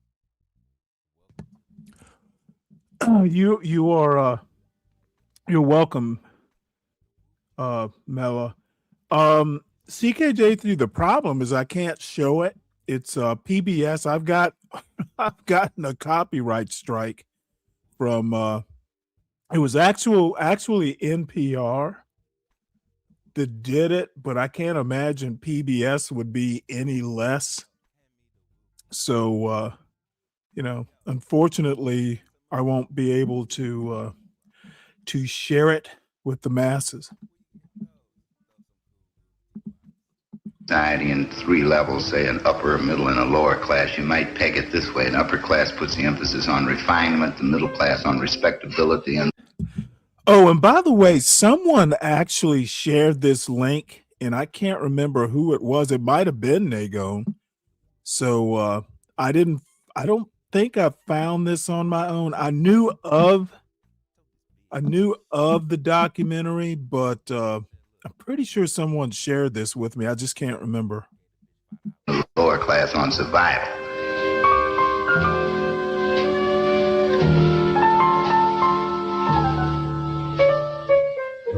Middle-class lifestyle, however, would be rather difficult to arrive at and to maintain were it not for some economic basis that is more than minimal.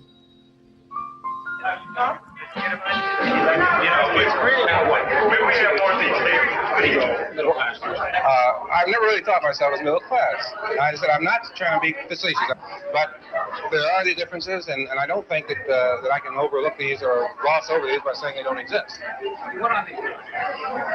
Well, the fact that I have a job to go to every day, a responsibility to discharge with respect to that job, I think is a basic difference, because there are people that are demonstrating for rights that have not a job, and for them this is most crucial, because they can't feed their families, and I can feed mine. They can't draw a paycheck down, and I can, and this gives a certain pride and respect to the individual that I don't think they can have. What happens if a middle-class Negro loses his job? Economically, he's no longer middle class.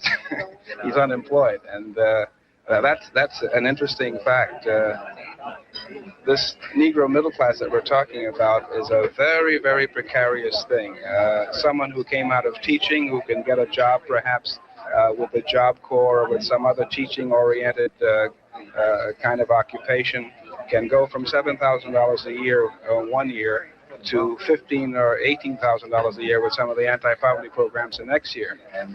Of course, if he lives up to this $15,000 or $18,000 a year and his project is not refunded, he's no longer middle class. Still, for those who customarily think of nearly all Negroes as being near the poverty level, the present picture in jobs, business, housing, and social activity within the Negro middle class is a striking one. Richard Clark, owner-manager of a New York personnel consultants firm, says he's in the business of creating instant middle-class Negroes by finding them white-collar jobs. It's called a Job Opportunity Center, and we've brought together 750 Negro college graduates, 1/3 of whom are June 1967 graduates, and the other 2/3 experienced people who were disillusioned with the level of jobs that they hold. There are 120 interviewers here representing 33 different companies who have in mind employment. I think it's an interesting paradox that at the time that people are concerned about race rioting and looting and burning and things of this kind, that over 750 to 1,000 Negroes will be marching into this place quietly, not protesting, not rioting, not burning, not looting, but looking for an economic chance in the mainstream of American life. In a manner of speaking, we're involved in a sort of a mass token acceptance kind of a thing. Equality of job opportunity cannot be taken for granted, however, nor can promotions. Current median income for Negro college graduates is just under $6,000.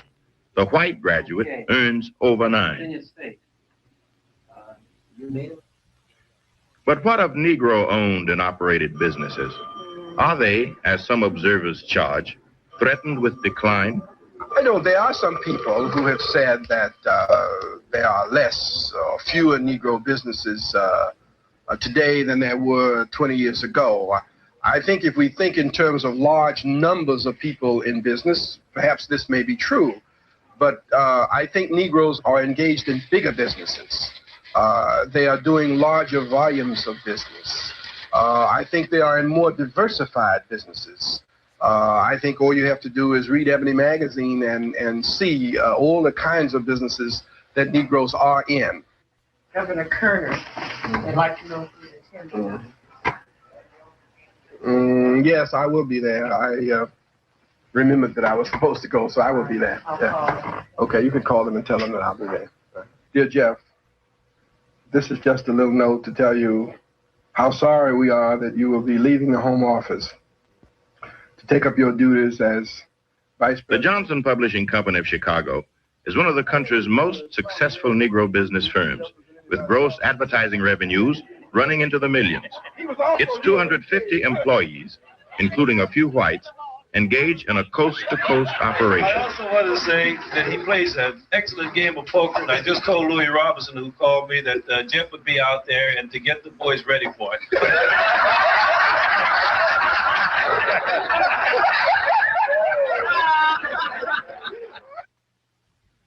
Negro business in general, however, remains in the small business category.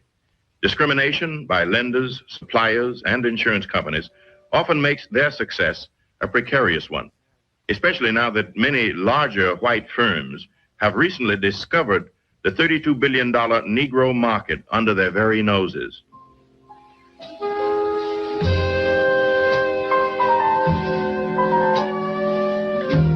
Aspirations among Negroes are often centered on better housing, to an extent which frequently outrivals those of their white counterparts. Atlanta, Georgia's flourishing Negro middle class is widely noted for its extensive and highly status-conscious new development areas, such as this one in the prestigious Collier Heights section, built and financed by local Negro businessmen.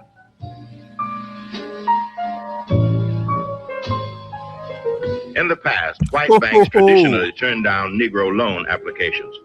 Eventually, black institutions pooled their resources.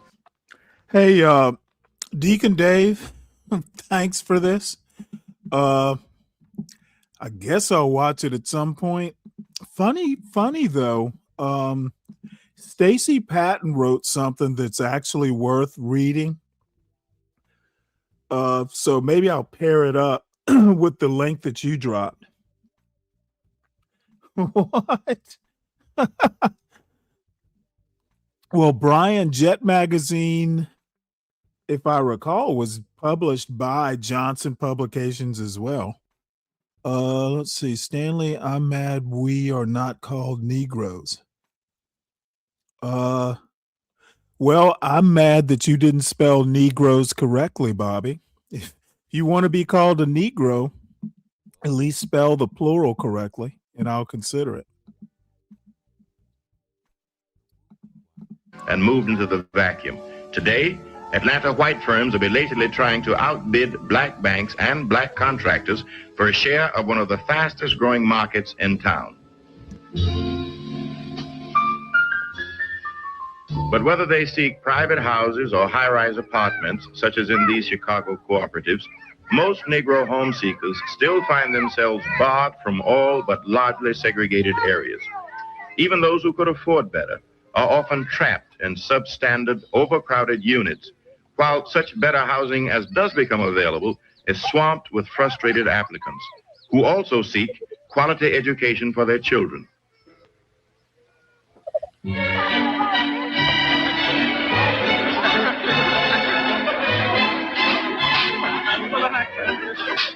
No matter where they live or with whom they work, when it comes to social activities, most Negro Americans, frozen out of the white mainstream, constitute a veritable society within a society, largely paralleling but separate from the various levels of social structure found among whites. This Waldorf Astoria debutante cotillion, given semi-annually by the New York chapter of a leading Negro women's club called the Girlfriends, is virtually identical to those held here by white groups, save for color. The white cotillions, they have their junior leagues. Of course, you know there is no colored junior league. Well, the Girlfriends is a very friendly group of girls They do charitable work, civic work, and it's a social group. I have a lot of white friends, and I think the ones that I have, they like me as me, and they like to work along with me. But I don't think that they want to particularly invite me to their homes, to their parties, which is perfectly all right with me. And you wouldn't want to go? Oh, I mean, their friends and I probably wouldn't have anything in common, and we probably would. We don't know that. Wow. We meet together on certain basis, but I don't expect to be invited to their parties, and I'm sure they wouldn't enjoy coming to mine.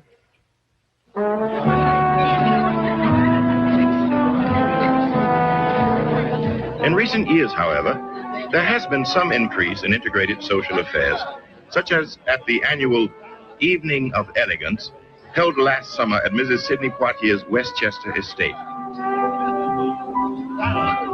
Invited guests paid $60 per couple for an elaborate evening of cocktails, dining, and dancing.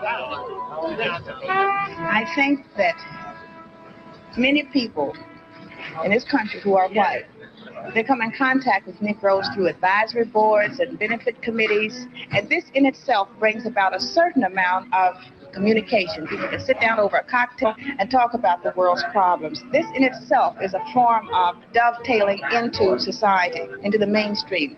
These are the people who are called upon to contribute to every cause, to every organization, to every social agency. $100 a ticket for this, $200 for that, for a couple to go somewhere for the benefit of someone else. The entire involvement of these groups involves participation and giving of themselves, of their money, of their time to those less fortunate than they. In this respect, yes, there is a Negro society.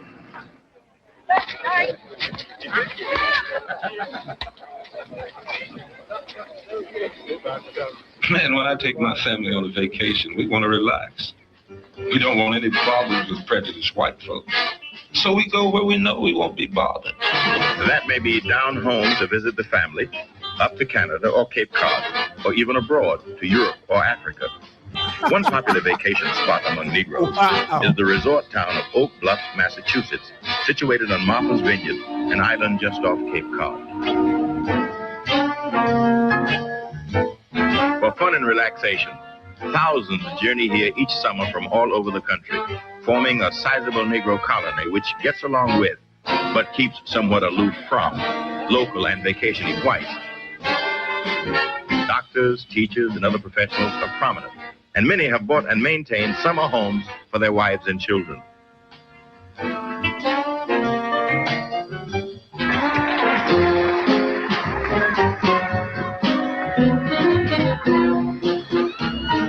Okay, guys, there.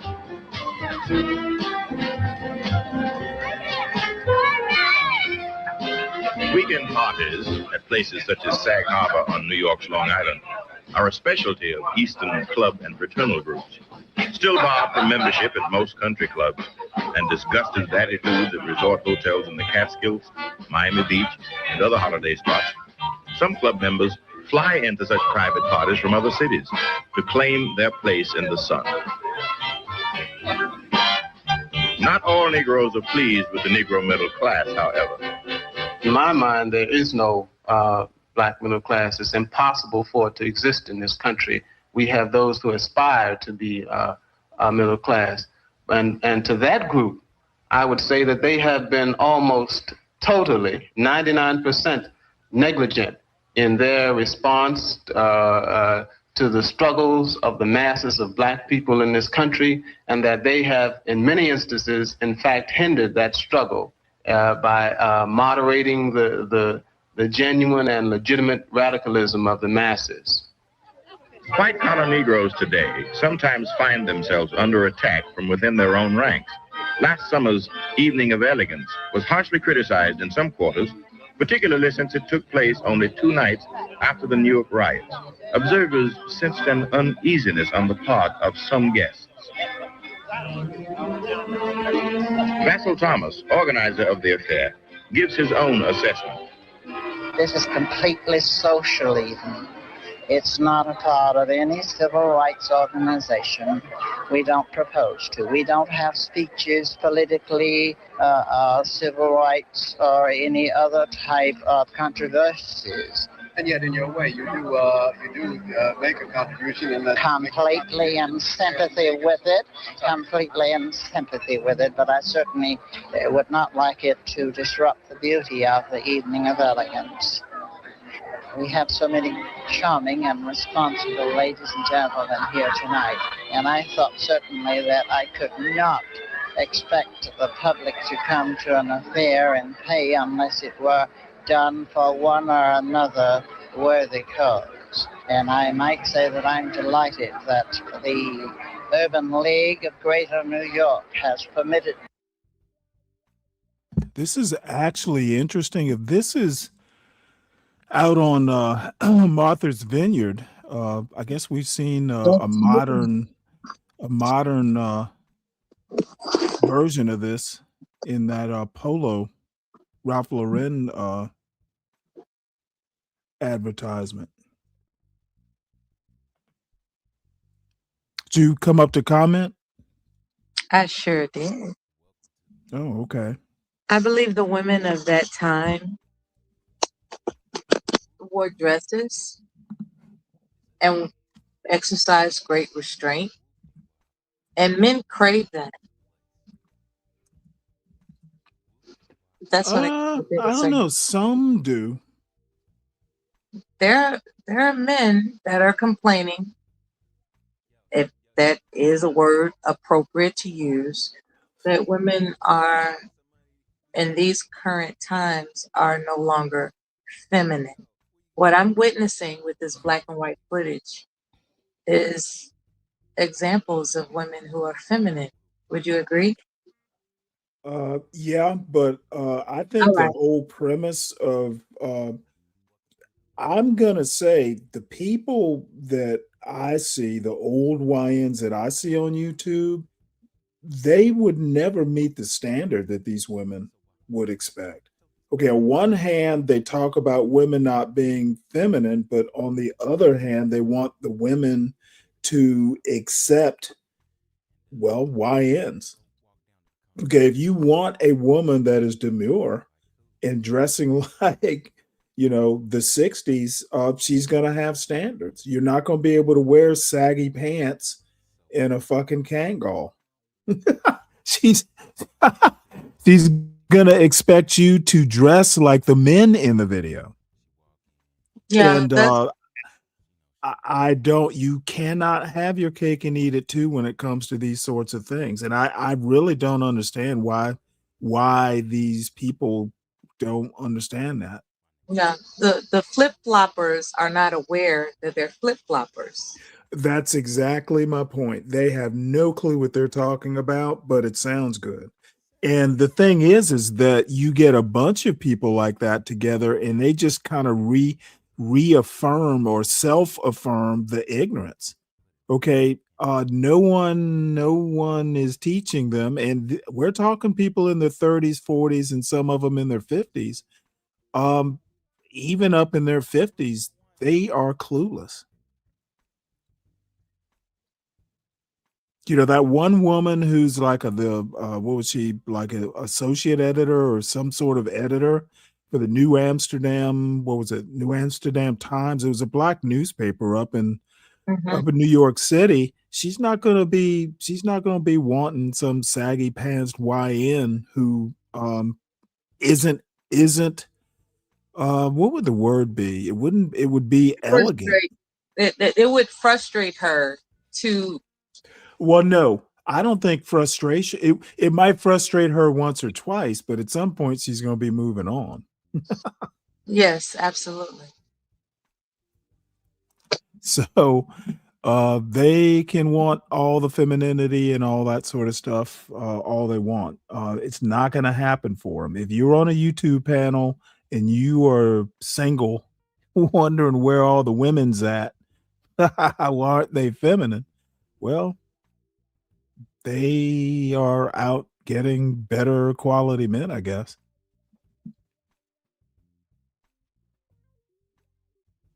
Yes. All right, so let's get back to this. I mean, you notice all the men, even the one with the little bowler hat and the cane, he was a bit of a dandy, but he was dressed elegantly. To use their fabulous name. We choose a certain organization or a certain charity each year, and after it has been chosen, we work like the Dickens to try to bring in some sort of support. He But said the the evening Dickens. itself is so lavishly done. There's so much money put into the promotion of the evening of elegance that there isn't too much going to the particular charity that has been chosen.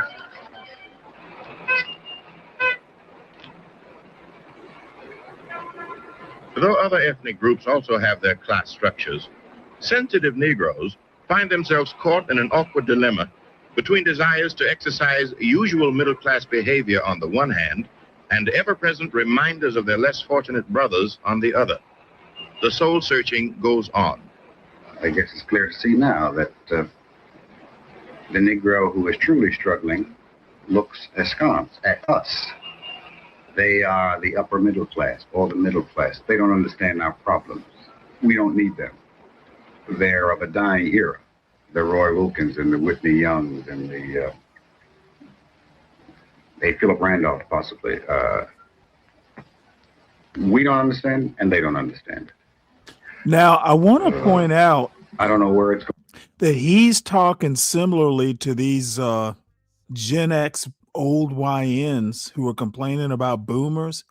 Here's a boomer, probably older than the boomer generation, but he is basically talking the same smack about A. Philip Randolph and that generation, who were very early in the civil rights movement. So that's why I don't get that wrapped around the axle when I hear these old YNs like Cellulite, talking about boomers. They have no clue what they're talking about, and it's to be expected.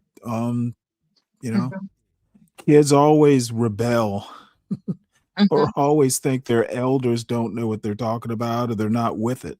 So Yeah, that's that reverberates from generation to generation. Every generation thinks that they know more than the previous. and sometimes they do. I In can't say what they're instance? totally clueless. In what instance? Usually it's around technology. Oh, all right. Like it's my father-in-law still hasn't figured out how to use a text, and he's had a smartphone for forever. My father actually does text, so it depends on the individual, but I think older people will know more history, oral experience, or like in books. A lot of times Um, people are creatures of habit. When it comes to the elders, especially, we can, as the saying goes, lead a horse to water. You can't make them drink. When it comes to introducing the elders to technology, they actually have to be interested in it. And that is indicative upon the constitution of what they're interested in. You have elders who refuse to explore technology based on superstition, and that floored me when I found out that there are elders that refuse to use certain types of technology because they think it's quote unquote the D word, the devil.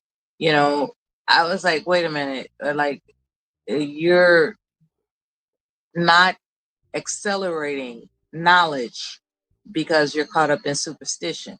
And when you tell them that, they will cuss you smooth the blank out.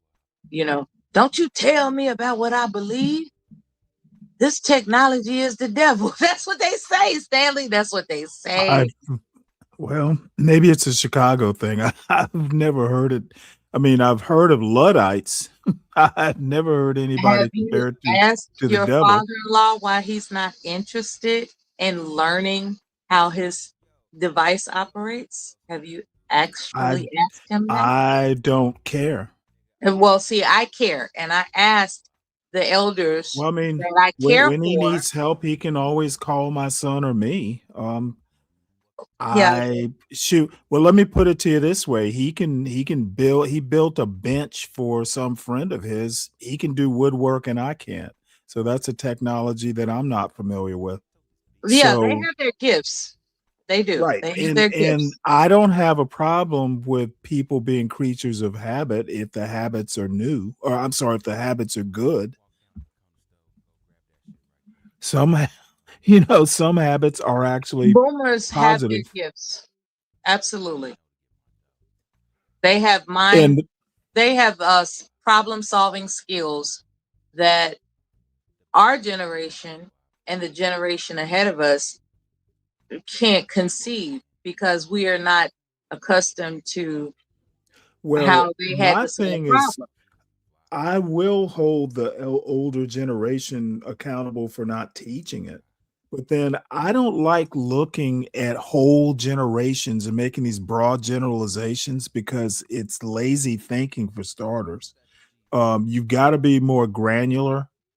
Um, I just think that I think that this whole I think this whole thing about, a whole generation didn't do this or did do that. There are all kinds of flaws in the argument and they're just multivariate flawed thinking in my It is mind. lazy. I agree with you. A lot of people find that it's more convenient to generalize than And get the into argument specifics. also doesn't hold in a black demographic context. Okay. Blacks don't have boomers like whites have boomers. They just don't. And people can't seem to reconcile that fact. I remember when I was debating cellulite over this whole boomer nonsense, I literally quoted him of some white author who wrote about boomers. Literally in the preface says that when he thinks of boomers, the black community is the exception to his thinking because they didn't have the socio-political, economic, etc. They didn't experience the same social These factors or facts. cultural factors.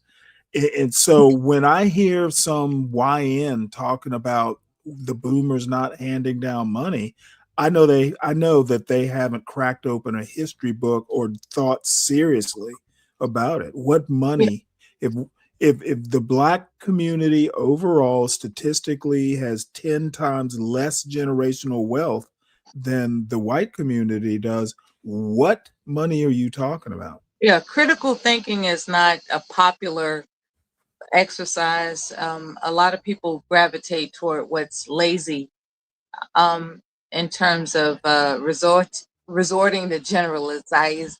I don't know how to tell you this, Stanley. You're right. Okay, you're right in what your opinions are. I won't say that your presumptions are right, but your opinions, you come across as right, and people give you a hard time for it. And I'm urging you to remain encouraged.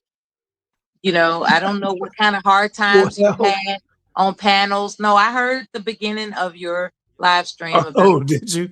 It wasn't yeah, having anything. a hard I've time on had panels and you was exhausted and you took a day off. It's like, please, whatever you do, pace yourself. Don't be discouraged. Please. I was just kind of tired You are and needed and we like the you. well, thank you. I just think, when I heard somebody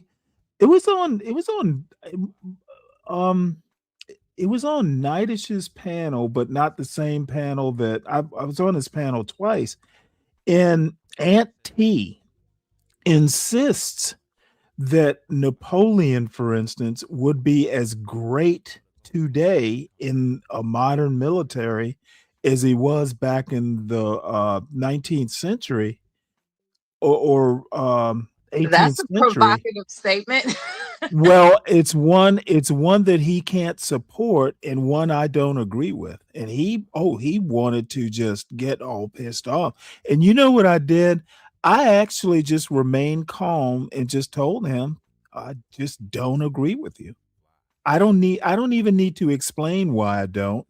You know, Napoleon, I just happen to know that Napoleon was trained as an artillery officer, and artillery these days is heavily computerized. He would not stand out.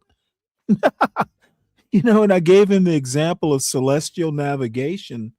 Um, I was commissioned in 1990, and they were in the process of stopping even teaching celestial navigation in the Navy because GPS was everywhere. Mm-hmm. You know, when they did sun lines, you know, at midday, at midday local, it was more ceremonial than anything. Yeah. What You just look up at the GPS. So what I'm saying is that technology over the what I like centuries has been a great equalizer. And then the other thing that Aunt T doesn't seem to understand is we don't fight ground wars uh the way we used to. You don't have these great phalanxes of troops that are they don't even use horses and cavalry anymore. what I like So about what I like about Auntie is that he's competitive to the final bite.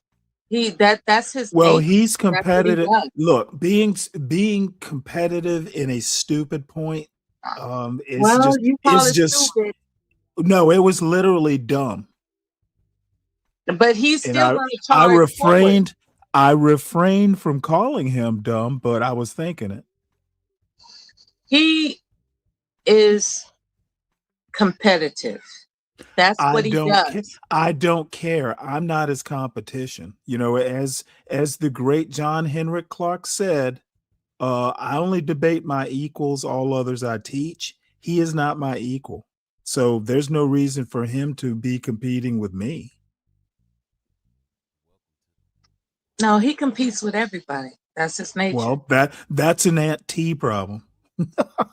I wouldn't consider it a problem. Well, I do.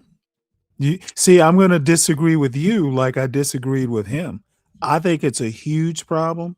But um, I just happen to know a little bit about Napoleon, so I was able to check his point. The whole thing I about the I whole thing probably know about more being about Napoleon than he does. the whole thing about being competitive by nature, it relates to a dog eat dog world. And what was introduced in your live stream is how can I put this? Exploitation, right? So either someone constitutes themselves to eat or be eaten. And that's the nature of competition. That's what built this country. This is why slavery was a thing. You know, it was all about Because of competition. I need you, and if you are not in a position to resist me, all the better.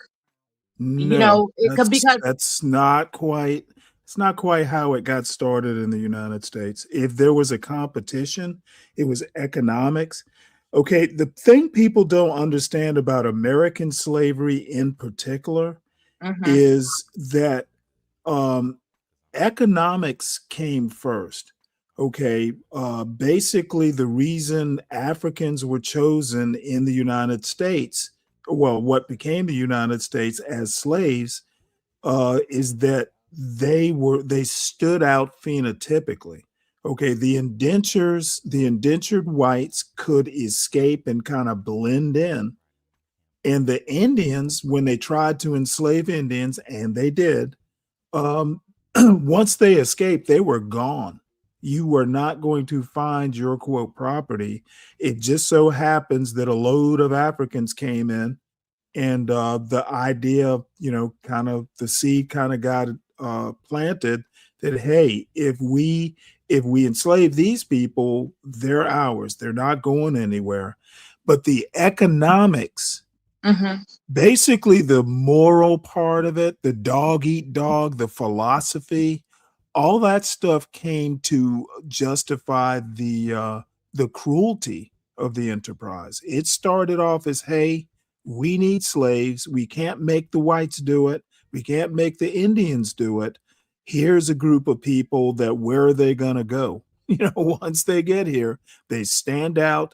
They're, Africa's thousands of miles away. They're ours. It was literally economics. So the dog eat dog, or, hey, they're natural born slaves. That pretty much came a bit later. Now you've got to think that between 1619, African slavery actually started in the late, Europeans enslaving Africans actually started let's just say the beginnings of modern slavery as we know it basically started about mid 15th century. So you had probably almost 200 years for the philosophy to catch up with the economic need. So what I'm saying is it wasn't simply dog eat dog. Hey, you are lesser than me, and there's nothing you can do. Well, if that was the case, grown women would have been slaves. That's not what I'm indicating. I'm indicating, say for instance, there was some pope back in the day, Pope the Fifth, or wait a minute. Let me get this name correct because I know how. I don't know it off the top of my head. But, I do know it was a pope. Okay, in 1452. Okay. And dare I say there was an edict in 1455. I'm not sure if you can still hear me because I was reading it, but in 1455, apparently there was an edict that where the Pope, some fifth Pope at the time, announced approval of people of that phenotype, right? Dark-skinned African, sub-Saharan African people of that phenotype were more appropriate for subjugation than others. And that's when the slave trade started revving up.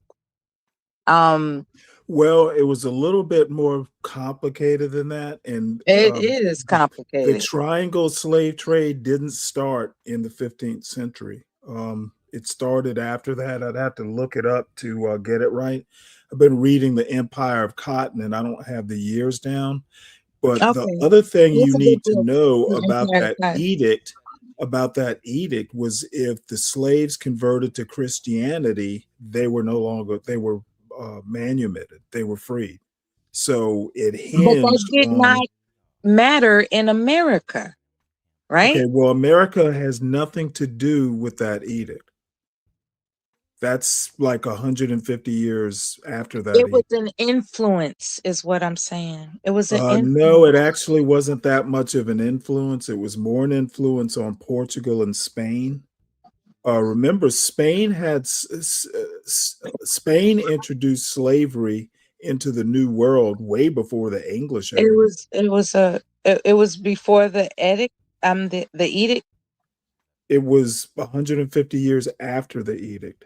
Okay, so there is an influence that I'm speaking of. Remember, the first colony in America, it was Roanoke, and I can't remember the year, but the one that stuck was Jamestown. That wasn't until 1607. What I'm indicating is that the idea that it's okay to enslave people. Protestants.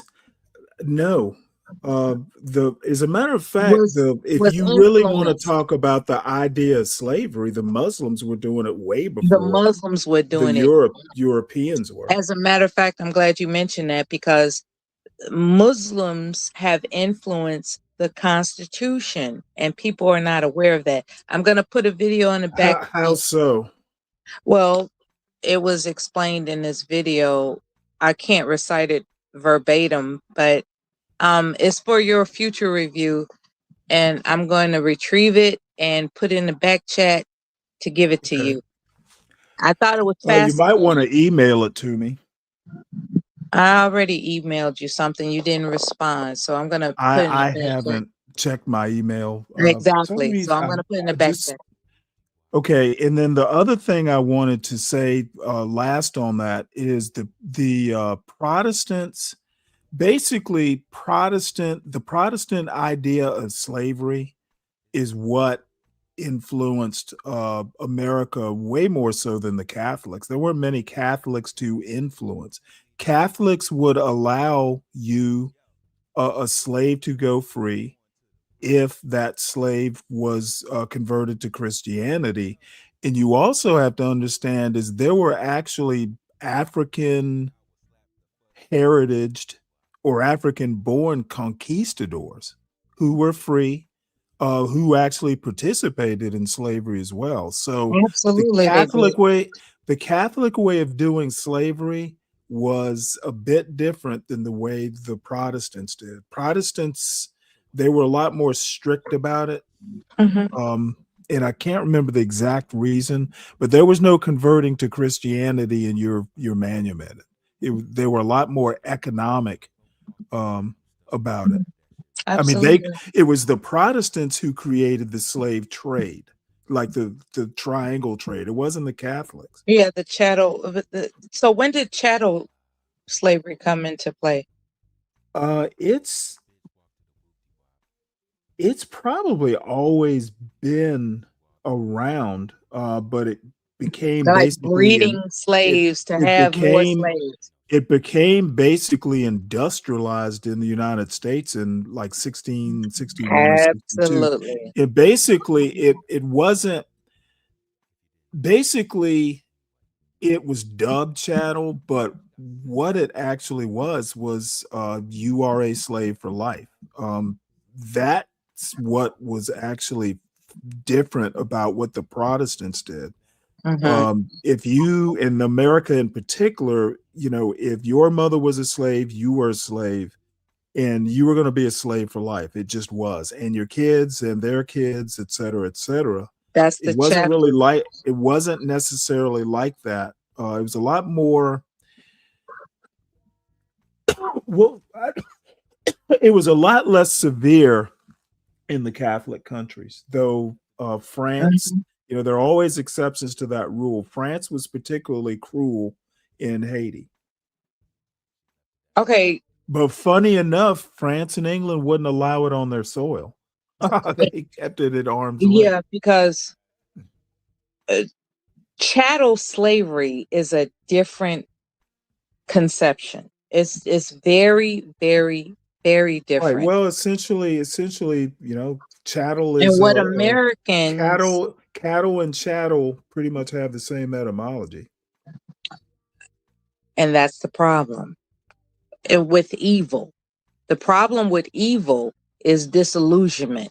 When somebody can convince themselves to such a degree that it's all right to pretend that this human being with 2 arms, 2 legs, a head, and emotions can be treated as an animal, that's a different level of evil that America Right. Well, the thing is that, like I said, the philosophy came after the economics.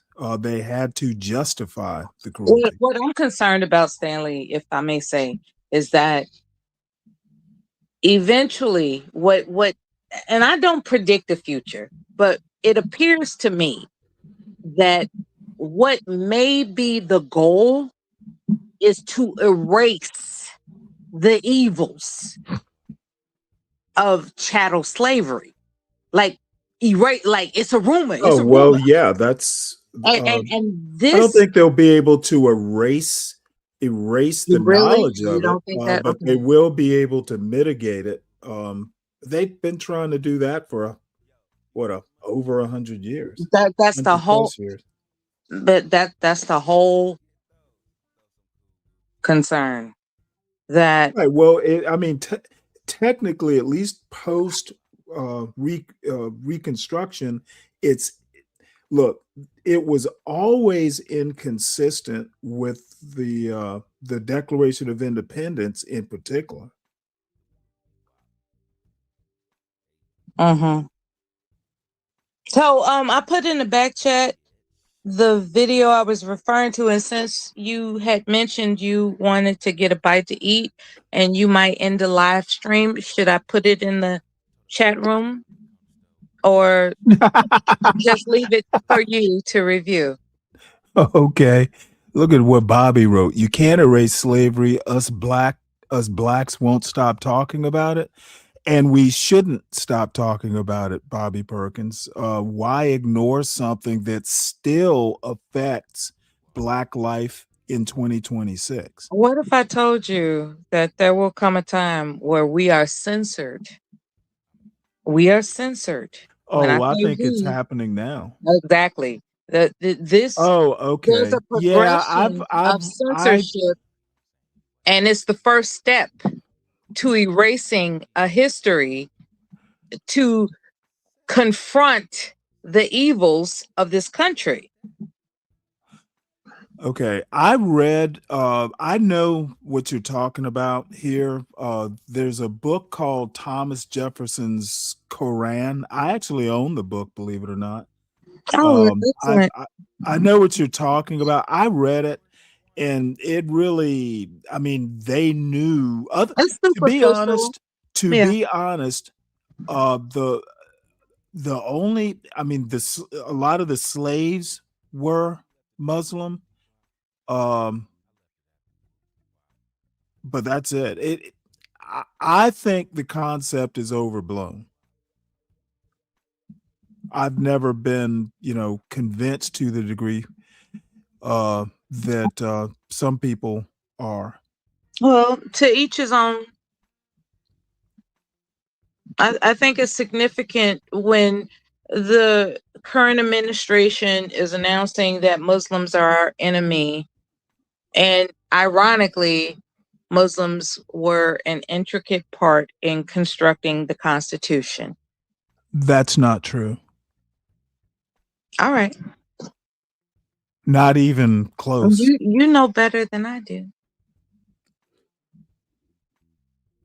Yeah, they're talking about Jefferson had a Quran and an autobiography written by an enslaved African Muslim, Omar ibn Said, who was brought to the United States during the Jefferson presidency.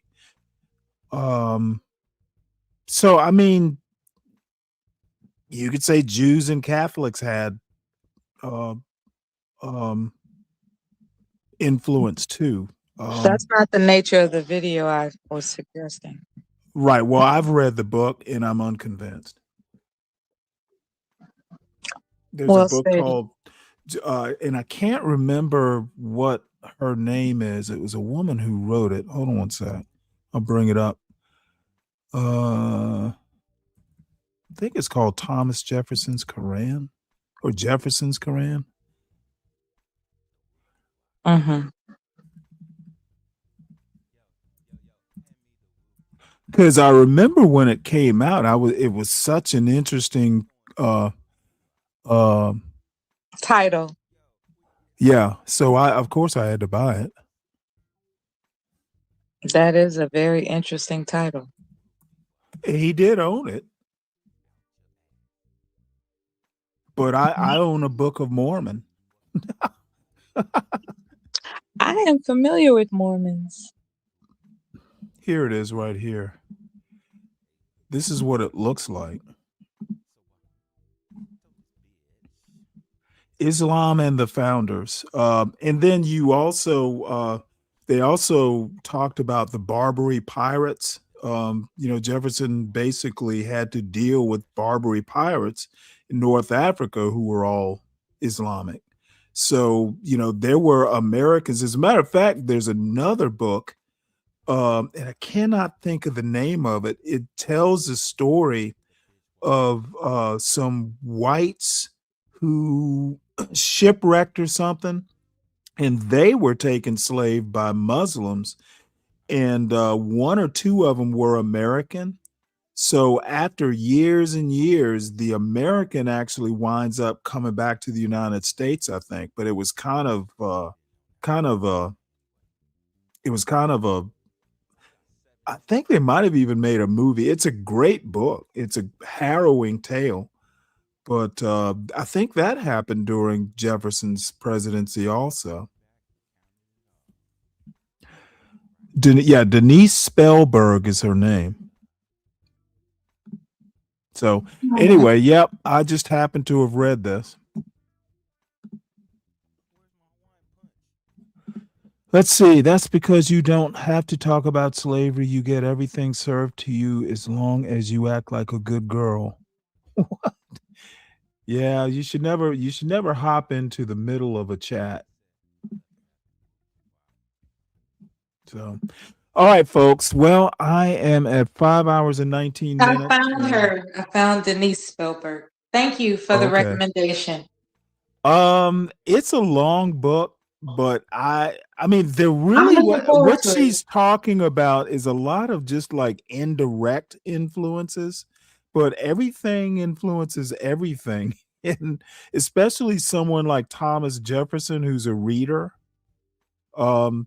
Of course, the Quran probably, he probably read it when he had to deal with the Barbary pirates. Okay, Stanley, thanks so much for your time. And please be Okay. encouraged. Thank you. I will.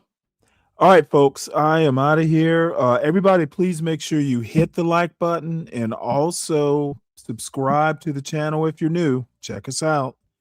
And we will probably be back a little bit earlier. I actually went out to lunch today to a soul food place right up the road. So that's why I wasn't as hungry as I could have been, I guess. So everyone have a good night. And I will see you all tomorrow.